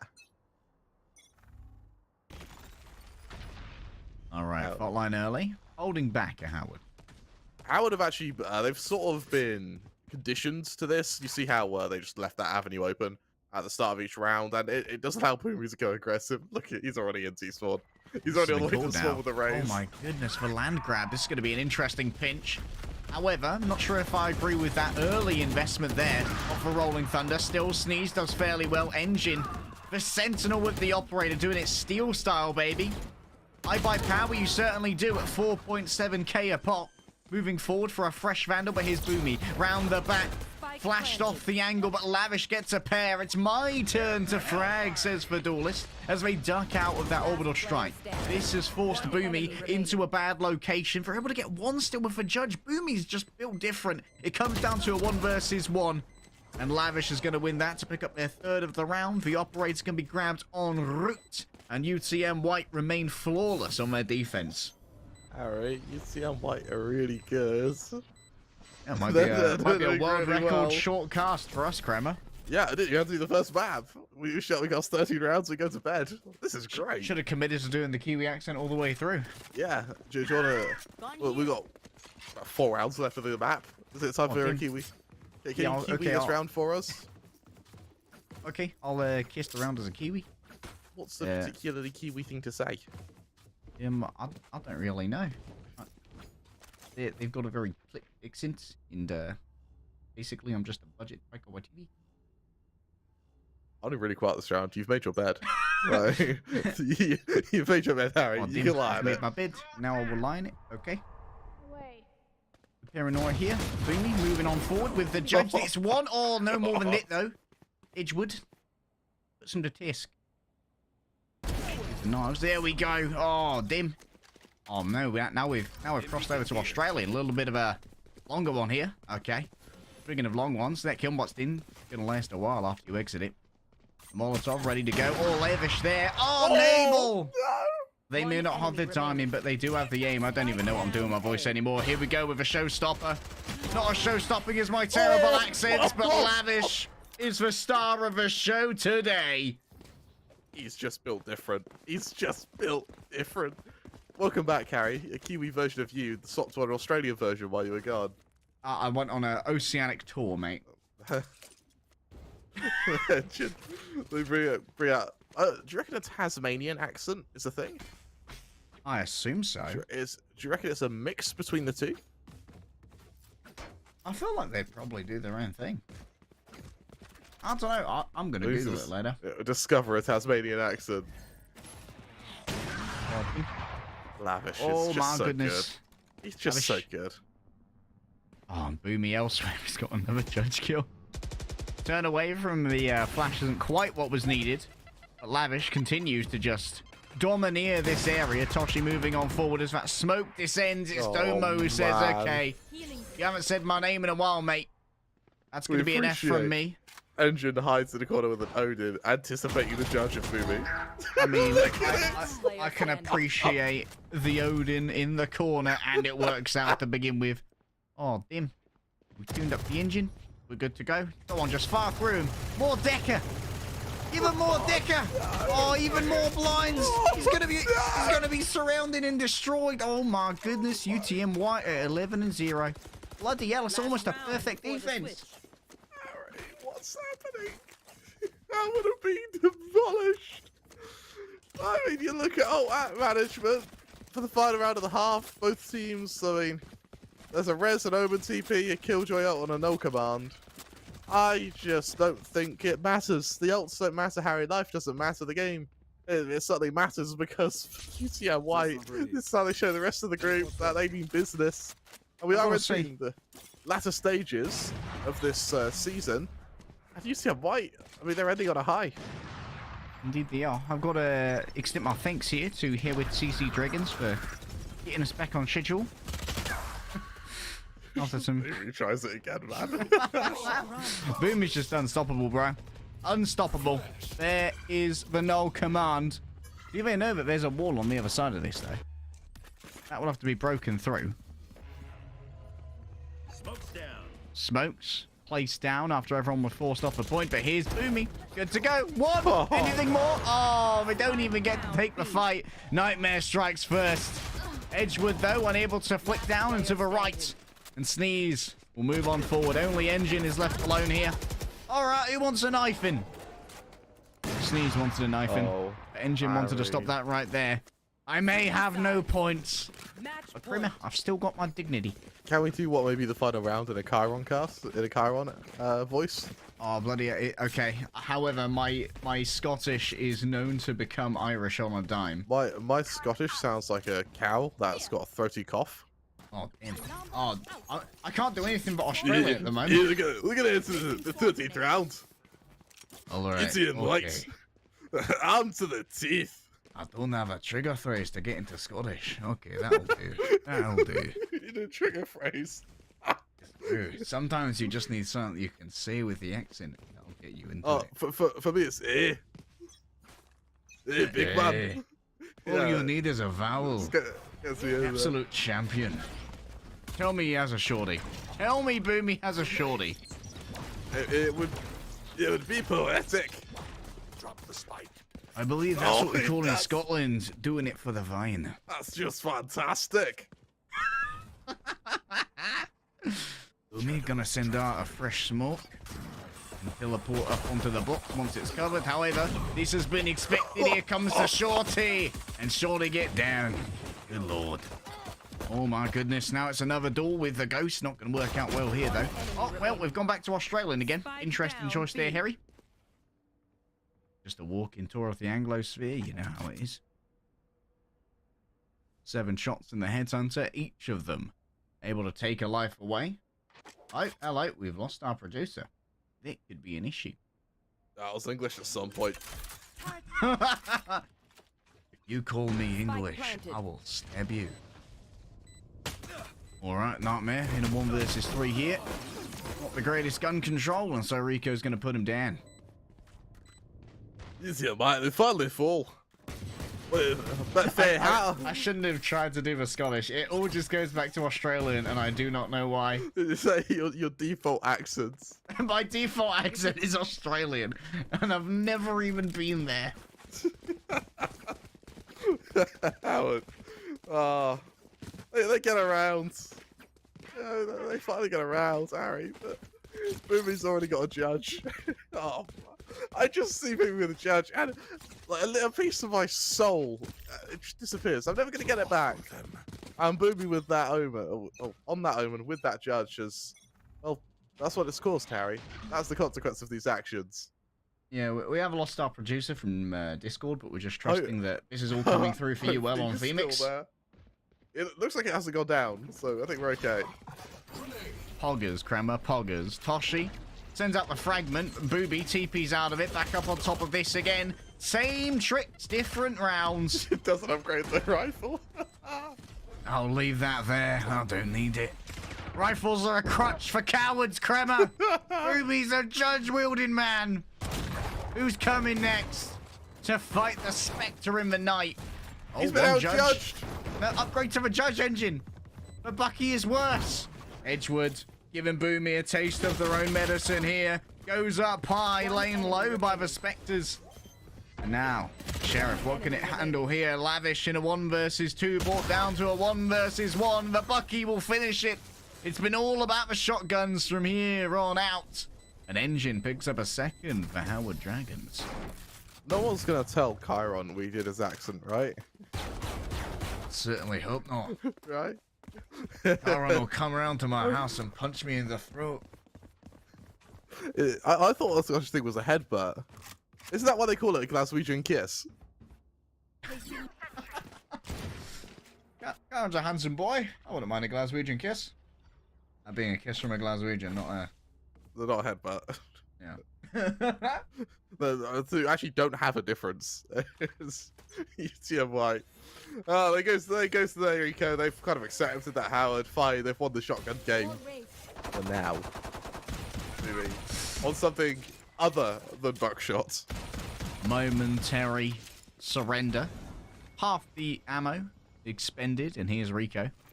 Oh, I picked up a good idea from our friend over in the Spectral Plains. He said the judge is a bit of a good gun. Paranoia sent on out. Lavish, though, finds that whoever was here is not blinded. Even more judges. You know that Boomy would love to pick that one up, but Rico's gatekeeping way too hard right now. Oh, Howard there having some fun. You want to play judges? We'll play judges. I love how they beeline for the Omen the second they see him. Yes, like, all right, it's judge time. How does it feel? How does it feel? Oh, Tell me the pain. This instantly moves to a judge. Instead of bring out rifles, does the rest of his team. I'll show these amateurs. No ults available at the moment, but frankly, they're not needed when there is 3 too many judges on the map right now. Oh, will Boomy do the same tactics again, though? We still haven't seen a hit to A. Thus far, it's been a 1-note attack from UTM. Domo, though, knows the KO is close. Interesting with the KO. He's just going to do all of this. All the ult orb. Really wants that null command, and now, good turn away. And then moves on out, but the KO's now used almost all of their utility, Kramer. Yeah, they're not going to be able to stop an attack.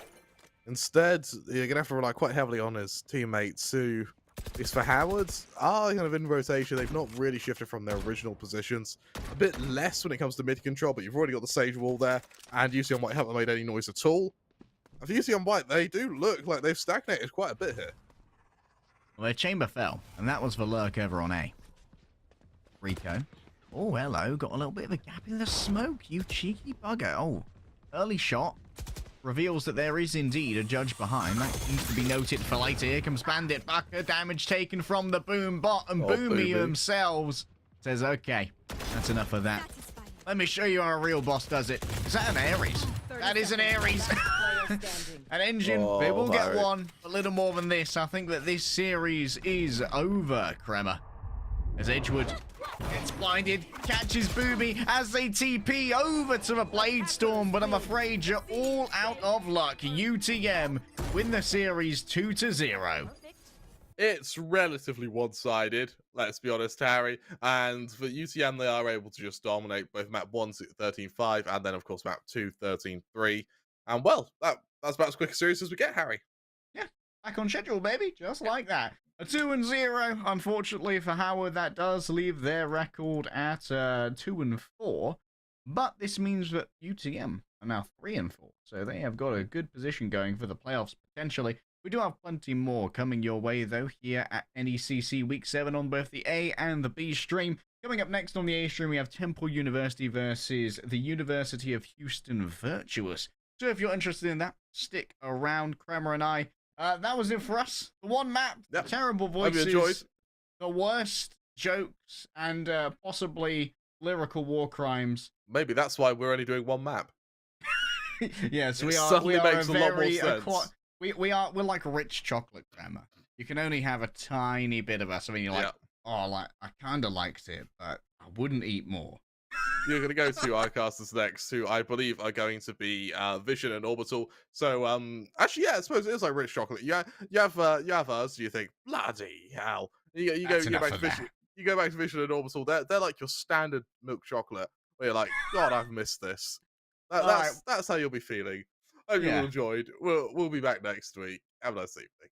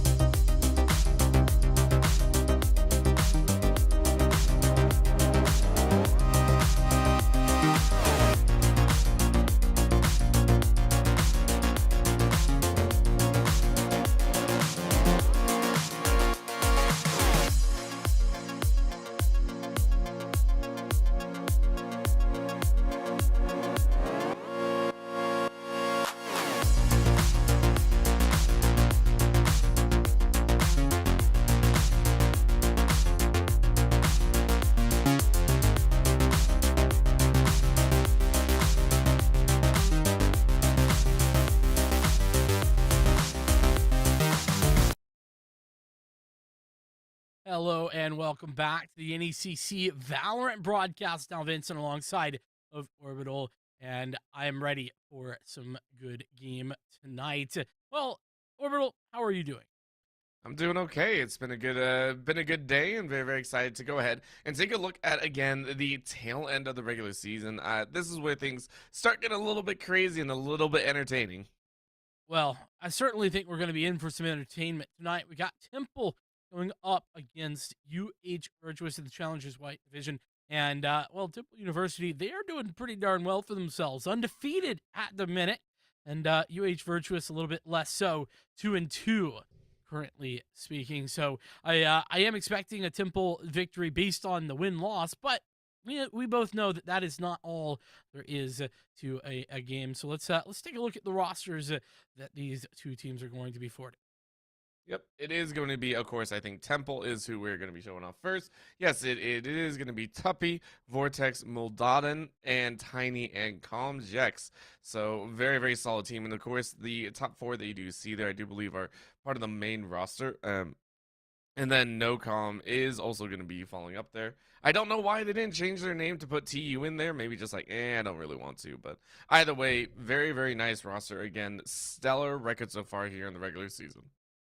Absolutely. As we flip the script to the Virtuous side, and this is going to be Christov's whoa, meme lord, General John, and Euphoric. Definitely going to be an interesting setup here. As I mean, this guy, whoa, is already off to a great start with his name. It's gonna be a good time. It's gonna be a very entertaining time, as well as we were talking about. You know, these teams have drastically different records, but that does not mean that it's going to be an easy task by any stretch of the imagination. For the side of Temple University, yes, they are currently 5-0. One of those did come from a forfeit, though. So in terms of regular games played, it is currently 4-0. And at the same time, a lot of those were fairly nice, right? You're taking a look at some very simple maps. I think the largest gap that we did see was SNHU Yellow. That was the match that we saw one of the clearer distinctions, and even though it was a 2-1, we did see a 13-3 and a 13-2 map wins for the side at Temple University. All the others were relatively close, with in anywhere between 5 to 7 rounds dropped. So it's a team that I think can play a very consistent pattern. That's what I'm going to be really looking for. Maybe not stellar play, but one that consistently does not allow major opportunities to be taken advantage of, or major mistakes for the opponent to kind of take advantage of, and kind of take Temple down a notch. We'll definitely be on the lookout, but, well, where will we be on the lookout? What maps are we going to have coming through? It's going to be Ascent and Fracture gone and banned out early on. Temple picking out Haven. That's where we will start. Bind map 2 and Breeze, should we need it, with Icebox and Split going out in the second rotation of pick ban. The Agent Select already done and dusted, and one of the big things I notice here is the Breach. I love it, and I have been seeing a whole lot more Breach at higher levels as well, which means that I think people finally understanding why the Breach is so good. They've learned the way. They have learned the way. The way is the way, and if you do not see the way, we will show you the way. And there's a feeling that, of course, Virtuous might learn the way here. Reason being is they are running a old standard comp, right? The KO, the Jet, the Omen, which Omen, of course, rising back in priority recently with some of the changes. People still feeling out and feeling like, hey, that might be the opportunity and might be the angle. The Sova and the Chamber afterwards as well. Fairly nice defensive pattern. But of course, that Breach, like I said, might be the deal breaker, as Temple University already integrating those high level agents. I was gonna say, though, I mean, Virtuous, this is a relatively modern composition, to be fair. In fact, Temple, the one's kind of going back in time with the lack of that chamber, but nonetheless, shots fired, and that is a nice way to start by Jets. General John, though, on the fast, quick blink to grab one more frag. Euphoric is looking to create some space here inside of this position, and I find something. Oh, just picks up the utility at the wrong time. That's unfortunate.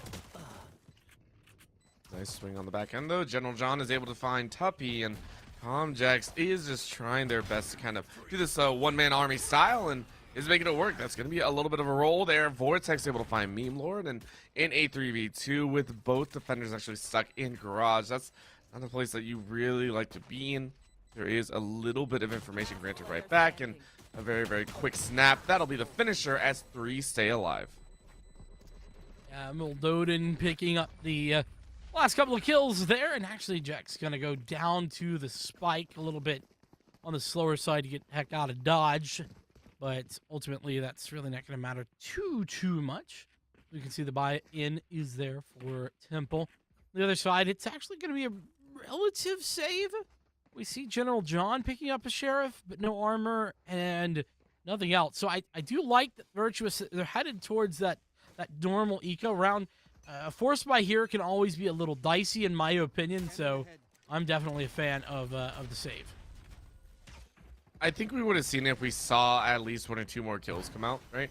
A little extra econ to work with, maybe pick up, I would say maybe a Marshall, and just go for kind of that hero play. At the same time, no reason to risk it either way, even if they did get the extra kill. Just say, okay, play standard, go ahead and run it back in round 3. Kristoff dancing inside, but yes, you dodged out on the Owl Joan, but you can't dodge bullets from Vortex. Well fought, and Tiny gonna find General John. These kills going so quickly as we kind of expected, as Euphoric takes out Mildoden. And Euphoric actually gets 2 nice caps with that gun. It's looking like it's pretty standard. Couple of kills though, nicely found. Meme Lord last alive actually had a sheriff to work with. Gonna be an upgrade for Tiny. And with that, UH Virtuous should be on the buying ways that they are. Take an easy couple of rounds at the start. See what we have to work with for Temple. I would imagine they're, going to be playing for the bonus round, and that's what they're going to do. So if they can get, I mean, any amount of kills here is just big econ damage. But on top of that, they can win a round like this. I mean, they're swinging for the fences early in the game like this one. We're going to be that chance. Meme Lord, of course, sending out a little bit of information. Nice little suppression, at least gives you information that 4 were pouring in. However, where was that lurker? Meme Lord says, hey, might be able to find them. Sprint right into the site, and Tiny says, I ain't so tiny. Takes 1 before falling. Meme Lord doesn't get flushed out. Now it's going to be a trade back. 3v3. No calm. Getting blood out here ever so slightly. 16 HP. Gonna have to wait their own turn as General John finds Tuppy, and the kills are flying true. UH Virtuous feeling a little bit good about this, and now looking for that retake and defuse. Yeah, and it's quick and easy. Weewo and General John completing that round. Couple of kills. Spike plant, though, not bad for Temple if you think about it. Blade Storm, a possibility as well for Virtuous as they need it towards the next. Temple are going to buy back in, have the weapons to work with. Like I said, every kill there matters a lot, and you can see why. 2300, 3200. The likes of Euphoric and Meme Lord, they're going to struggle to get a full purchase without, getting a purchase either from a teammate or even just going for, lesser buys. Might see, well, actually, interesting. Both of them don't have guns. I'm not sure what the plan there is. If both of those guys have classics, that's a huge negative for the overall power of the buy. Not just that, I'm fairly certain they had the money for it, right? Saw 2,500 on one of the members, like very much capable of buying and just saying no, we don't want to. We do hear the call out. General John is with that Blade Storm, so maybe they're saying we potentially give another round, but I don't know of any kind of 4th round situation like this that you would do outside of the norm. So we'll see if it works. They are gently lying into B, giving up a lot of zone for that C site. Is going to be the call out, an easy play in a 5v5 situation. Shockbolt not really finding any purchase, and of course that is going to be a use of that blade going out from the KO. KO not finding much purchase. Are they going to run it in? Mildoden finds the first kill. Vortex finds the second. Meme Lord gets one back, but it's still going to be cleanup. Temple University feeling so strong, and UH Virtuous with their odd buy selection do pay the price. Yeah, and I don't know if it's because of that odd buy, but there was a paranoia back and forth early on and towards that retake that really favored the likes of Temple. Everybody swung from Virtuous with the paranoia coming in, and so it was just not ideal. Interesting rendezvous position, by the way, from that chamber, but sort of doesn't matter. So Trippy, or Tuppy, excuse me, had the information, actually heard the audio cue probably, but isn't able to find anything off the back of it. And Temple losing one round, but instantly back to winning ways. Now they're going to be coming up on the ultimate, or at least the ultimate phase of the game. Tiny close to a Blade Storm, whilst we have Jax with Rolling Thunder and the From the Shadows, though a little bit more difficult to use, sure, certainly can be useful in certain situations. This is actually quite interesting. Temple University finding one member straight in B and taking the middle fight. No one really goes down, but good information exchange. And Kristoff gets snapped in the leg, and that's one you don't really like to have. Already down to about 20 HP, and that means Virtuous might not enjoy where the push comes next. Tiny going ahead taking out some utility, and Tuppy says, hey, I got someone on A. Feels like we got an opening here.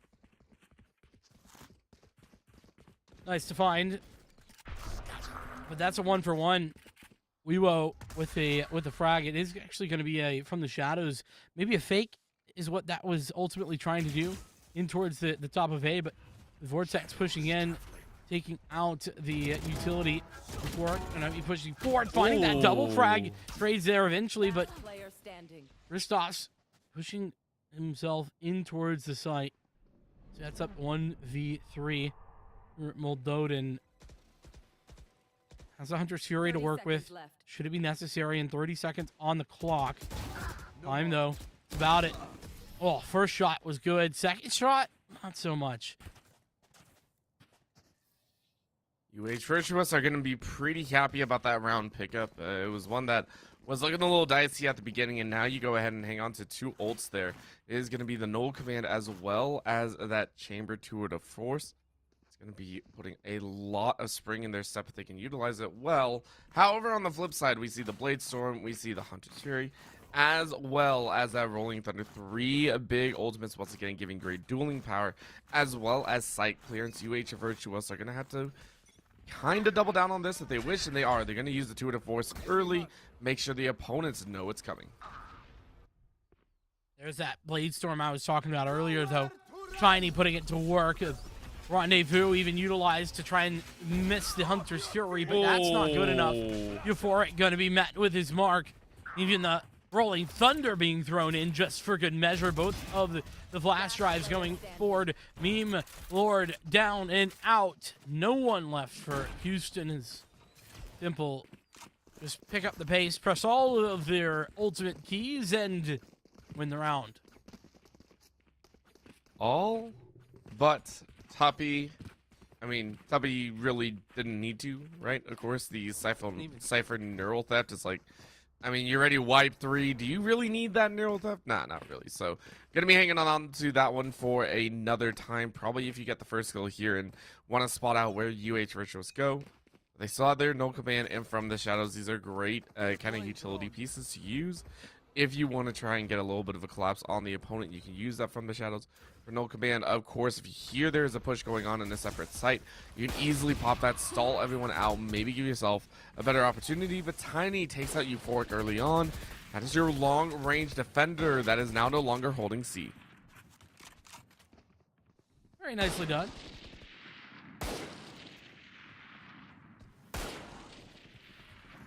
Good timing there by Tiny. Taking that duel, pushing back. Player, and well, again, just really patient play.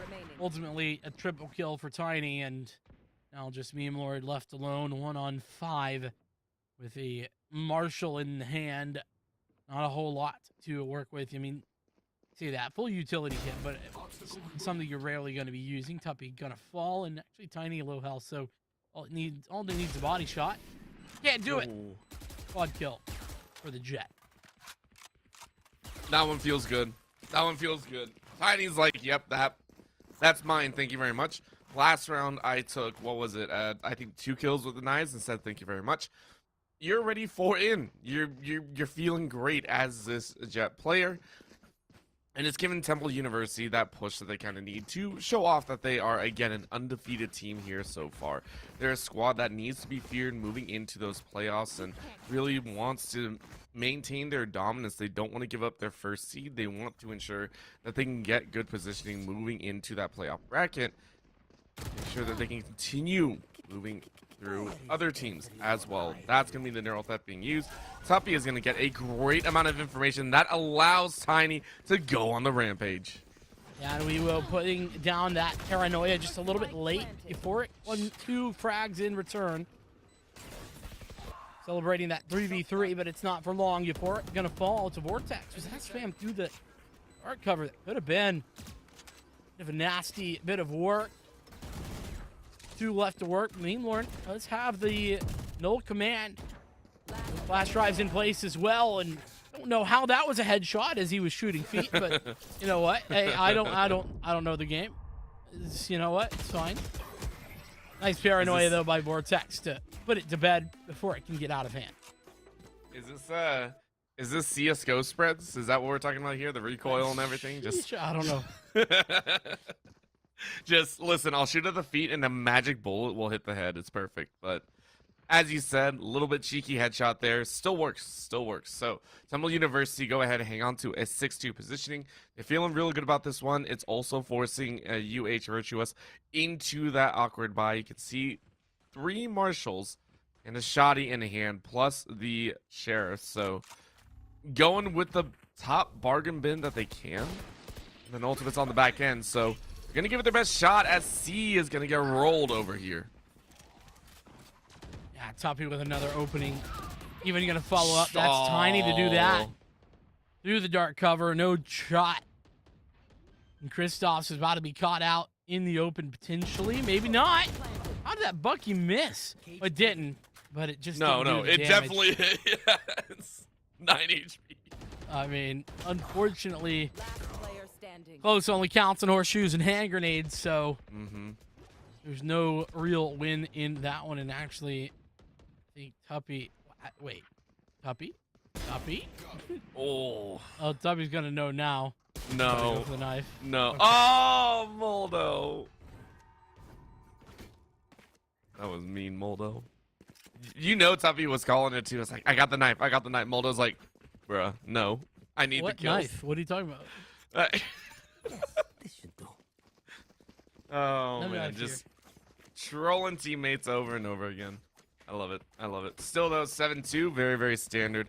Gonna play here, and we do get the timeout coming out. So it took a little bit longer than I expected with how Temple were really taking control, but we finally get the timeout from the side of UH Virtuous, and they're going to try and turn things around. In terms of defensive posturing, and I would say it just feels like maybe they're a little bit slower on the trigger, right? Still trying to hit some of their shots.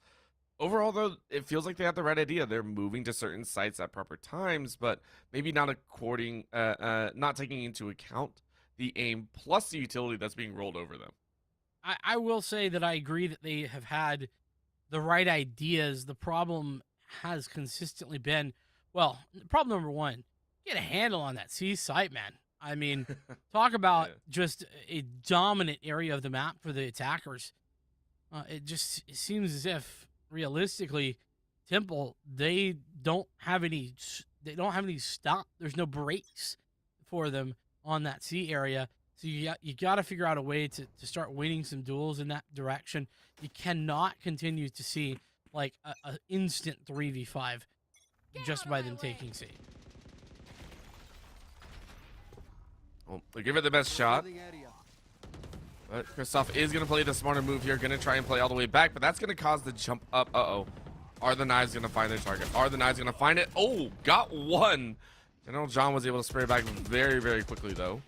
Shots go through a little bit of the smokes, and NOCOM is not going to enjoy sitting at 33 HP. Good little bit of setup.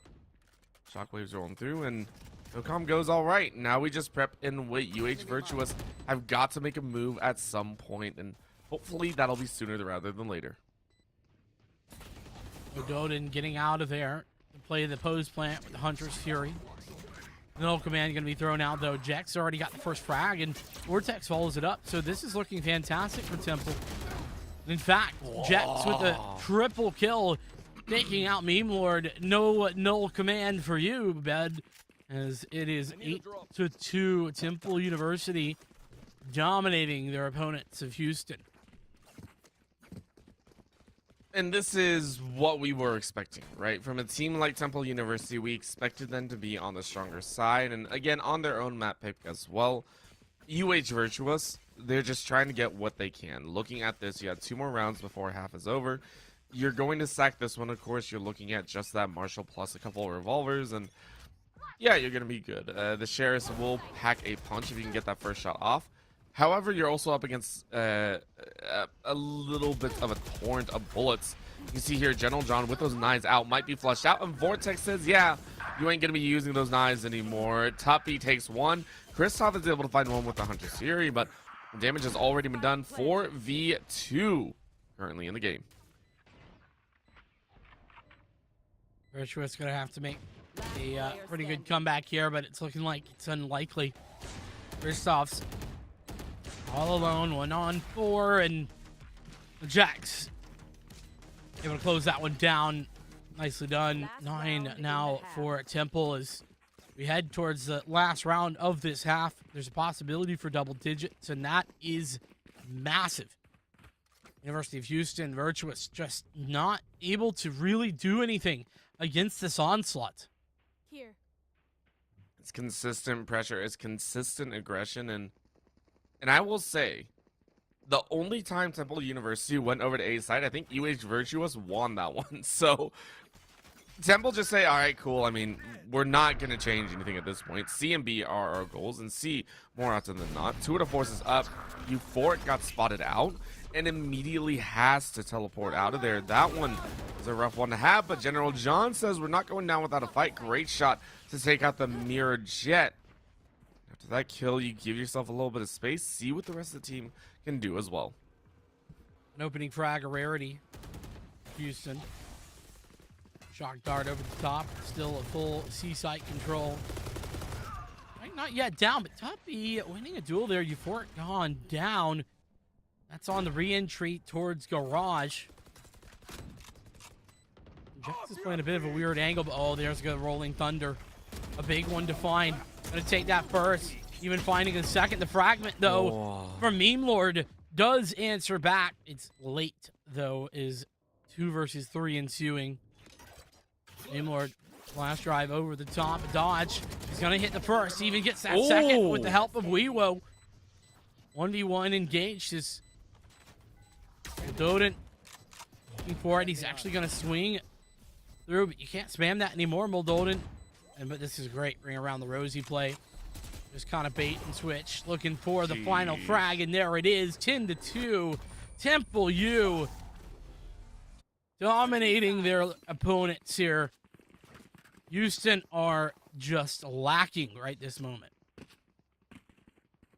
And that play from Maldo was phenomenal, right? Not giving a single angle to actually peek out on the edge really forced Virtuous to deal with that. The dance of death is the best way I can call it here. And now looking on their own defender's side, this should be relatively easy, right? At the start, we've seen that the hits from Temple University have been strong. Very, very solid aim in the game where pistols, of course, this opening round really relies on you making sure to hit that first shot, hit that second shot. It should be Temple University coming out with the pistol round, moving into a 12-2 position, and then Virtuous going to try from that third round onwards. If you want to, that's enough for the simplest of safety nets. Might not feel great, but it's what you get to work with. Nice setup right there with the flashpoint. Looks like Jack's going to go for it one more time, maybe. There is 2 players kind of in this position. Tiny going to give the help out. There we go. Howl drone just to add insult to injury. Jack's going to get the frag, fall back. Wow. From Tiny. General John, though, does trade out. It's 2 trades from General John. 2 kills for Temple, meaning we're at an even scenario once again. The A site under attack. The spike plant goes down. And this is the first test for Temple University, right? This is going to be first question. It is going to be Euphoric grabbing one.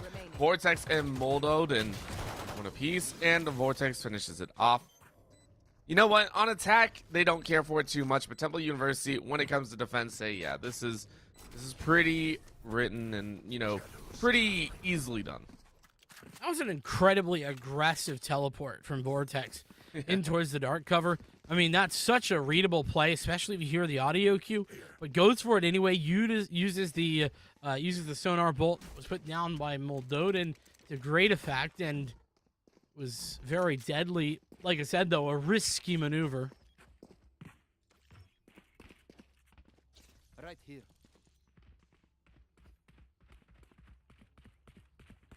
Risk is all it really is at the end of the day. So as we do get underway here, once again, Temple University do have that anti-eco, and why not? We are seeing Virtuous actually buy in here. Euphoric did go for that Spectre as well, so they're challenging off the get-go. They are challenging their hardest, especially with that spike plant. Where do they go though? Chancing a peek into B as well as a flush over to Garage. Are they going to try a pinch? I mean, this is going to be a weird pinch to hold, but could give yourself a little bit of a nasty surprise. 2 more seconds left before they really need to start moving.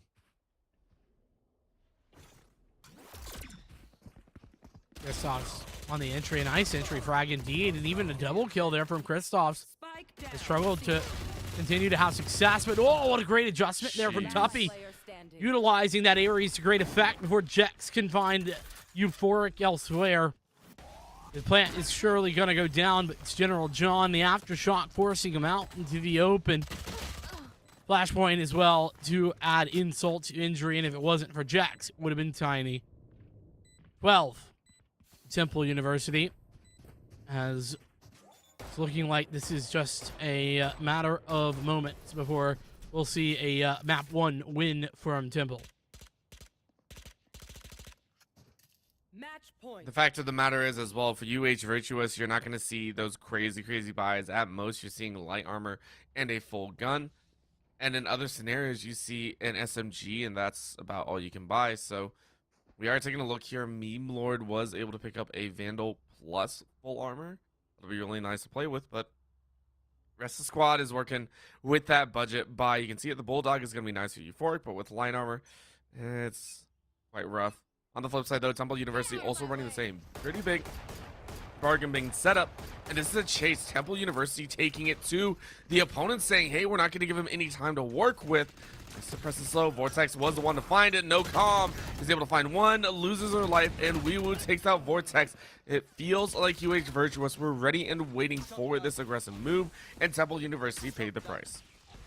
Yeah, I mean, I guess they kind of had to expect aggression. It's the only thing that made sense. Kristoff's going to get a bomb plant here, and Tiny. Spike planted. Guardian in hand, looking to do some work. Moldoden actually going to be teaming back up there with Tiny in order to try and set up the retake. 2 versus 3. The Owl Drone going to clear some of these early angles. Oh, a dash from Tiny. Not quite where it needed to be. Pushing forward. Oh, nice 0 point, but it's just going to be denied. Guardian doing work. A shot on target from Tiny. Now they know where both these players are, but Meme Lord swings and finds both. That rifle, you talked about it, coming to fruition. Despite the low health, and 3 on the board for University of Houston Virtuous. They are back, but how long is that going to last? As much as I want to say for a while, Vincent, I don't think it's going to. You can see Temple University going ahead and buying up here. Moldoden, the only one that's looking on, I want to say a little bit worse for wear. Rest of the team has gotten most guns on, or most guns rolling. You see here, it was actually a toss there, so you can see the Marshall as well as a Phantom or one of the others. But Tiny just says, General, sit down. I don't want to deal with you in the future. Yeah, demoting General to simply nothing, just a private at this point. That is a very fall, and I agree. Yeah, I mean, okay, maybe Lieutenant. Okay, you know, it's fine. Okay. Yeah. This is true. That's an incredibly far fall.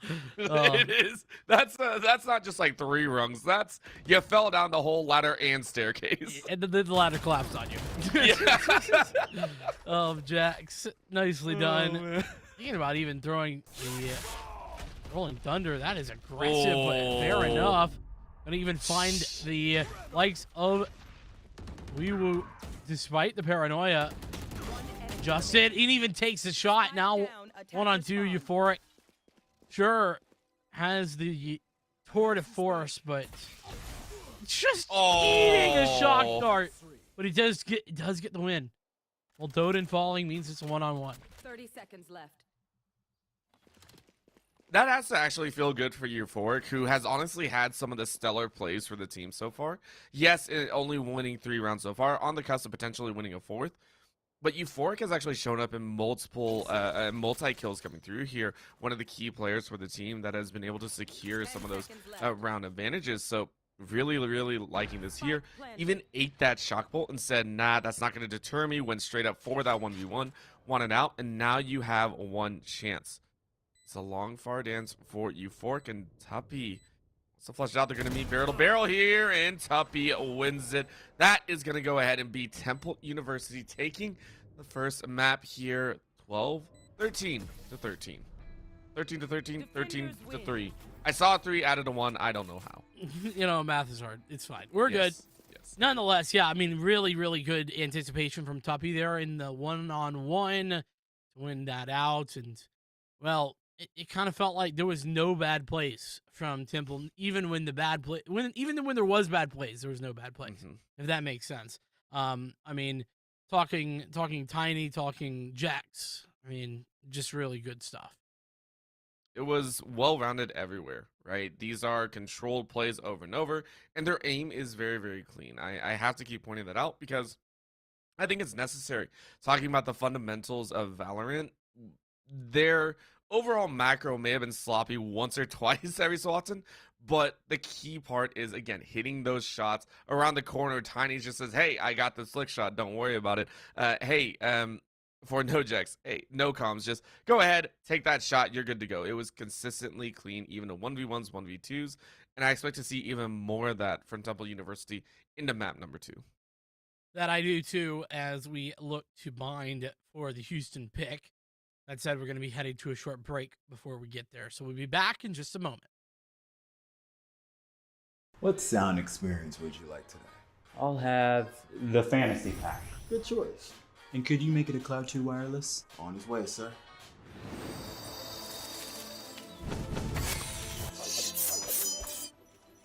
Sounds amazing.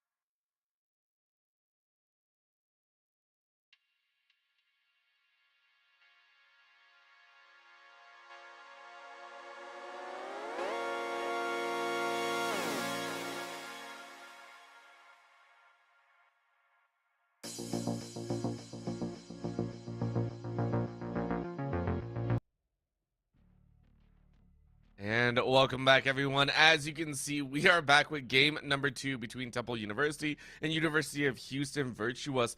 Game 1 went the way of Temple University at a 13-3 standing over there on Haven. Now getting into bind, Temple University are hoping to do the same. However, UH Virtuous can hopefully put their own spin on things here on their map pick.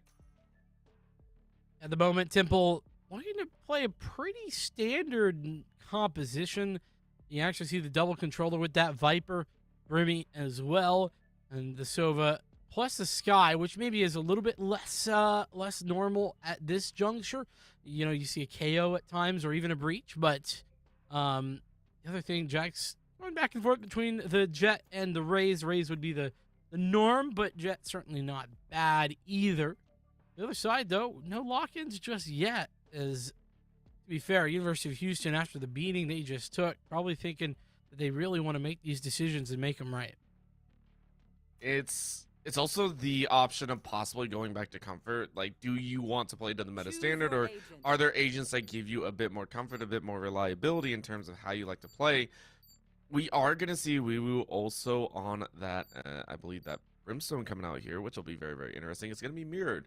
Brimstone's going to be joining in. Meme Lord, of course, on that Sova. That'll be the final lock-in. And a Chamber KO Jet to follow. On the flip, the Viper, the Raze coming out here. That'll be fun to watch. And then the Sky, so a nice mixture on that end as well. With, of course, UH Virtuous on the attack first. Going to be a good time. Yeah, and, well, you know, you said mirror with regard to the Brimstone. Same for the Sova, but that's where the, you know, the differentiation starts. The KO, like I was talking about, oftentimes you see that with the, instead of a Sky, or even in addition to. And then on top of that, we have the likes of the Chamber. There's no Sentinel presence on the Temple University side of things, and then the Jet, as opposed to that Raze. So there's lots of small differences to these compositions, but I gotta keep it real with you, Orbital. I don't think that it necessarily is going to matter all that much. And I don't know that I would even favor Virtuous's picks over the likes of Temple University. It's just they serve different purposes. That's more apt. You know, that KO going to give more early information. Same thing with the Chamber. You know, that Sentinel keeping things reasonable. But of course, with the other side, you have so much more control with 2 controllers. And that control plays directly into Temple's strengths right now. You're looking at a team that is well determined, well defined in terms of their aim. However, the first skill does go to Euphoric, who again has been one of the top players. Tiny waiting around and didn't wait long enough as UH Virtuous actually claim a 1-man lead. Temple University are going to try their best to reclaim, but I mean, Tiny thought that they had a little bit of a bout, didn't realize someone else was just a couple steps behind. Feels kind of bad, but I think Tuppy is still ready to go, hiding inside of those shrouds, inside of those smoke screens. What are you going to find here? Jax looking for an opportunity. Swing of the angle, knows someone now in the elbow, and I think Kristoff has already called it out, so UH Virtuous really ready to take this pistol round home. Duel going forward, and Kristoff's going to win it. Weewo doing the work as well. It's Virtuous pick up a pistol round, a big victory, considering, you know, what that gives you into the coming rounds, especially the weaponry advantages that entails. But actually, right now, they're not really buying up very aggressively. Are Virtuous? This is okay. No, okay, they are now. I was about to say this might be the first real misstep from like a economic or strategic point of view, but no, they've done the right thing. They've purchased actually all 5 players up onto the SMGs, giving themselves a very large advantage into a round like this one. I was going to be curious if we did see the Jet actually aim for an early off, but there's no real reason for that, right? Jax is actually going to find 1. Kristoff mows down 2, though. Huge setup there, even inside of the teleporter. So Temple University, of course, in a round they're not slated to really win. They're just looking for a few more kills. And oh, can you get more? Nope, Meme Lord takes out Jax. That'll look for one more. Tiny wants to get the kill, is able to find it, left to alive. That's about the best that you're going to have. Temple University go ahead and drop another as they get ready for their own buys. 3 kills, no plant for Houston is great news for Temple University. In addition to that, I gotta say the strategy of swinging whilst reloading, not exactly ideal. You know, probably thought it was clear, I'm sure, but still, I would. What do you mean? Don't you love not having any bullets in your gun while you take a peek? Well, normally when I peek, I want to be able to shoot back. Oh, So, okay. Yeah, and that's critical that I have bullets inside the gun to do that. Clip half out, just like, all right, I'll do this. I'll absolutely hit someone with it, but of course not gonna happen. Ooh. Okay, so lots of utility being launched on both ends here, as that will give Temple a bit of an advantage here. Again, they do have the gun, so they're pretty happy, but Euphoric finds Vortex sleeping at the wheel. Of course, multiple kills running up the kill feed for Temple University as they clean up and carry 3 over into round 4. Temple doing a great job of winning that gun round instantaneously. Of course, it's the bonus. I mean, we talk about it all the time. Now, that bonus round typically is going to go towards the opposition. And so Virtuous, they have a chance here to win out with the weaponry of their own. Bulldog out for Jax, but otherwise a very strong setup. And did one way being put forth. It misses its mark. I wonder if the second time's the charm. Nope, not so much. So, yeah, that's maybe going to be one for next time. Tiny. Missing out on some early utility information. Ooh. Kristoff, unfortunately, tried a little bit of boost, ran straight into the railing of that window, and that is actually going to cause a bit of a misstep. UH Virtuous don't get the entry into B site that they're hoping for, and instead are going to get fully collapsed on. Euphoric, again, being able to at least take one at a time. 1-for-1s do not grant you a whole lot, except for a few extra creds. It is going to be Meme Lord, hoping to meme on at least 1 or 2 members. Shockbolt goes out, doesn't really find anyone at the bottom. Swing by Moldoden, who is able to spot, and everyone now on the hunt for the Meme Lord.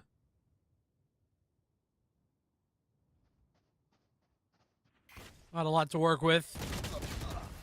Even dodging the flash, it's not enough. Moldoden gonna put it to bed. Temple tying the game instantaneously. Quick 2 rounds, quick succession. And look at the money. Well, there's some cash left over. University of Houston are really left to their own devices. They're going to have to go for an eco. For an interesting decision here to go for the classic. Or no, he's got the headhunter, surely. I mean, maybe. I would have to imagine.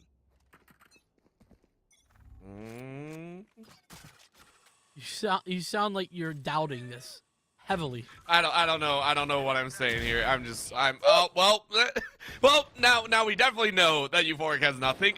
Jex says, I'll put that all to rest there. Jex is wailing, and that's just a 3K. Makes it look as simple as possible from showers, and UH Virtuous go, what the heck just happened? Jex with a little bit of a boost. Help. 4K looking for the ace. Can you do it? Can you do it? Yes, you can. Ace for Jex with no comms to boot. Temple University will move to 3-2. By the way, that was one clip, one magazine, 30 rounds. Yep. As well. I mean, it's listen, it's eco frags, but hey, eco frags are frags too. All right.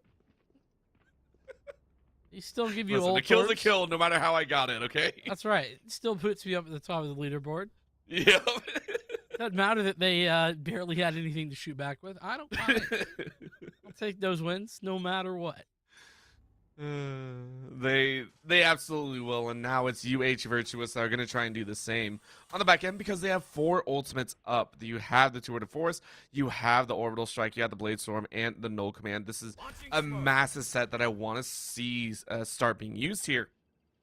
If they cannot, I am not enjoying that factor. Of course, that does mean that you're sitting on basically unused abilities that you can start rotating in afterwards. So I really want to see at least 1 or 2 used this round. Well, that's a big win. Kristoff's winning out against Jax, the ace from last round from them. And that's caused some rotations over here to the A side. In fact, Zeeker's committed. off the back of that in order to try and connect some information. And it has gathered massive amounts of information. But all 5 players from Houston still in the same position. Molly could really disrupt the timings here. You can see that there is Vortex on the site, ready and waiting. Actually, speaking of which, there is the orbital strike coming through, but that's from the offense. Everything winning 30 seconds left. for the side of Virtuous is Temple University collapse. I give them props. UH Virtuous, again, might be on the weaker end of duels and gun duels out there, but they know how to stack their utility. It's very, very efficient, very well timed as well, and they give themselves that complete dominance. This could be a flawless round after getting ace, which I think is very difficult to do, and they do. General John takes the 3K. Perfect job from UH Virtuous. Great way to overcome that flawless round from before and say, hey, we're taking the flow back. Yeah, and only using 2 of the ultimates that you had banked up and ready too is nice. You know, wait for the Blade Storm, wait for the Tour de Force, and you're actually coming up on a Hunter's Fury as well. So Temple have to try and figure out an answer back for this one. They really did have a good read on the situation, but lost the gunfights due to the overwhelming ultimate usage as well as the nice shots. General John nearly spotted out by the recon bolt, but that's just fine. He's going to survive with ease. It's a 3-man setup here at an ace site. General John, I mean, you know there's someone right out of the corner. You saw the peak. I think you saw Vortex. However, you did not see a Jex who says, hey, I got the kill, and now I got to look for a little bit more. Spike is going to be down over here in mid of A. That might force that rotate and then teleporter use if they can get close enough. You can see that is the attacking chamber trying to look for it, but there's going to be a 3 as Tuppy and Moldoden snap down on B's site. Great clears from these two. Adding insult to injury. Going to use the Tiger to get some info. Moldoden spotting out the player at long. Meme Lord now well aware. It's Euphoric and Meme Lord stuck between a rock and hard place. Meme Lord does have that Hunter's Fury, as does Euphoric Tour de Force, but again, not a whole lot else to work with.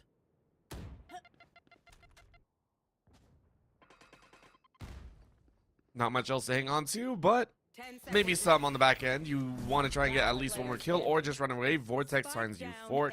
And Meme Lord hides inside of the teleporter saying, I want nothing but another kill. That'll be Moldoden going down as Meme Lord memes a little bit. Huge sprays through the wall as they try and find it, but it is the timer running out. Temple University moved to 4 and 3. As long as they keep up this pace, they should be back. Of course, no double-digit first half rounds, but might be close to it. Maybe an 8-4.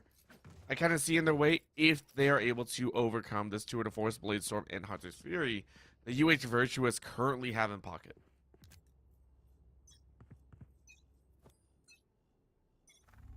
Lots to work with, as you say. But it's been a very, very close game comparatively, especially these first 7 rounds. It was a 3-3 scoreline before Temple won that last one. But the rounds that Temple have won have looked incredibly one-sided. Whereas Virtuous, well, you know, one of those have been, you know, very strong, but otherwise it's been more fighting for it. Nothing wrong with that, but it certainly is of note. And we're going to go forward with the Owl Drone to get some information, try to utilize that Hunter's Fury, and he does do just that. Going to find the frag top, be down and out, so there's no utilization of that Viper ultimate to speak of. Jack's coming in for a frag of his own, leaves this into a 4-on-4, and quickly adding back to this numbers over the top with the rocket. Jax unable to connect. Do maybe some damage to Meme Lord. Not too sure. 5 bullets only in the chamber. Luo. 1 enemy remaining. Weewo needed the wee woo right there, the ambulance coming in, because that shock bolt hurts. It is a 5-3 scoreline. Temple University feeling real good now. They were able to soak up one ulti. Now now it's just two very strong, resilient forces, and honestly, I wouldn't be surprised to see both expended here. It is going to be that opportunity to basically bring in an op as well as an auto op, I guess is the best way to put it, with the knives out. So opportunities are there for Virtuous if they do wish to continue. You can see here, 2 to Force is going to be popped. Not the Blade Storm, though. They don't want to invest that much into this round. Well, certainly lots to still work with. And there's that Blade Storm, a little bit late on. 0 point as well, going to suppress Jets. I'm throwing that paint shell out to the open. No owl drone to work with, and a nice find through the smoke. Weewo is tagged and out. Jax, you can't do that. That's not fair. And Tiny's probably going to say that's not fair either, but a kill through the smoke. Jax hits a couple more through, and that gives the opportunity. You clear them out. Vortex is going to get 2 for the back end, though. The Sheriff putting in a lot of work, and now down to a 3v2. 2 ultimates expended for this round. Temple University, if they lose this one, they're still going to be fairly proud, but it's a 2v2. Very, very doable. Order 4 still in the hands of one. I'll be thinking about utilizing that Viper's Pit. Bit of an interesting decision, and with that spam through Euphoric, has to get aggressive. Knows where at least one of these players are. Misses the shot, and the Viper's Pit might have been a little bit unnecessary, but Modolden gets the shot anyway. Gets the frag, gets the round, and doubles up on the Houston scoreline. You know, I would say that was a bit too much, right? However, I don't think Tuppy actually had a snakebite available. If I'm not mistaken, I'm not sure, but didn't have the smaller AoEs, so said, hey, I gotta bait it out somehow, goes ahead, use the Viper's Pit, and says, I think this was worth it. And I kind of agree, actually. It's a 1 ult for 2. Your team still has 2 available. Now you have the Seekers as well as a Hunter Siri. Going to give you a lot of ability to seek out your opponent. And for UH Virtuous, you only have the null commands. So for the expenditure, maybe it was unnecessary, but it definitely gave you an advantage moving into this round. No doubt about it. Here we are into that round with the advantage for Temple University. The null command going to come through. It's going to deny the usage of utility on the site. An adjustment well taken by Boldoden. Trades by General John, who is using that null command. Euphoric finds a way through the smoke. Hunter Fury on the back line. And Tiny a little bit questioning where to put that. Only gets 2 pumps with it. Meanwhile, Vortex pushes forward. Finds a frag of his own. 3v3 with not much to say, and up goes Meme Lord, but Jax on the other side gets a paint shell kill on Meme Lord. And that one definitely sucks to have. However, the spike is ticking down. They have to rush this a little bit faster. Tiny's able to find it, but guess what's coming down on top? It is that orbital strike. And it'll be Temple University having to give it up. Weewoo gives a Weewoo ambulance over to Tiny and Vortex, and takes a 4th for Virtuous. Well played to continue this back and forth round take. Yeah, once again, the phenomenal utility usage coming through from Virtuous, despite some of these individual duels not going their way at times, is great to see. I mean, talk about the null command, that being utilized effectively, traded out as well in order to get the entry onto the site. Good trade on that flanking player, denying anything more from Jax. Really sets up the likes of the Brimstone to get a really strong look, as Jax has missed that like 9 ways to Sunday. And he's missed it a different way every time.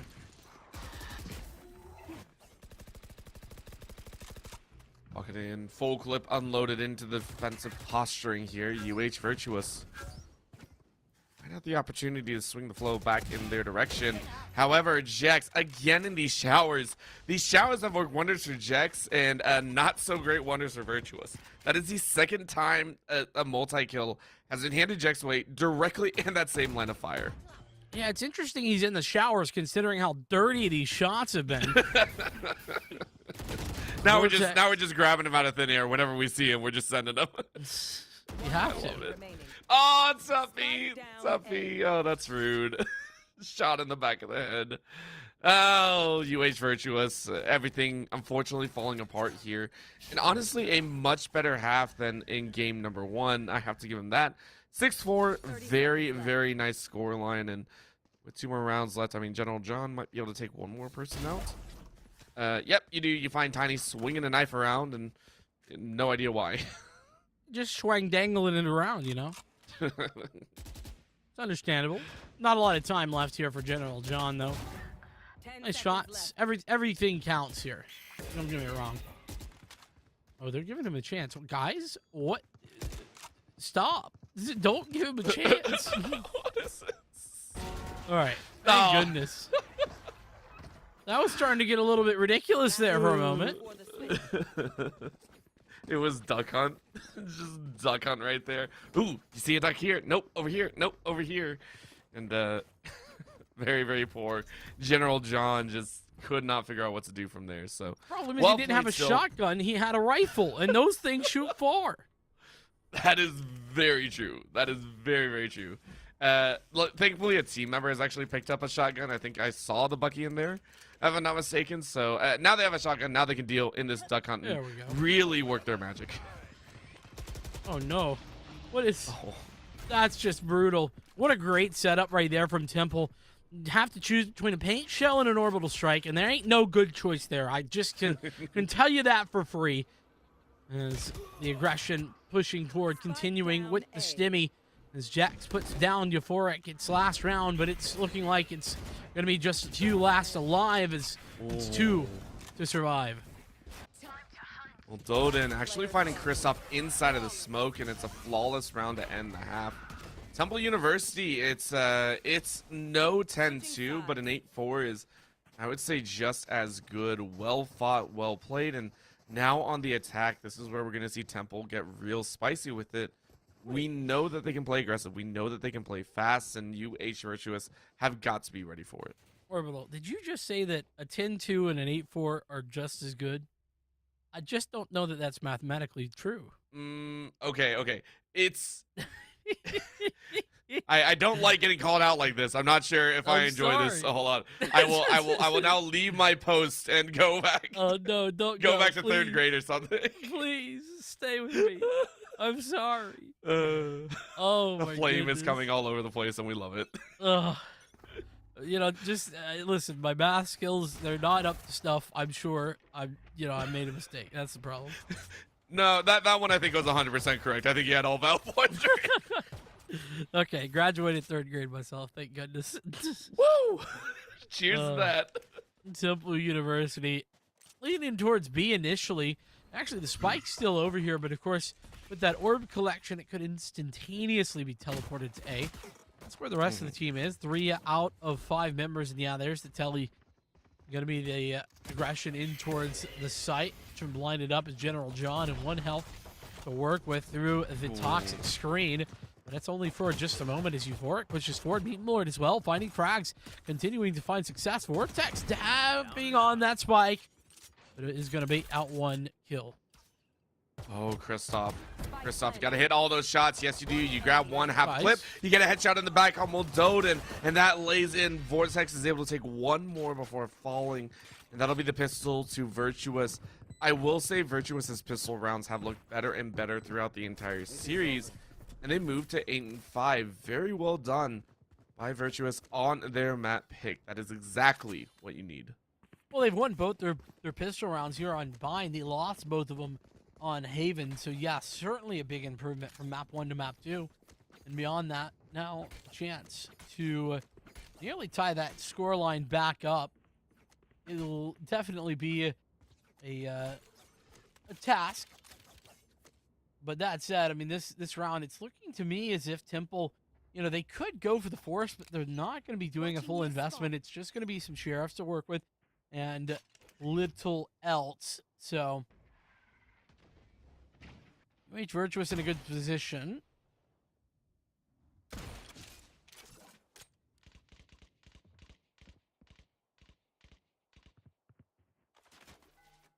Revealing area. Nope, not too much else. Revealing the area, revealing that no one's really where you want them to be. So, was waiting for a bit more climactic moment there. Not gonna find it. Christoph, though, I think did see a foot. General John found much more than a foot on Moldoden. And Tuppy goes, I'm not sure if I really want to be here right now. General John holding down that angle on A, giving the information back to the team. And close range judge always has the potential to be very effective. Same thing for the shorty, to be fair. And well, there we go. 1-2 pump. Frag out. Christophs, though, might be the next up in this. Very rough spray there from Tuppy. Christophs actually falls instantaneously. That sheriff, close range, apparently working better than the judge. And now Jex has upgraded himself. That opportunity granted over to them is kind of crazy to think about. They are going to smoke themselves in. Virtuous tried their best, but it's 1-for-1 straight. 12 seconds left. You really got to play it strong. Weewoo might have made the kill of the round. Around the corner, shot one. Can you get the other before time runs out? You got to plant. Are you going to get the plant down? No way. Oh, he got off of it. He didn't have it. It was just a little too late, I think. Oh. So, I'm fairly certain. Of course, there wouldn't have been a problem in just sticking it. You know, just friggin' measure, you know, if it doesn't hurt anything, put it that way, but was attempting, you know, heard the player push forward, so thought maybe, okay, I can get a one tap with the judge, but you know, all things considered, for University of Houston, that's a pretty horrible round. You not only have one player surviving, and you can see what it's done economically. In order to play for that or play for that full buy into the next round, they're playing with really just pistols here. I would agree. You have one here rifle on the back end or one here SMG, I guess, and you're praying that gives you enough power to do something. It's that kind of miracle weapon you'll try and play with. A little bit of a suppression sent out, not really going to find it. Around the corner they go, and Jex again with a little fancy boost. Spray down the hallway, takes 2, 31 HP. Looking for a bit more. Complete domination of a site here. So that'll be the spike down. Interesting decision from Jax, especially with low HP. Getting a little bit ahead of themselves, maybe, but still. 1-on-4 for Christophs, just not a situation that you want to be in. Molly for one, snake bite for another entrance. It seems like no matter what you're doing, you're met with keen despair. And, well, some spray from Christophs. That'll be it. Tuppy goes ahead, takes 3K, and now we move into that buy scenario. This is where it gets really interesting, Vincent. We were kind of waiting for this, ready, and wanting to see what's bought up here. It's it's actually Temple that are relying on a lower purchase end. You can see Tiny has not had, I would say, the best half so far. Can only actually purchase up that Spectre once again. For Jex, though, 2200 already had enough to buy out the Phantoms. So 4 Phantoms and a Spectre. The Ghost of Banshee's running wild. Oh, that's a big loss from Christophs. The operator falls instantaneously. Weewo putting down the Sky Smokes and going to throw out the Molly too, just to try and buy some time, buy some space, but they're overcome. Somehow Euphoric, how does he find that kill? Weewo falls. I wonder where the heck Euphoric was. Okay, he pushed out.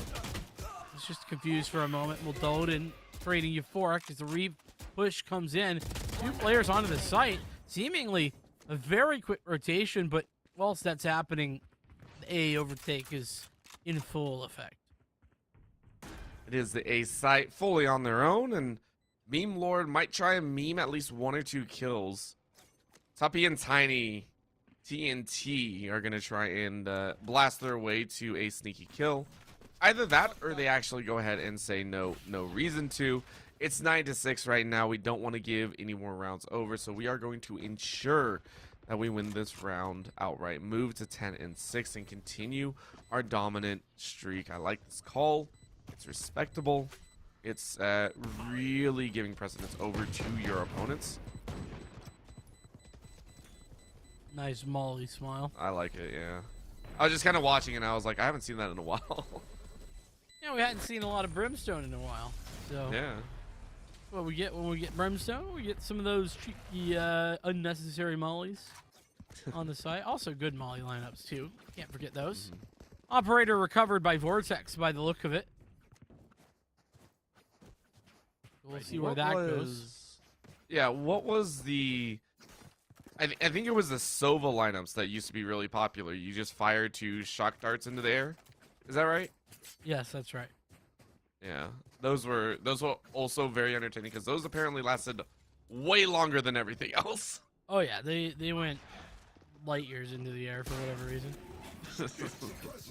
Trailblazer going to be finding out one bit of information in Moldode, and let's find 1 kill, but it's just a 1-for-1 trade there. Meme Lord really not in a good position, and the orbital strike is on one side. It's a okay, well, it's a bit of a problem. We'll just put it that way. Orbital strike plus boombot plus operator equals death and despair. Same for most of UH Virtuous. As Tuppy just presses W through the smoke and finishes off Euphoric. The amount of util that was on the screen of all the members of UH Virtuous at the end of that is akin to a light show, right? It was well played by Temple University, pretty much flushing everyone out, and this is kind of their bread and butter. We're seeing why they are considerably a 5-0 team, looking like they're potentially moving into a 6-0 with 2 more rounds. Thinking about playoffs, this is a team that might not be the flashiest, right? They're not exactly all-stars, you know, a single player getting quads every single round or anything, but their teamwork is on point, consistently using their abilities to the right proportions.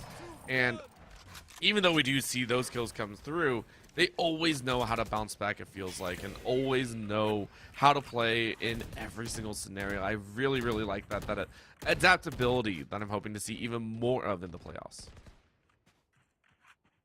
Hopefully we will be seeing more of that. Right now, though, Temple down by 1. A man advantage, a rarity for the likes of Houston, but a man advantage they do have and make it a double. Tiny falling down, and John as well. Everything seeming to work wonderfully accurately for the Houston side right this moment. Jax, though, again trying to get over aggressive and denied. So a 7th round on the board for UH Virtuous in a fashion which I wouldn't have expected considering the domination. There's 4 players left alive. And in addition to that, recovery of the op. This op, I think, has lived through so many rounds now. It's been like, I think 3 or 4 at this point. It's been in a lot of hands on both sides, which is saying something here. Euphoric is going to hang on to it, and that'll be really fun to see if Euphoric can play off of it. Well, 9 kills so far in this game, and it's done well. We want to see a few more. Of course, as the Trailblazers is immediately taken out, General John says, I'm not dealing with that anymore. 2 agents suppressed, though, giving great information to the rest of the team as they go ahead and spread a little bit further out. Poison goes up, and General John takes down Moldovan. Nice start. Null command being utilized, and Kristoffs might find the timing on the flank here. He's going to find the timing. 33 HP remains, and Kristoffs gets that out of dodge as well. Everything working wonderfully for UH Virtuous. Owltrone unable to find anything at all when it comes to information other than the generalized position of Meme Lord. And as Presh comes out, that 0 point off the cooldown is the further info that Sova's still very much hanging out in the open. Meanwhile, Vortex and Tuppy, they've answered back. They pulled back the veil. They've answered the call. Hunter's Fury. Meme Lord hitting 1 and a second. That's crucial. And Kristoff's around the back with a headshot. The jet working wonderfully. It's 8-11. UH Virtuous on the comeback trail. Oh, Meme Lord. That was rude. You normally see one. One is starting to become more common with that Hunter's Fury. To get two like that is something far more uncommon. What a ridiculous way to pick that up and really give your team that advantage. Yes, you're down to only that orbital strike, but that's plenty, right? You're giving your team a little bit of a bolster in terms of mental aptitude and mental resilience here. That double kill into the round win feels great, and Euphoric on this angle has been doing quite well. Misses a shot, though, and Kristoff is able to follow up behind. Jex is taken out at the start. Nice opener right there. Orbital strike to answer back. Actually, Temple in trouble. They split him off. Even Weewo getting a frag with the orbital. That's a tough one to find a frag with, no matter the situation. And 5 gonna stay alive once more unless Tiny can do some damage. This is incredible, I have to say, from UH Virtuous. Out of nowhere, they're cleaning house left and right, and they still have ultimates to stare on the back end, right? This is a cycle of 1 ultimate per round almost, and it's given them this huge broad stroke. They're almost looking at a 11-9 scenario if they can win this one. I mean, almost in flawless fashion. Tiny hoping to just at least take 1, and you do, but it's there. They closed it down to 2. UH Virtuous have not only left Temple University's econ in tatters, but have given themselves the flow, the pacing of the game, and might even look to tie things up 1 round away is Temple University from match point, and it feels like it's 3 or 4 away. It certainly feels as if UH Virtuous have the momentum in their hands right now. We're seeing a buy, a limited one, but a buy from Temple. Aggression from Kristoff, and an interesting decision. How does that work out? What do you mean? Kristoff just W keys forward, finds success somehow, some way. Euphoric gonna put them to bed 1 by 1 on the operator. Tiny, little late to the owl drone party, but he's gonna try and find info. 5 players over at B.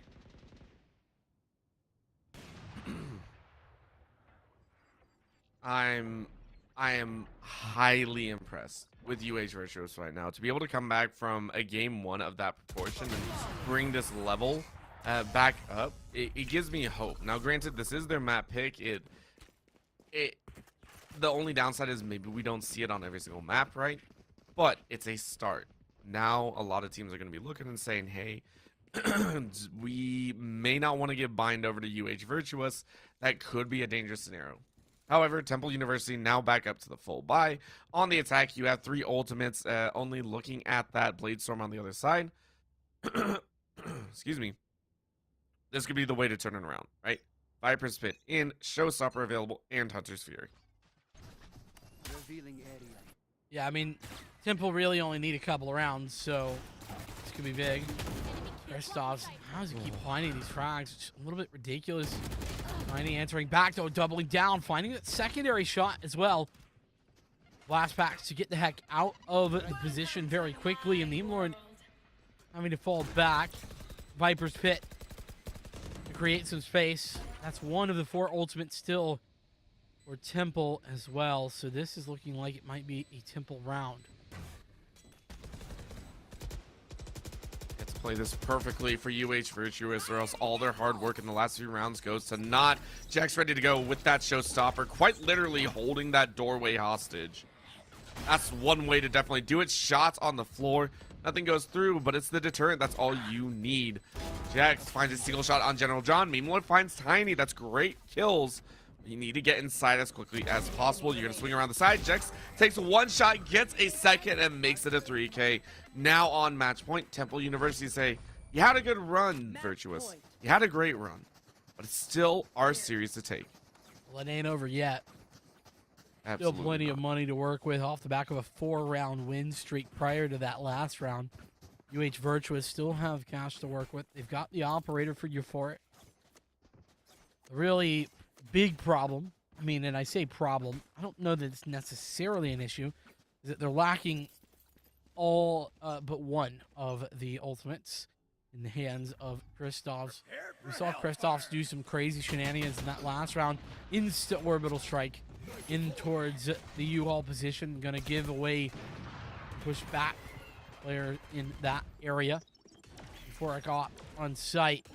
Toxic screen up in the way for now, but how long is that gonna last? Never mind. Rendezvous gonna be utilized. Launching smoke. And the combat stim in position as well. The spike planted. gets planted. Hunter's Fury from Tiny on the backside, but he's got a lurker to work with.